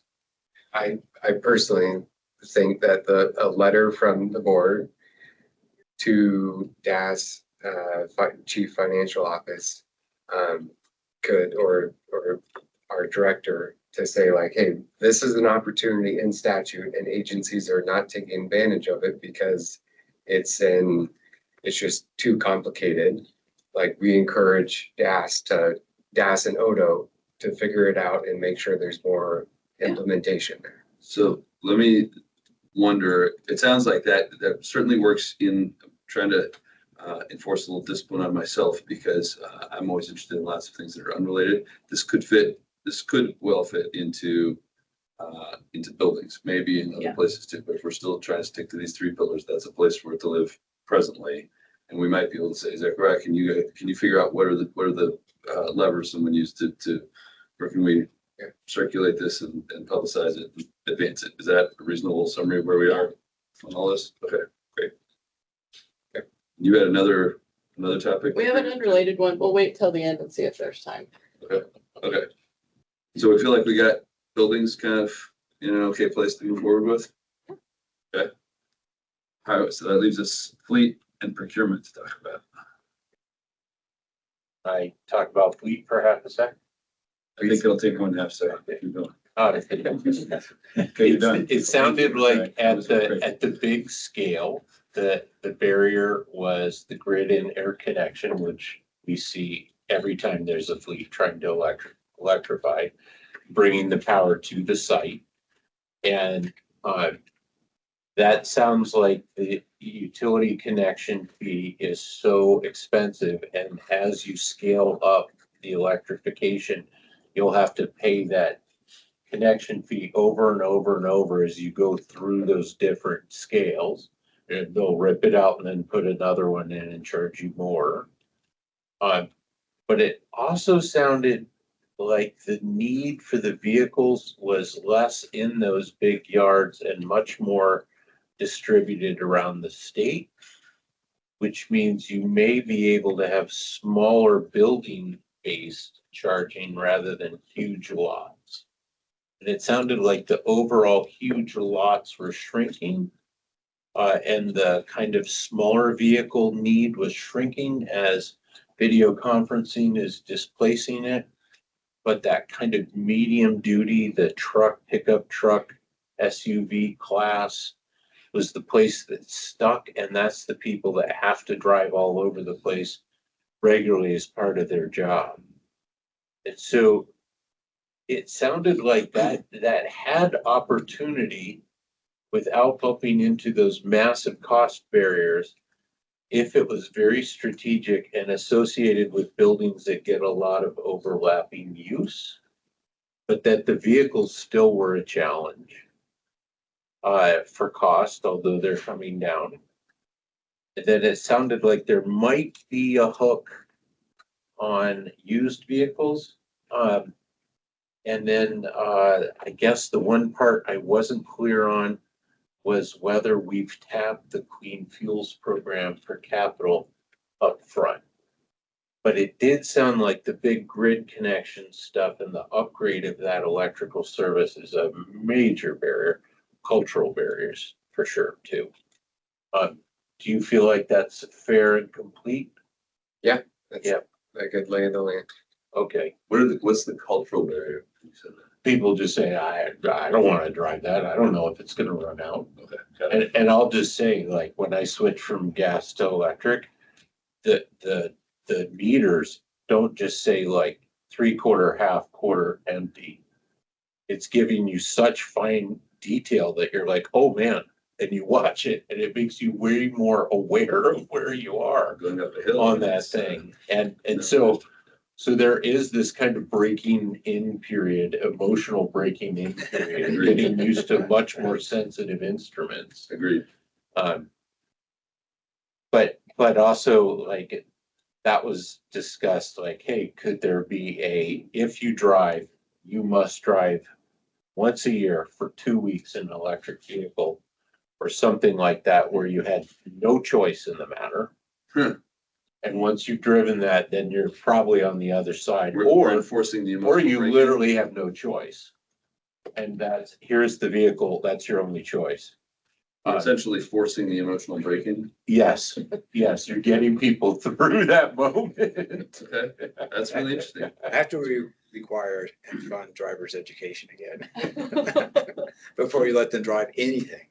Yes, I agree with that, Rex. As the father, Driver's education, no one knows what a stoplight is anymore. What's a stoplight? Blinker. It means go faster. Chris, thanks for speaking up. I was looking away from the screen. Have we forgotten anything you want to contribute on any of these? No, I think it's all great. I'm super curious on the new design guidelines. I'm trying not to use the word sustainability, but the new design guidelines that will influence the state of Oregon. That'd be great to get a little sneak peek of that if we can, before it gets published. If we're allowed to do that as a commission. I don't know if that's possible. That strikes me as the right sort of thing for Zechariah and the team to figure out for our future meetings, but I like the idea too. Yep.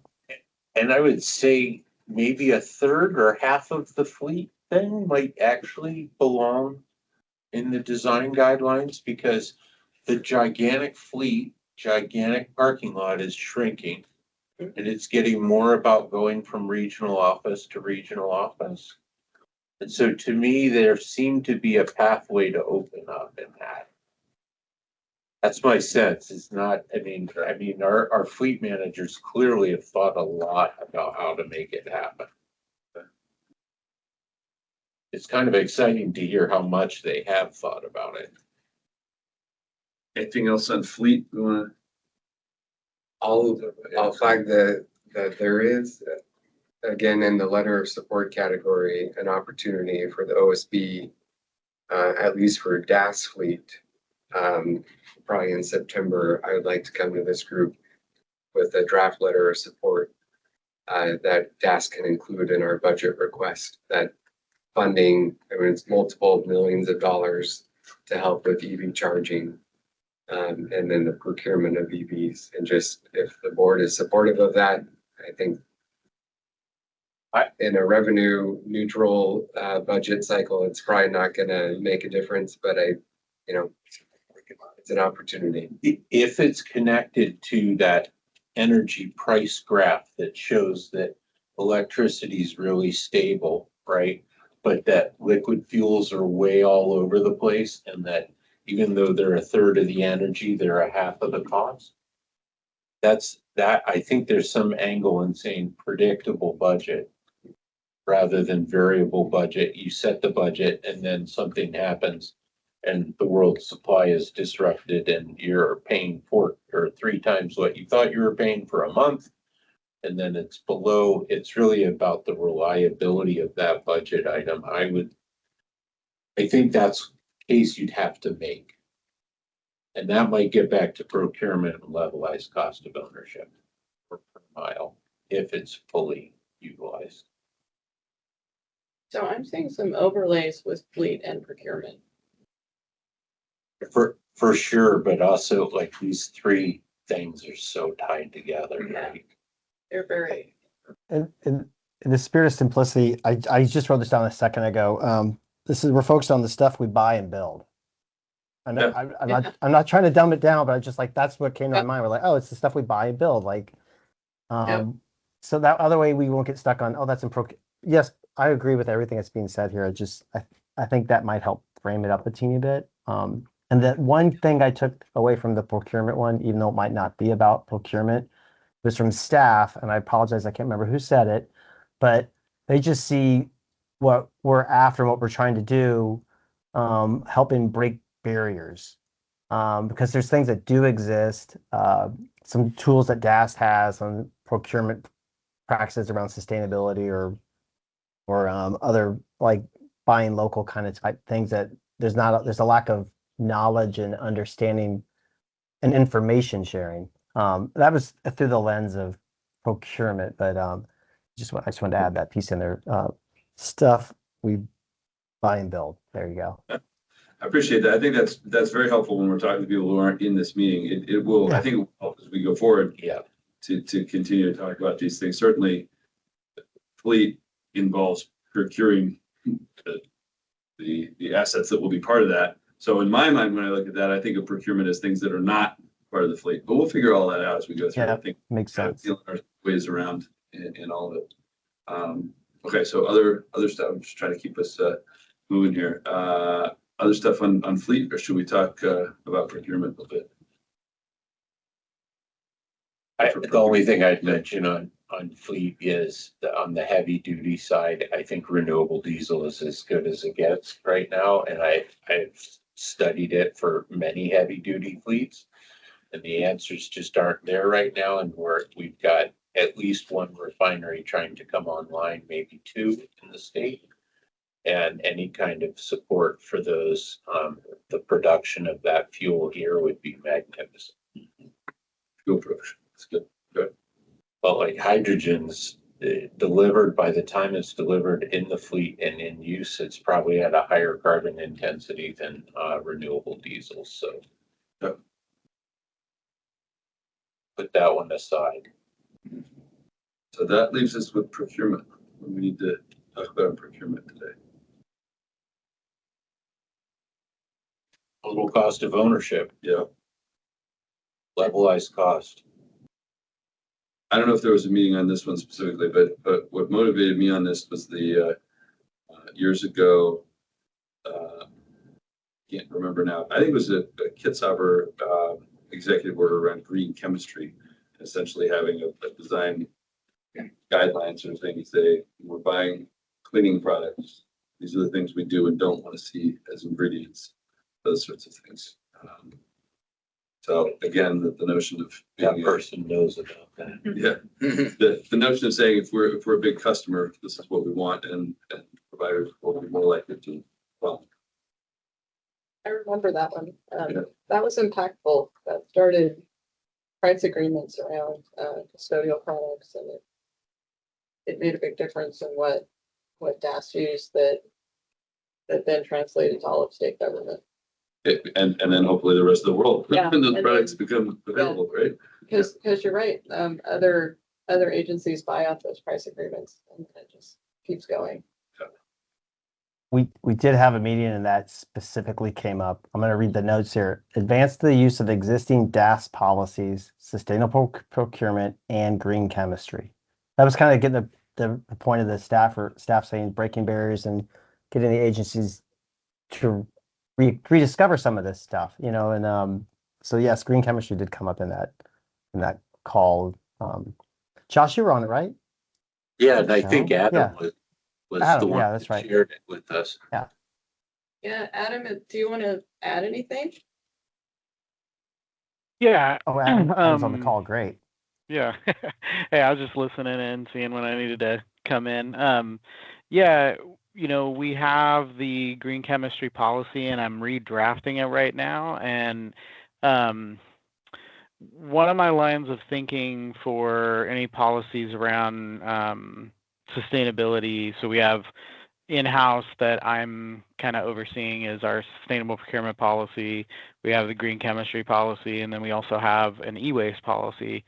And what I'm really trying for is when I'm reworking the policies is to write very specifically, these are the roles for like a procurement person in terms of an analyst, so a person that writes contracts. And then these are the responsibilities of the people that are purchasers, because it's very important to distinguish the two different roles. Somebody that makes contracts doesn't always buy things, and somebody that purchases is less concerned about the contract terms, more like, how do I buy the product I want to buy? So I'm calling out these are your responsibilities when you go to purchase. These are things to avoid. This is how you would do that. These are the contracts you use. And procurement contracting would be, when you're going to RFP, these are the things you want to put in terms of language. These are the things to adhere to. And then on top of that, I think what we need is follow-up for training modules where they're just in our training system that could either be self-help or we can try to put them into some sort of mandatory avenue that they have to, watch these modules to learn, one, how to access the price agreements that are relevant to the training module, and two, how to use them in a sustainable manner. Because, one of the problems that Zechariah touched on is we make these price agreements and we make them as sustainable as possible, but there are still ways to purchase off of them that are not, just because they're so broad. And so unless we have a policy or, statute that says, we're going to restrict it down to this level to where none of the other products are available, people will find a way to do it, or they just won't even know about it. So those are some of my thoughts when I'm kind of going through this. Thank you. That's helpful. I want to violate my own rule for a second then and suggest that maybe we have these three pillars and then we might need a sort of cross-cutting category that I think, Rex, you had at the beginning. What are the levers to pull? Once we have the content in these pillars, what do we do with it? How do we advance it? And we talked about some of those, but that might be another thing to talk about in our next. Okay. Yeah, great. Go ahead, Lily. Previously, there was discussion about renewable electricity procurement. Chris, did y'all get to that?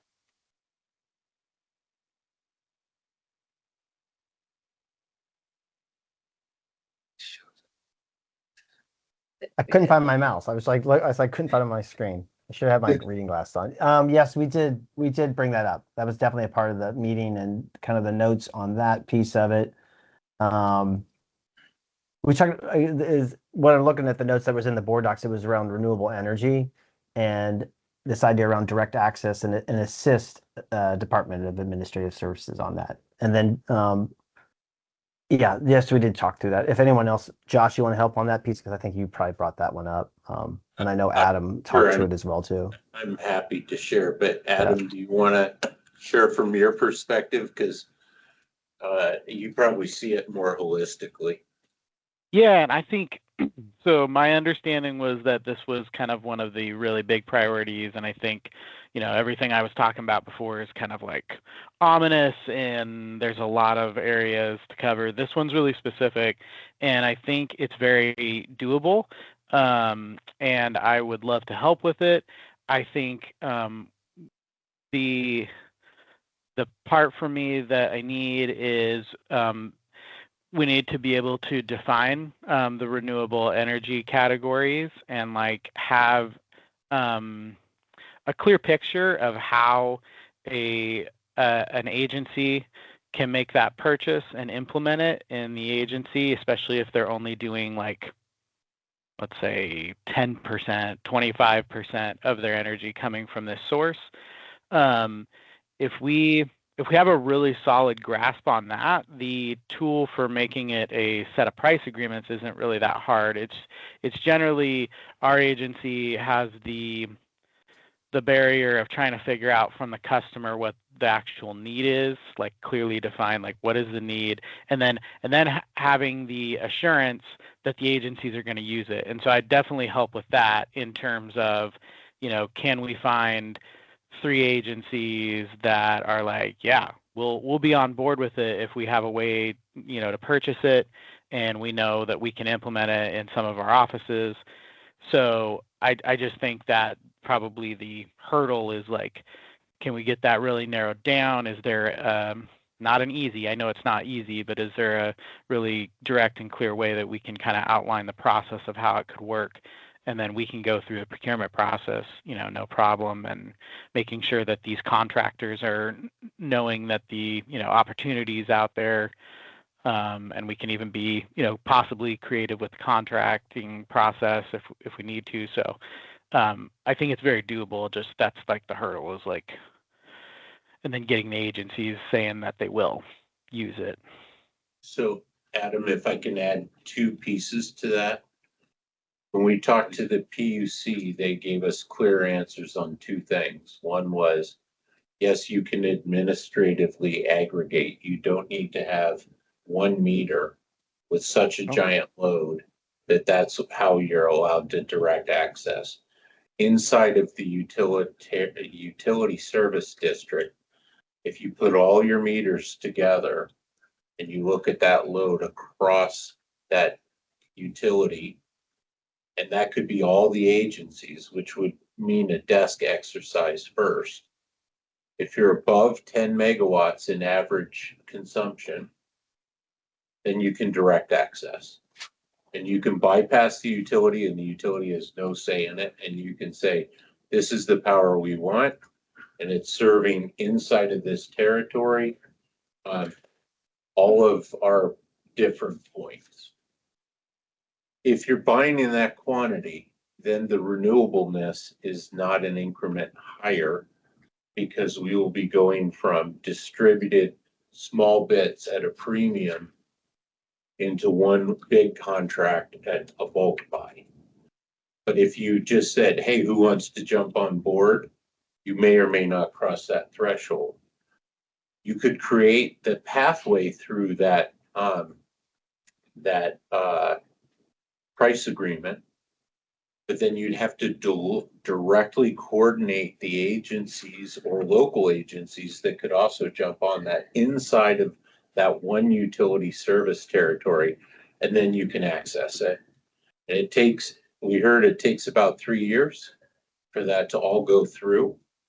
But that is something that the utility has no say in. It's the customer's right past that threshold. Correct me if you heard differently. Hearing no corrections, I think you got it right. Yeah, so that would mean a coordinated effort, right? And it would mean looking at all the meters and adding them all up inside of a service territory, and then you'd know where it was possible and where it wasn't. But if each party acted independently, it would fail guaranteed. But I also know local agencies that have tried to do this and the utility says, nope. Because they haven't said, here's our load and we're gonna bypass you. So it is a big move, and undoubtedly each utility would probably speak up about it. Well, if you need a story to support that, there was an article, I forget what it was in, maybe the Southeast Examiner, about a student at Portland Community College on 82nd Avenue, that one, who looked at all the water meters for the PCC campus. And they discovered there were like 50 separate water meters, including 10 or 15 that were no longer in service, but they were being charged for.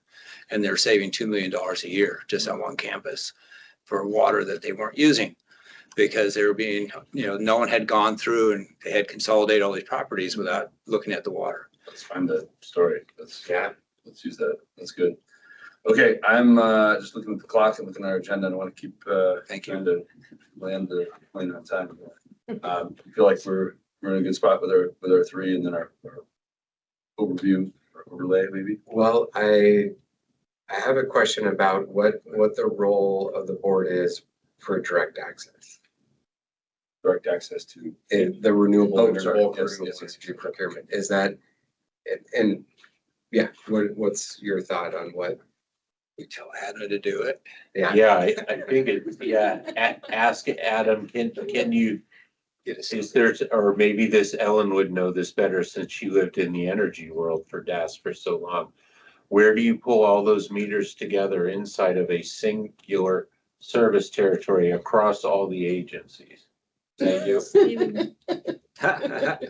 It's a big spreadsheet. I love all these fingers. I know. It's distributed information, isn't it? Well, Zachariah, would this be, at least to start with the DAS, because it is the landlord of so many of the buildings, to send a note to Shannon saying we would like to explore this and would like for you to direct, the start of a project like this. Okay. And what do with you have? with that case study or two Yeah. to kind of validate it.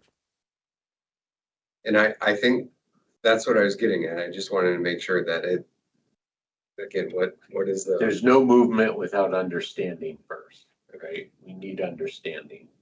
Yep. Which might take a year or two, I guess, even or 3. Well, we already retired. I have a spreadsheet, Josh, that's big, and it has every building on it, and it has every utility on it, all the way through water and garbage, and everything lines up. And actually Candace and I are in process. She is probably she's gonna take the lead on this to make the utility go back and look up all of those meters and give us meter numbers to make sure everything lines up. We're not giving it to them, I want them to give it to us. Awesome. So we can see where we're at. And she's done it and I've done it. We've gone back through and found meters that were not being used. And actually the Dole building, it was garbage, and the apartments next door were dumping the garbage in it because the Dole building's empty. And we figured that one out, so we saved a little bit of money on that. We pulled it out of there. So yeah, we're in process of looking at that yearly or whatever, just to make sure where we're at. Awesome. Nice. All these little bits of money end up to be a big bit of money. Absolutely, especially if all those little bits are at retail and not at wholesale. All right, good. Well, this was a good discussion. I feel like we're starting to move forward on these things, continue to accelerate. Next on our agenda is public comment. I can't see everybody. I can see everybody in the room. Doesn't appear that we're going to have any public comment in the room. I don't know if there's anyone online who might want to make any public comment. Pause for a moment just in case. If there's not, we will be able to say that we offered that opportunity. No one took us up on it. Okay, so through that, several items in the agenda item titled wrap up, one of which I know, Ellen Webley, you were going to talk about a template, if that's not too much of a shorthand. Sure, We'd love to- absolutely. Super quick, just, we've been talking to Zachariah about the sustainability plan template, and we have some suggestions, but we're not. What's up, prepared- Beavers? Oh, sorry. My daughter bounced in, sorry. That's okay, but we're not prepared to bring it to the board yet, so probably looking at June. I certainly like the idea, as you probably heard a few times. Maybe I was getting out ahead of you, but in the presentation we heard today, there's a lot there, but not all of it is Yeah. tightly connected to what we want to hear about. So Yeah, that is a great idea. It's gonna involve bringing the plans down much smaller and really getting at some core stuff. Great. But we'll. I appreciate you plan on- volunteering to do that. Yeah, Thank you. thanks. We'll bring it in June. Great. And like in a table format, so it's just easy to see, Yeah, like So- the framework. so I think it's like 16 pages right now and we get it down to like 4. But there's good content in there, so we'd like to put it on the website. So it's, if somebody wants to see something, they can. If they're like, what is sustainability? Yeah. They can click on a link. And I'm sure you're going to leave room for people to do things that are visually appealing as well. It's not merely a spreadsheet, Yeah. but guidelines, as we have been talking about. Like Business Oregon was lovely. Yeah. It was graphically lovely. Yeah. But it's helpful to see the information kind of year over year, see how they're progressing. Yeah. Okay. And also where the meaningful impact is. I just want to say ages ago, I think it was in the Kulingoski days. I remember ODOT DMV talking about how they pulled the staples out of their paper and separated it before they recycled their paper, and they had a can for that metal. And I was just like, oh God, I'm gonna cry. That was their green team. Their green team. Right, what else do you have in here? Some other things you want to talk about, I think? Yes, so quickly float the idea of a sustainability summit that's been brought up by the board in the past. Another charge of this new role of mine is facilitating the Interagency Sustainability Coordinators Network, ISCN for short. And so historically, the board has done a retreat in the fall, in September, to a community out in the state.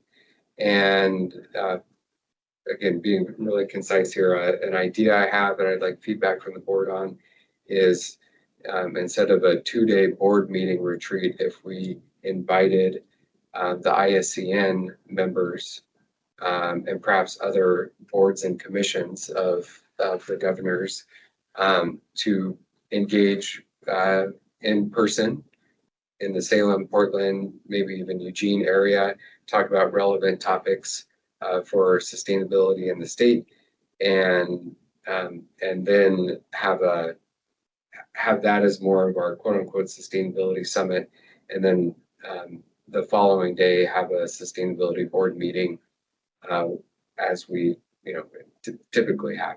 But the idea of reaching out instead of going out into a community, pivoting a bit to engaging with ISCN, the sustainability coordinators across enterprise, connecting with other boards and commissions, and agenda to be determined, but we'll figure that out if the board is interested in directing staff to pursue this idea. And you're thinking of this, presuming it goes well, as an annual thing for once a year? Open to ideas. I see how it goes. See how it goes. Okay. So, Go ahead, please. so I love this idea because I think it hits at several things we've been talking about. But I'd like to throw one more thing in the mix. The board used to do sustainability awards, and you and I talked about that. Webley and I talked about that. We used to have an awards program that we did that I used to help coordinate. What if we also threw an awards program at that event as well? I had a similar thought earlier when we were on the what are our tools category, highlighting people who are doing good things. I certainly think it's worth talking about. I don't know whether speaking only for myself here with limited time to think about it, I wouldn't want to rush into that. Yeah. They might not be proceeding at the same speed, but certainly pursuing that when we're confident about what the awards would be and the mechanisms and all that sort of stuff. Yeah. I still have all the application forms. Oh, great. Okay. And all the content of what we used to do to collect it. I have all the categories we used to use. Great. Maybe we can put that on a future agenda to talk about what you remember and learn from all that. Absolutely. So I'm going to volunteer to serve on planning because I think it's 6 months out and we need to start today. Yes, we're going to do something like this. And I would recommend that it's framed around the framework, right? If we're gonna say this is what matters, tell us what matters, then we should be meeting about those sub-elements that matter. Or it's framed around these 3 goals, right? Because otherwise it's gonna be too loose. And I would just say, we want that structure to be felt through and through. These are the priorities. These are the places.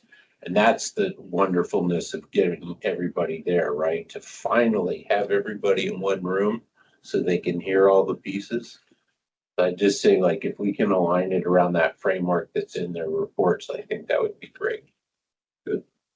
And we should have a negative award too. Like, you win the prize or you get embarrassed in front of the crowd. That's a joke. Officially, I wouldn't do that. Shame is not my vehicle. Don't tank. It's not my tool. Don't tank. Even if it's biofuel. Shame. Oh, yes, biofuel, yes. I'd also be happy to be part of the planning committee. Okay. Excellent. Great. What else, Rebecca? Well, Rex, kind of teeing this one off to you. You mentioned to me that this 2026 is the 25th year of the Sustainability Board. So maybe no other comment is needed other than maybe that's another reason why we hold this summit this year. Could be a nice bit of timing. Yeah. Anything else you want, Rex, you mentioned? Secretary, did you mention something else that's 25 years ago this year as well? I thought we were talking about this 2001. You voted for it, didn't you? I wrote the bill in 2009, seven. But okay, well, this, okay. Someone else mentioned there was something else that was from 2001 too that we should pay attention to, and I'm sure that's true. I just don't know what it is. Yeah, we'll have to look into it. Okay, no, but definitely, well, the awards is the 25th anniversary awards. Yeah. Yeah. Make little golden statues. They actually used to be these really cool recycled glass things. I got them from a local artist. Yeah. Great. Okay. I'll include that as a theme. Okay. So another question I have, and again, being brief for timing's sake, so staff will develop a work plan capturing what we just talked about, bring it up to the board in June, but June is the next time we're meeting. We're already halfway through the year. We had several of these subcommittee / focus area meetings the last couple of months. Is there an interest amongst board members to, I don't want to call a full-on sustainability board meeting between now and June necessarily, but I'd love some more feedback or direction on engaging the board between now and June to advance these things along, or do we take it offline, voting on things via email? Any advice or questions? So how does it work, voting offline on email? Quorum, If it's is what you're asking. with quorum and Public access. public comment and everything? Yeah, so we would need to, doing a vote would require a special meeting that is noticed and available to them.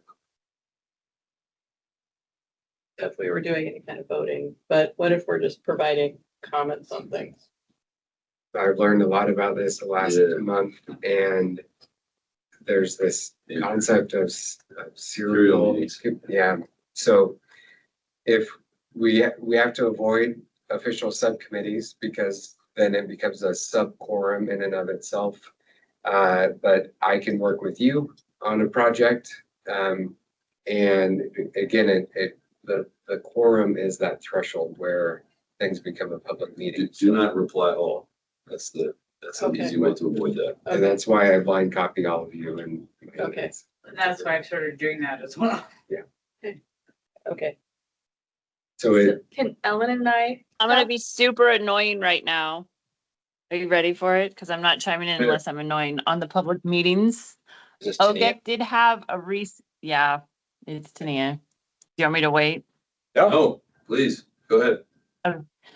Well, OGEC, and it is, I'm not sure if it's on the chopping block or not, but it did discuss an intermediary serving as a facilitator could constitute a serial meeting too. So if there's discussion about how other board members feel about what's being discussed, even though other members aren't present, it could be considered a serial meeting if the ideas are transmitted through a single person. This is a little bit like the experience I have on the land board, which is made up the governor, secretary of state, and treasurer. And so two people talking are quorum. So it's much more a question of just saying the general sense, not attributing specific feelings or feedback to particular people that will keep you in good shape. So I think we can be very safe about this. I trust you to keep in good shape. Thank you for raising it. Hey, I just wanted you all to know I was still here too, so it was partially that. And then I was listening. Thank you. She hung in there. Yep. You're welcome. So that's the trick, is you figure out how to gather information without unduly burdening a single person. But if you collect too many of us, then right. Okay. That's a needle to thread, but you can do it. Yeah. So, and maybe a more blunt question for the group here is, are you okay with a lot of the deliverables that you all have directed staff to work on being formally discussed and voted on in June? Yes. Yes. Okay. And Webley and I are okay with another buildings focus group meeting if you need. And you have to correct your Webley. She just spoke for you. I don't know. Well, we just. Yeah. If you'd like support in next steps. Great. Yeah, how can we be helpful without making it a weird quorum problem? Yeah. Just answer your request. Yeah, do not reply all. Yeah. Right. Do not No reply all. Got it. And I'll reach out to you all based on the interest I have noted on different topics, and to the extent you don't have time, be forthright in letting me know that, and no hard feelings on it. But I think that's probably the easiest way, is just for me to reach out directly. Yep. And work on something. And if we're voting on something and it's 95% cooked, but we think 5% needs to change, there's a way to do that in the public meeting where we can say, yes, we vote for it, but with these amendments to, because I'd hate to see everybody work and then, oh, we didn't think about that. And one person brings up a good idea and it's like, do we have to wait another quarter before we get to vote on it? I mean, there's going to be circumstances we can't necessarily anticipate, but if it's a public meeting, we can largely do what we want. In a public meeting. Okay. Yeah, right.